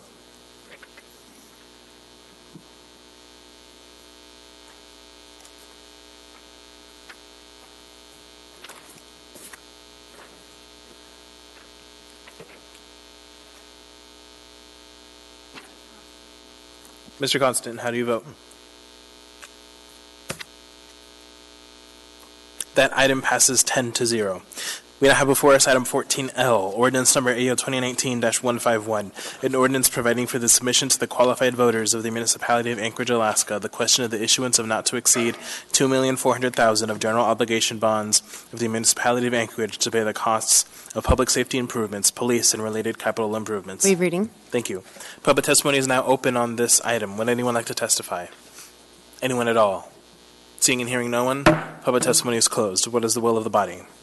Second. Moved and seconded. Any discussion on this item? Seeing none, members may proceed to vote.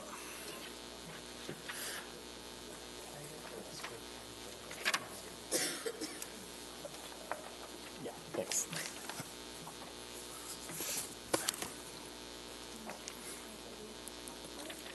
Yep. That item passes 10-0. We now have before us item 14M, ordinance number AO 2019-152, an ordinance providing for the submission to the qualified voters of the municipality of Anchorage, Alaska, the question of the issuance of not to exceed $2,050,000 of general obligation bonds of the municipality of Anchorage to pay the costs of fire protection, capital improvements, and related capital improvements in the Anchorage Fire Service Waive area. reading. Thank you. Public testimony is now open on this item. Would anyone like to testify? Anyone at all? Seeing and hearing no one, public testimony is closed. What is the will of the body? Move to approve. Second. Moved and seconded. Any discussion on this item? Seeing none, members may proceed to vote.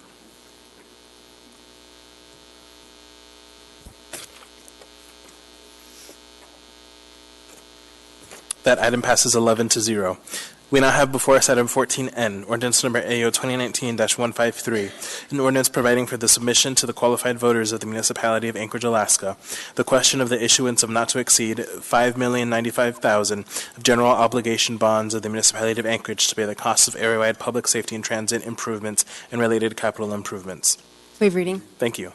Public testimony is now open on this item. Would anyone like to testify? Welcome.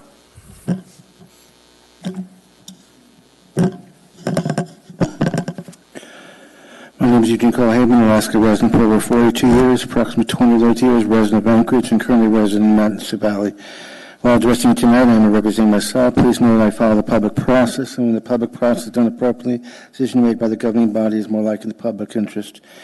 On this before you, I should note, I've attended the majority of the last several meetings of the public transit meeting that's usually held in City Hall upstairs in the Mayor's Conference Room, witness the concerns of the public, and it's a sizable number of people that attend that meeting, and many of them are what we call difficult getting around, and they need the public transit very much, and it's without that they have no other opportunity to really get around.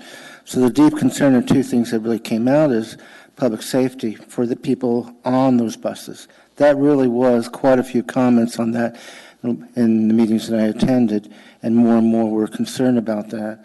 And then the other one is that it was not really fit for them to be, they had no other choice, they had no other way to get around. So what I'm saying to you, and I've said previously at other meetings, is what is the priority of municipality of Anchorage? Is this a priority? You got a conflict of dealing with roads and improvements? Are we basically creating a transit system that just, if you have no other way to get around, that's what you got, philosophy? Or are we is the municipality of Anchorage going to redirect priorities and say, okay, more of the funds and to build a system that attracts everyone to use that system? And then also, and in the course of time, I was hearing a lot of what we call free passes. There's a sizable amount of people using free passes to get on there. And so when you look at ridership, what does that really mean when you compare the numbers? So you don't hear how much of those free passes are out there, but constantly I see that. And what I'm seeing is the system is not, your direction, the municipality of Anchorage, is not going for building a system that's going to attract more ridership, not readership, but it's basically there, and if you have no other choice, that's all you've got. So when you look at this proposal here tonight, it's more of the same. You need to do a refocus of priorities, and I want to at least last point of comment. When you expand ridership, you're also removing a lot of pressure from those other roads that are increasing with people using the automobile. And in the last month or so, you, as members of Assembly, have received presentations of sizable cost in the future, dealing with the new Seward Highway and so forth. That's going to cost a lot. And it would be substantially less expensive if the municipality of Anchorage adopted a direction of refocusing priorities in mass transit. Thank you. Thank you for your testimony. Would anyone else like to testify on this item? Anyone at all? Seeing and hearing no one, public testimony is closed. What is the will of the body? Second. Moved and seconded. Any discussion? Seeing none, members may proceed to vote.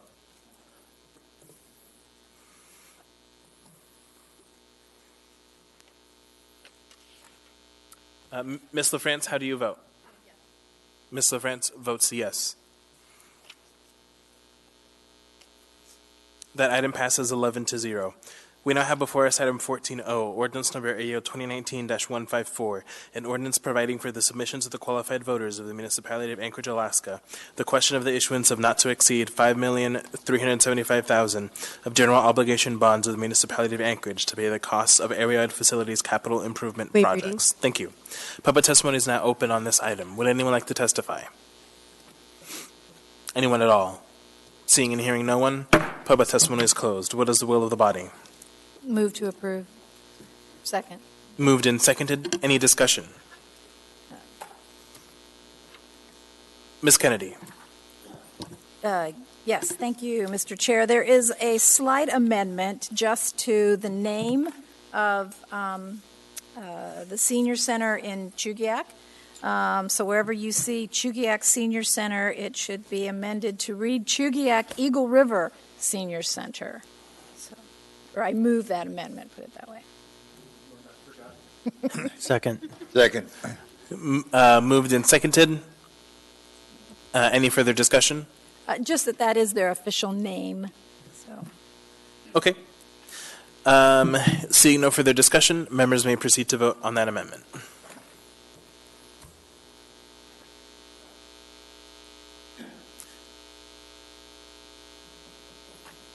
That amendment passes 11-0. We now have the main motion before us. Mr. Rivera. Thank you, Madam Vice Chair. So I believe this is the bond that the Anchorage Senior Center wanted to ensure that we had the appropriate language. So I just want to turn to the administration and ensure that we've vetted this with them. Yes, to the chair, we had meetings with the senior leadership at the Anchorage Senior Activity Center, and we were very aware that the language of this bond was a little inscrutable last year, and that it didn't mention the senior centers or the libraries by name. And so we wanted to correct that this go round, and so you'll see that we have given extra care to the language that will actually appear on the ballot, and that it does now mention both the Anchorage Senior Activity Center and the Chugiak Eagle River Senior Center by name, as well as the Mountain View and Lusac libraries, so that voters will have maximum visibility into what they are voting for. Thank you, Mr. Falsey. Mr. Rivera, thank you. Thank you. All right. Seeing no further discussion, members may proceed to vote.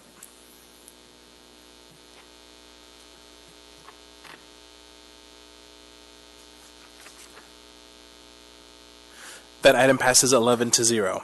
We now have before us item 14P, ordinance number AO 2019-155, an ordinance providing for the submission to the qualified voters of the municipality of Anchorage, Alaska, the question of the issuance of not to exceed $2,200,000 of general obligation bonds of the municipality of Anchorage to pay the cost of facilities improvements and related capital improvements in the Girdwood Valley service area. Waive reading. Thank you. Public testimony is now open on this item. Would anyone like to testify? Anyone at all? Seeing and hearing no one, public testimony is closed. Madam Vice Chair? Move to postpone indefinitely. Second. Moved and seconded. Madam Vice Chair? Thank you, Mr. Chair. This item 14P has been replaced with item 9F1, which was introduced earlier in the meeting, and that version includes changes in language that were requested by the Girdwood Board of Supervisors to make clear that this bond, should it pass, would not change the existing mill levy cap for the Girdwood service area. Thank you. Any further discussion on the motion to postpone indefinitely? Seeing none, members may proceed to vote.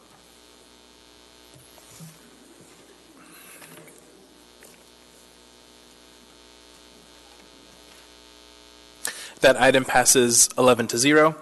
We're going to go ahead and take a 5-minute break. Quick commentary before the 5-minute break. When we get to assembly comments, I'm going to ask each of the members to comment on a possible work session regarding the tax proposals and what you would want to see in such a work session. So put your thinking caps on and include that in your assembly comments when we get there. So we're going to take 5 minutes.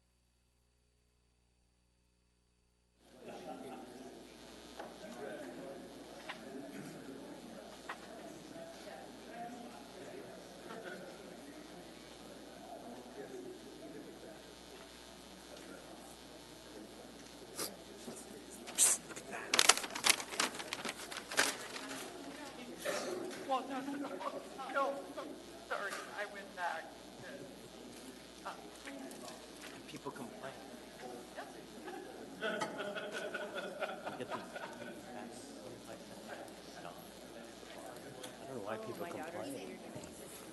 All right, so before we move on to item 14Q, excuse me,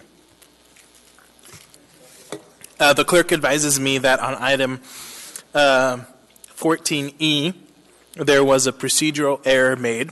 So I just need to clarify for the record that the motion to approve the item was to approve a resolution number AR 2019-460 corrected and not the original item.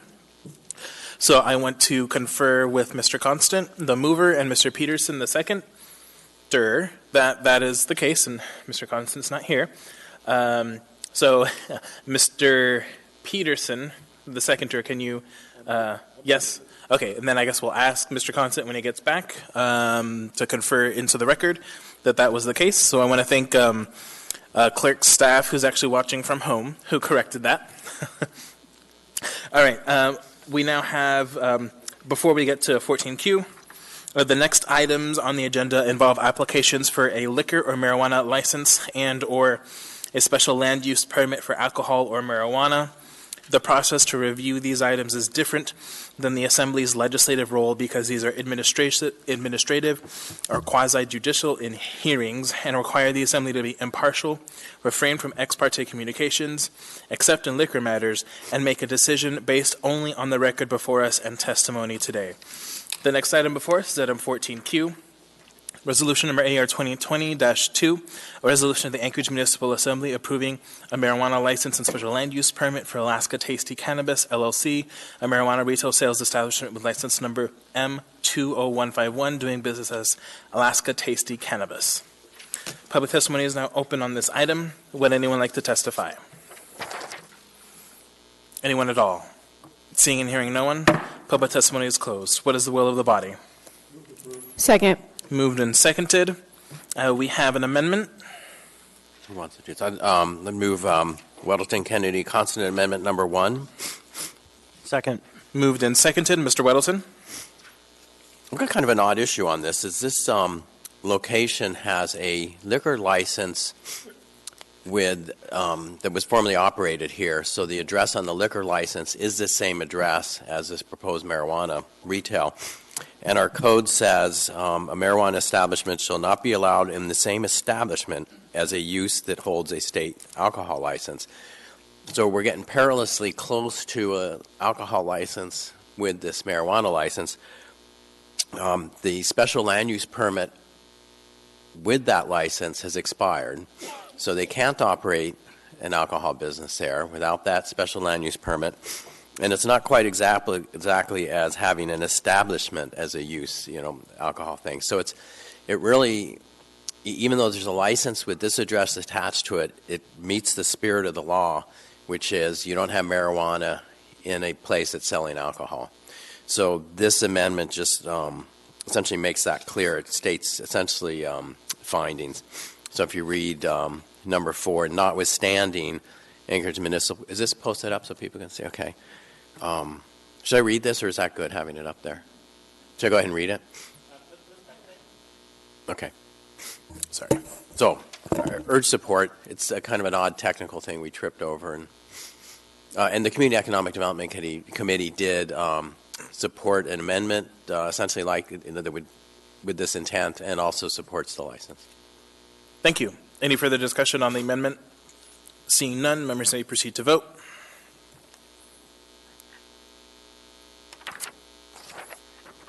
The amendment passes 10-0. We now have the main motion before us. Any further discussion? Seeing none, members may proceed to vote.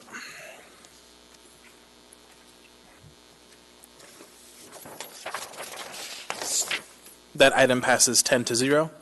We now have before us item 14R, resolution number AR 2020-6, a resolution of the Anchorage Municipal Assembly regarding a marijuana license and special land use permit with variance to encroach within the required separation distance from nearby protected land uses for Shot 9 LLC, a marijuana retail sales establishment with license number M15016, doing business as Clear Cut Cannabis. Public testimony is now open on this item. Would anyone like to testify? Anyone at all? Hearing, seeing no one, public testimony is closed. What is the will of the body? Move to approve. Second. Moved and seconded.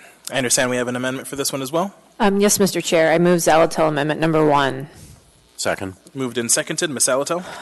Thank you. So this amendment seems really long, but the heart of the amendment is that this is a variance, and this issue came up when we talked about the downtown Hope Soup Kitchen and Alaska Sense as to this particular factor in a variance so basically, these are very specific findings of fact by planning department that set out exactly why the variance applies here. And it really is, and it gets down to that the road and pedestrian access to where the marijuana retail store is distinct from the access to the places of worship. There's no natural line of sight between the uses. It's conceivable that the religious assemblies will not know marijuana retails in the vicinity. It's supported by the actual walk distance. So I encourage your support of this amendment because I think this does what we need to do, which is create a very clear record on the factors of a variance when we are talking about separation differences. There are two, I'll call them scribing errors. In the third to last line on the first page, it should be after 4.29 acres, and these protected uses are located. And on the second to last line, on the second page, it should probably say resulting from the applicant's actions. I think those are probably more or less Scribner's errors that could be taken care of, but I urge support of the amendment. Thank you. Mr. Constant. Thank you. I, too, support the amendment and the underlying question. And I just wanted to point out to the creativity and the challenge of the planning department or the drafter of this language when you contemplate how the crow flies or as the crow flies and everything we did to kind of work out the language in the code. There's a novel term that's entered into the lexicon, and that is the bubble of influence. And so for those of you who are been following this for years, that's a new term, and I'm interested to see where that goes in our code. Thank you. Mr. Weddleton.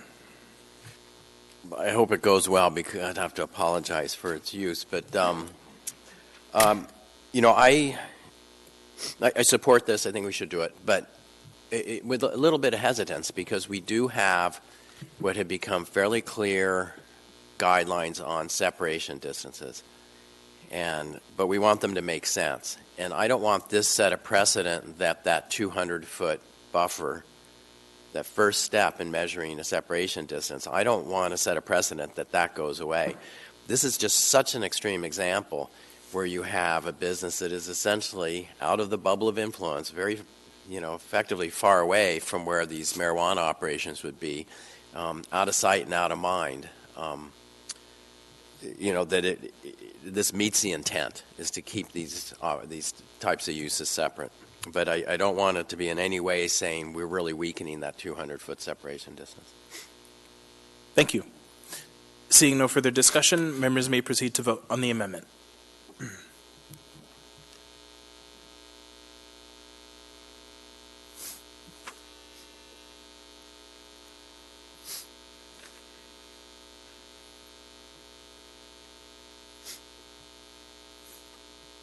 The amendment passes 10-0. We now have the main motion before us. Any further discussion? Mr. Constant. Yeah, thank you. Just briefly on the point that Mr. Weddleton just made, this proposal does meet the state law separation distance. The state law is different than ours, and at some point, I think if we do address the question of separation again, I think ours should match more closely the state because we have this very strange two-factor test, and I would like to, in the future, see that streamlined. Thank you. It's 3-factor. Thank you. Seeing no further discussion, members may proceed to vote.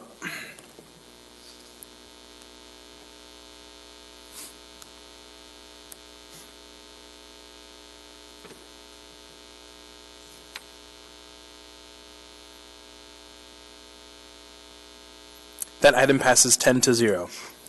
We now have item 14S before us, resolution number AR 2020-3, resolution of the Anchorage Municipal Assembly approving an alcohol special land use permit for a package store use and license number 5851 for Target Stores Inc., DBA Target Store T2372. Waive reading. Thank you. Public testimony is now open on this item. Would anyone like to testify? Anyone at all? Seeing and hearing no one, public testimony is closed. What is the will of the body? Move to approve. Second. Moved and seconded. Any discussion on this item? Ms. LaFrance. Thank you, Mr. Chair. I just wanted to point out that the Target folks came to the Bayshore CLAP meeting in December to discuss the package store license and the special land use permit, and no issues came up. It was just noted that Target's working with APD trying to address the after-hours problem in their parking lot, but the Community Council didn't have any objections to moving forward with the license or permit. Thank you, Mr. Chair. Thank you. Ms. Kennedy. Thank you, Mr. Chair, and I'm kind of disappointed that there's not anybody here from Target, but my question is, does anybody know, or maybe there is? Oh, awesome, good.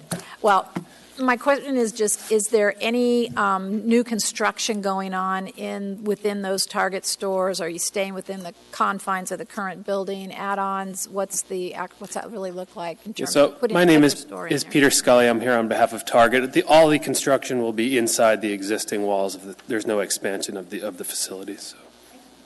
All right. Thank you. Seeing no further discussion, members may proceed to vote.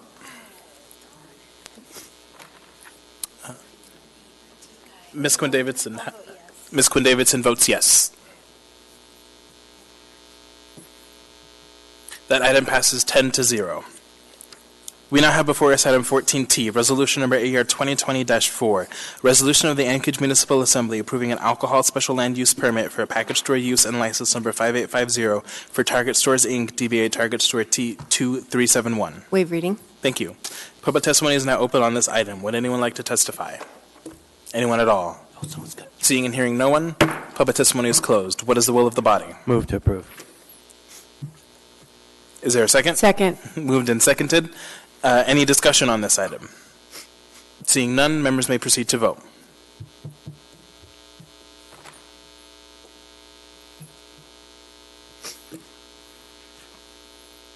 That item passes 10-0.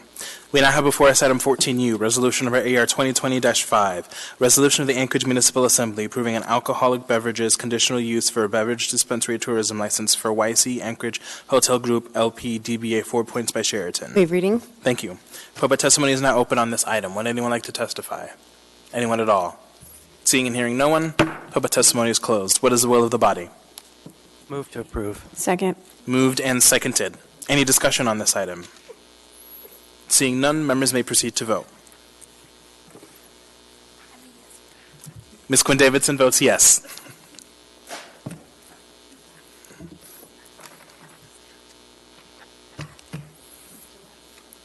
Mr. Weddleton.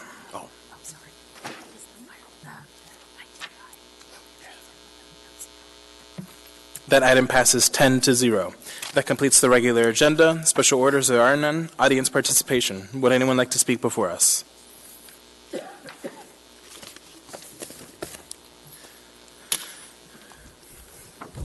Welcome.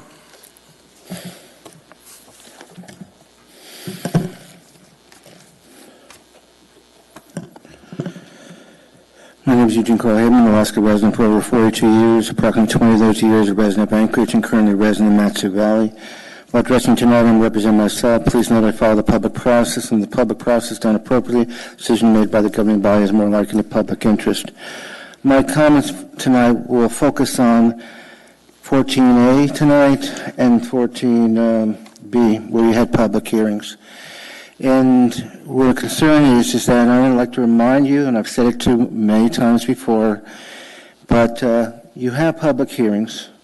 That means that you don't have you can have questions to the public, but you allow for the public hearing to continue without you doing a scenario of today of 14A and 14B, where you allowed for amendment process changing things around, approving this version, that version, and then saying, okay, now we're going to have a continuation of public hearing. That is violations of the two laws that I addressed you before on compliance. It's simple as fact. And both the assembly attorney and the city attorney were present, and they continue to be guided in a situation where now you have a different version of events that have occurred since the introductions and the amendments. You allow that scenario and allow that confusion to the public is what are they going to be allowed to see and say to what happened 2 weeks from tonight. There's confusion. And you were disrespectful to the public process, ensuring that the public was heard. I appreciate some of the members Altel had an initial argument and said that let's do a motion to continue public hearing, but then when some member Dunbar was pushing the scenario away, let's save some time. This idea of saving time for your own agenda is going in conflict with the people's right to speak and address it before you make a decision. And that's what happened. And of all issues, for it to happen is on two issues that are going before that may, because it hasn't been finally decided, may be put on the ballot. And of all issues dealing with taxes and what type of tax and so forth. So with all due respect, the damage has been done. The only appropriate thing is to redo and start from the beginning and have a clear document and have reintroduction of public hearing. But then the argument's going to be, basically in closing, is that we don't have enough time because the ballot, we need to close it in the scenario of got to get it on the ballot. Okay, we don't have enough time to continue. Well, with all due respect, that analogy should never be used because you should have done the schedule so the public had a fair chance way back to see the stuff. But remind you, is when did they see the stuff? After you approved a budget a couple of months ago, and then you bring it to a town hall meeting that was monopolized to basically do a sell job. Thank you very much, and that ends my time. Thank you for speaking before us. Would anyone else like to speak before us? Okay, we'll go ahead and go to assembly comments, and besides whatever commentary you want to provide, just want to remind members if you can speak to the work session, that will help me in planning. I'll go ahead and start on this end with Mr. Perez-Verdia. Thank you. Well, I guess my hope would be that we would be able to entertain the option of taking some of the elements of each of the proposals and be able to make amendments or ideas for amendments so that we can come back and find a proposal that we all feel good about. I mean, that's the hope, right? The hope is that we find something that we all can feel like is as strong a proposal as possible. So in terms of a work session, I think having an open conversation about that.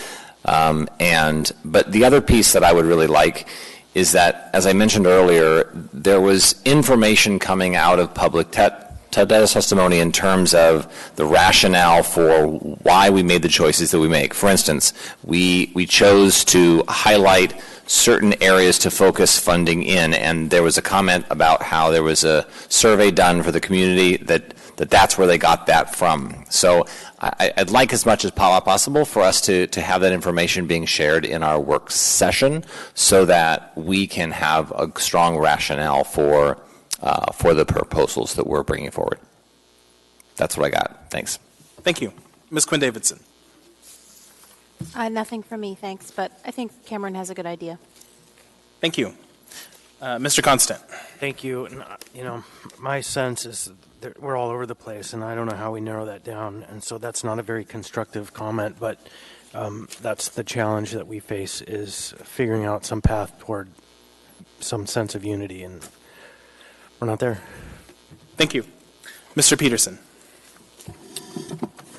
Thank you, Mr. Chairman. I don't know what we could accomplish at another work session. Maybe different ideas will come up between now and whenever we schedule that. I'm open to that. Just don't at this point. Just don't know how we're going to create the most a perfect item to put on the ballot that will get enough votes to pass. That's kind of where I'm at right now. Thanks. Thank you. Ms. LaFrance. Thank you, Mr. Chair. I would ask to see a summary of the town hall findings. I haven't looked through those yet, as we've still been processing some of the feedback. There are a lot of areas of symmetry. I mean, I think that when it comes to percentage of attacks, the reporting requirement, fund dedication, I think probably there could be, we could be in closer alignment among the proposals on the specific fund dedication. And, there's agreement on the receipts not supplanting, but the big issues of mitigating any kind of regressive aspect, ways we could do that. I know Ms. Zelatel has been researching an end date. I think that actually we've gotten some common ground on the approval thresholds, but the issue of, broad-based or alcohol tax, it's hard to name some specifics because there are some specific questions concerning economic and affordability analyses that I think would be helpful, because especially with the session in Juneau starting too, looking at the bigger picture, we're poised to have a more comprehensive conversation, and I would like to understand better, how do we know that this is the right time to put this forward now? What's the criteria that's been used besides the fact that we needed something like this years and years ago, but just looking ahead. So those are some of the issues. I've got some other specific ones that I'll put down before the work session and provide. Thank you. Thank you. Specific, just so I can understand, to the summary of town hall. Actually, we'll talk later. Ms. Kennedy. Well, thank you, Mr. Chair. I guess I'm thinking, if we want to touch base on it, at our next work session, I don't have a problem with that, just to kind of get a sense of has anything changed in the last week. But I don't really see a whole lot of need to do a big, long work session either. So I guess I'd be happy either way. So thanks. Thank you. Mr. Dunbar. Thank you, Mr. Chair. I think I am in agreement with Ms. Kennedy in that, although Ms. LaFrance and some other folks have had really good suggestions about specific things. Work sessions are supposed to be about information gathering. So if there are really specific things like the summary of the town hall, that's really useful. Or Mr. Perez-Verdia saying, do we have survey data? That's really useful. But I do think, getting to what Mr. Constant said about where we're at, what's actually going to resolve this issue is debate and discussion amongst ourselves. And ultimately, it's a policy and a political question that we're going to have to make. And unfortunately, that's not really that's not really what you're supposed to do at a work session, right? That's what you're supposed to do on the floor, for better or worse, because the Open Meetings Act, you can kind of do that in committees, but really you're supposed to do that on the floor of the assembly, which sometimes looks like making sausage in public, but that is literally what we are legally mandated and required to do. So what's that? Well, not literally. Sorry. Yeah, thank you. That is what we're legally required to do. Thank you, Ms. Quinn Davidson. But anyway, yeah. So I guess I'm with Ms. Kennedy that I think that maybe not a super long work session, but a work session targeted at specific things that we're gathering data on. Thank you. Thank you. Ms. Zelatel. Thank you, Mr. Chair. I have a couple of very specific questions. I'd like to see or have a greater discussion about the fiscal plans for dedicated revenues, and for those things that we would anticipate funding under those dedicated revenues, what other funding sources are also possible to cover those areas. Why is the alcohol tax permanently above the cap, unlike marijuana, as proposed? Those are two big ones. And then to the extent that it can be shared, what the rationale is, or do we, and this may be through debate, but do we have a shared rationale for proposing a new revenue right now? And I guess that goes to timing. So any information that anyone submitting a proposal has with regard to timing for this ballot, or this upcoming April ballot, I would like to know more. Thank you. Sorry, can you reiterate that last part again? Sure. The question is, why right now, I guess, to be really specific? What is it about this April 2020 ballot that says the time is now? Because I don't have that information. If there's anything beyond debate or it being just strictly a policy decision, if there are facts that support that, I would like to know. Thank you. Mr. Perez-Padilla? I don't know if it's appropriate for me to, but there's one thing I wanted to add. So if I could just have a moment when you're through the queue, thanks. Sure. Mr. Weddleton.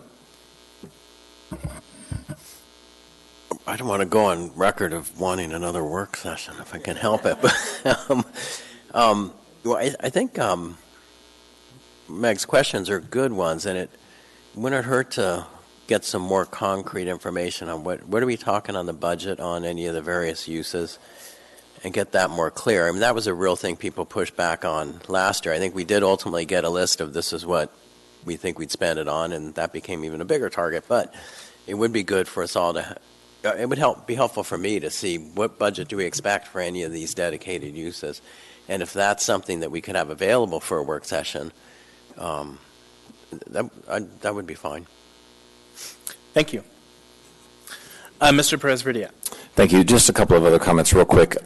So the challenge with holding this discussion for the floor is that the format we have doesn't allow us to debate between two separate proposals. We debate one proposal without discussing the other one, and then we vote on it.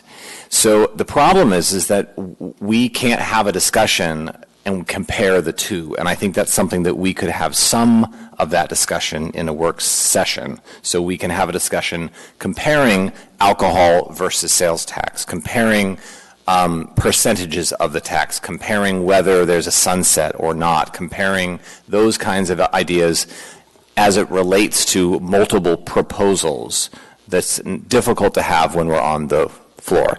And then just more specifically to my first comment, there is information that will help us to make some of those kinds of decisions. There has been past polling, there has been past surveying, there's been things that have been done in the past that could help us to be more informed in terms of the likelihood of passing, as well as the sort of value of some of these. For instance, it came up tonight that an alcohol tax, beyond bringing in revenue, actually has health benefits to a community. And so making sure that we have that information as part of our debate, I think, is really important. Thank you. Thank you. And I would also share that was a huge and extensive part of the 2019 ballot question. When we put that on the ballot was the health benefits. And then we learned that the voters don't care so much about that, and so we didn't talk about it. Ms. LaFrance. Thank you, Mr. Chair. Just wanted to add, I was reminded when Mr. Perez-Padilla was speaking, but I mean, how much is available for the public outreach campaign? I mean, that's a question I have about the alcohol tax specifically.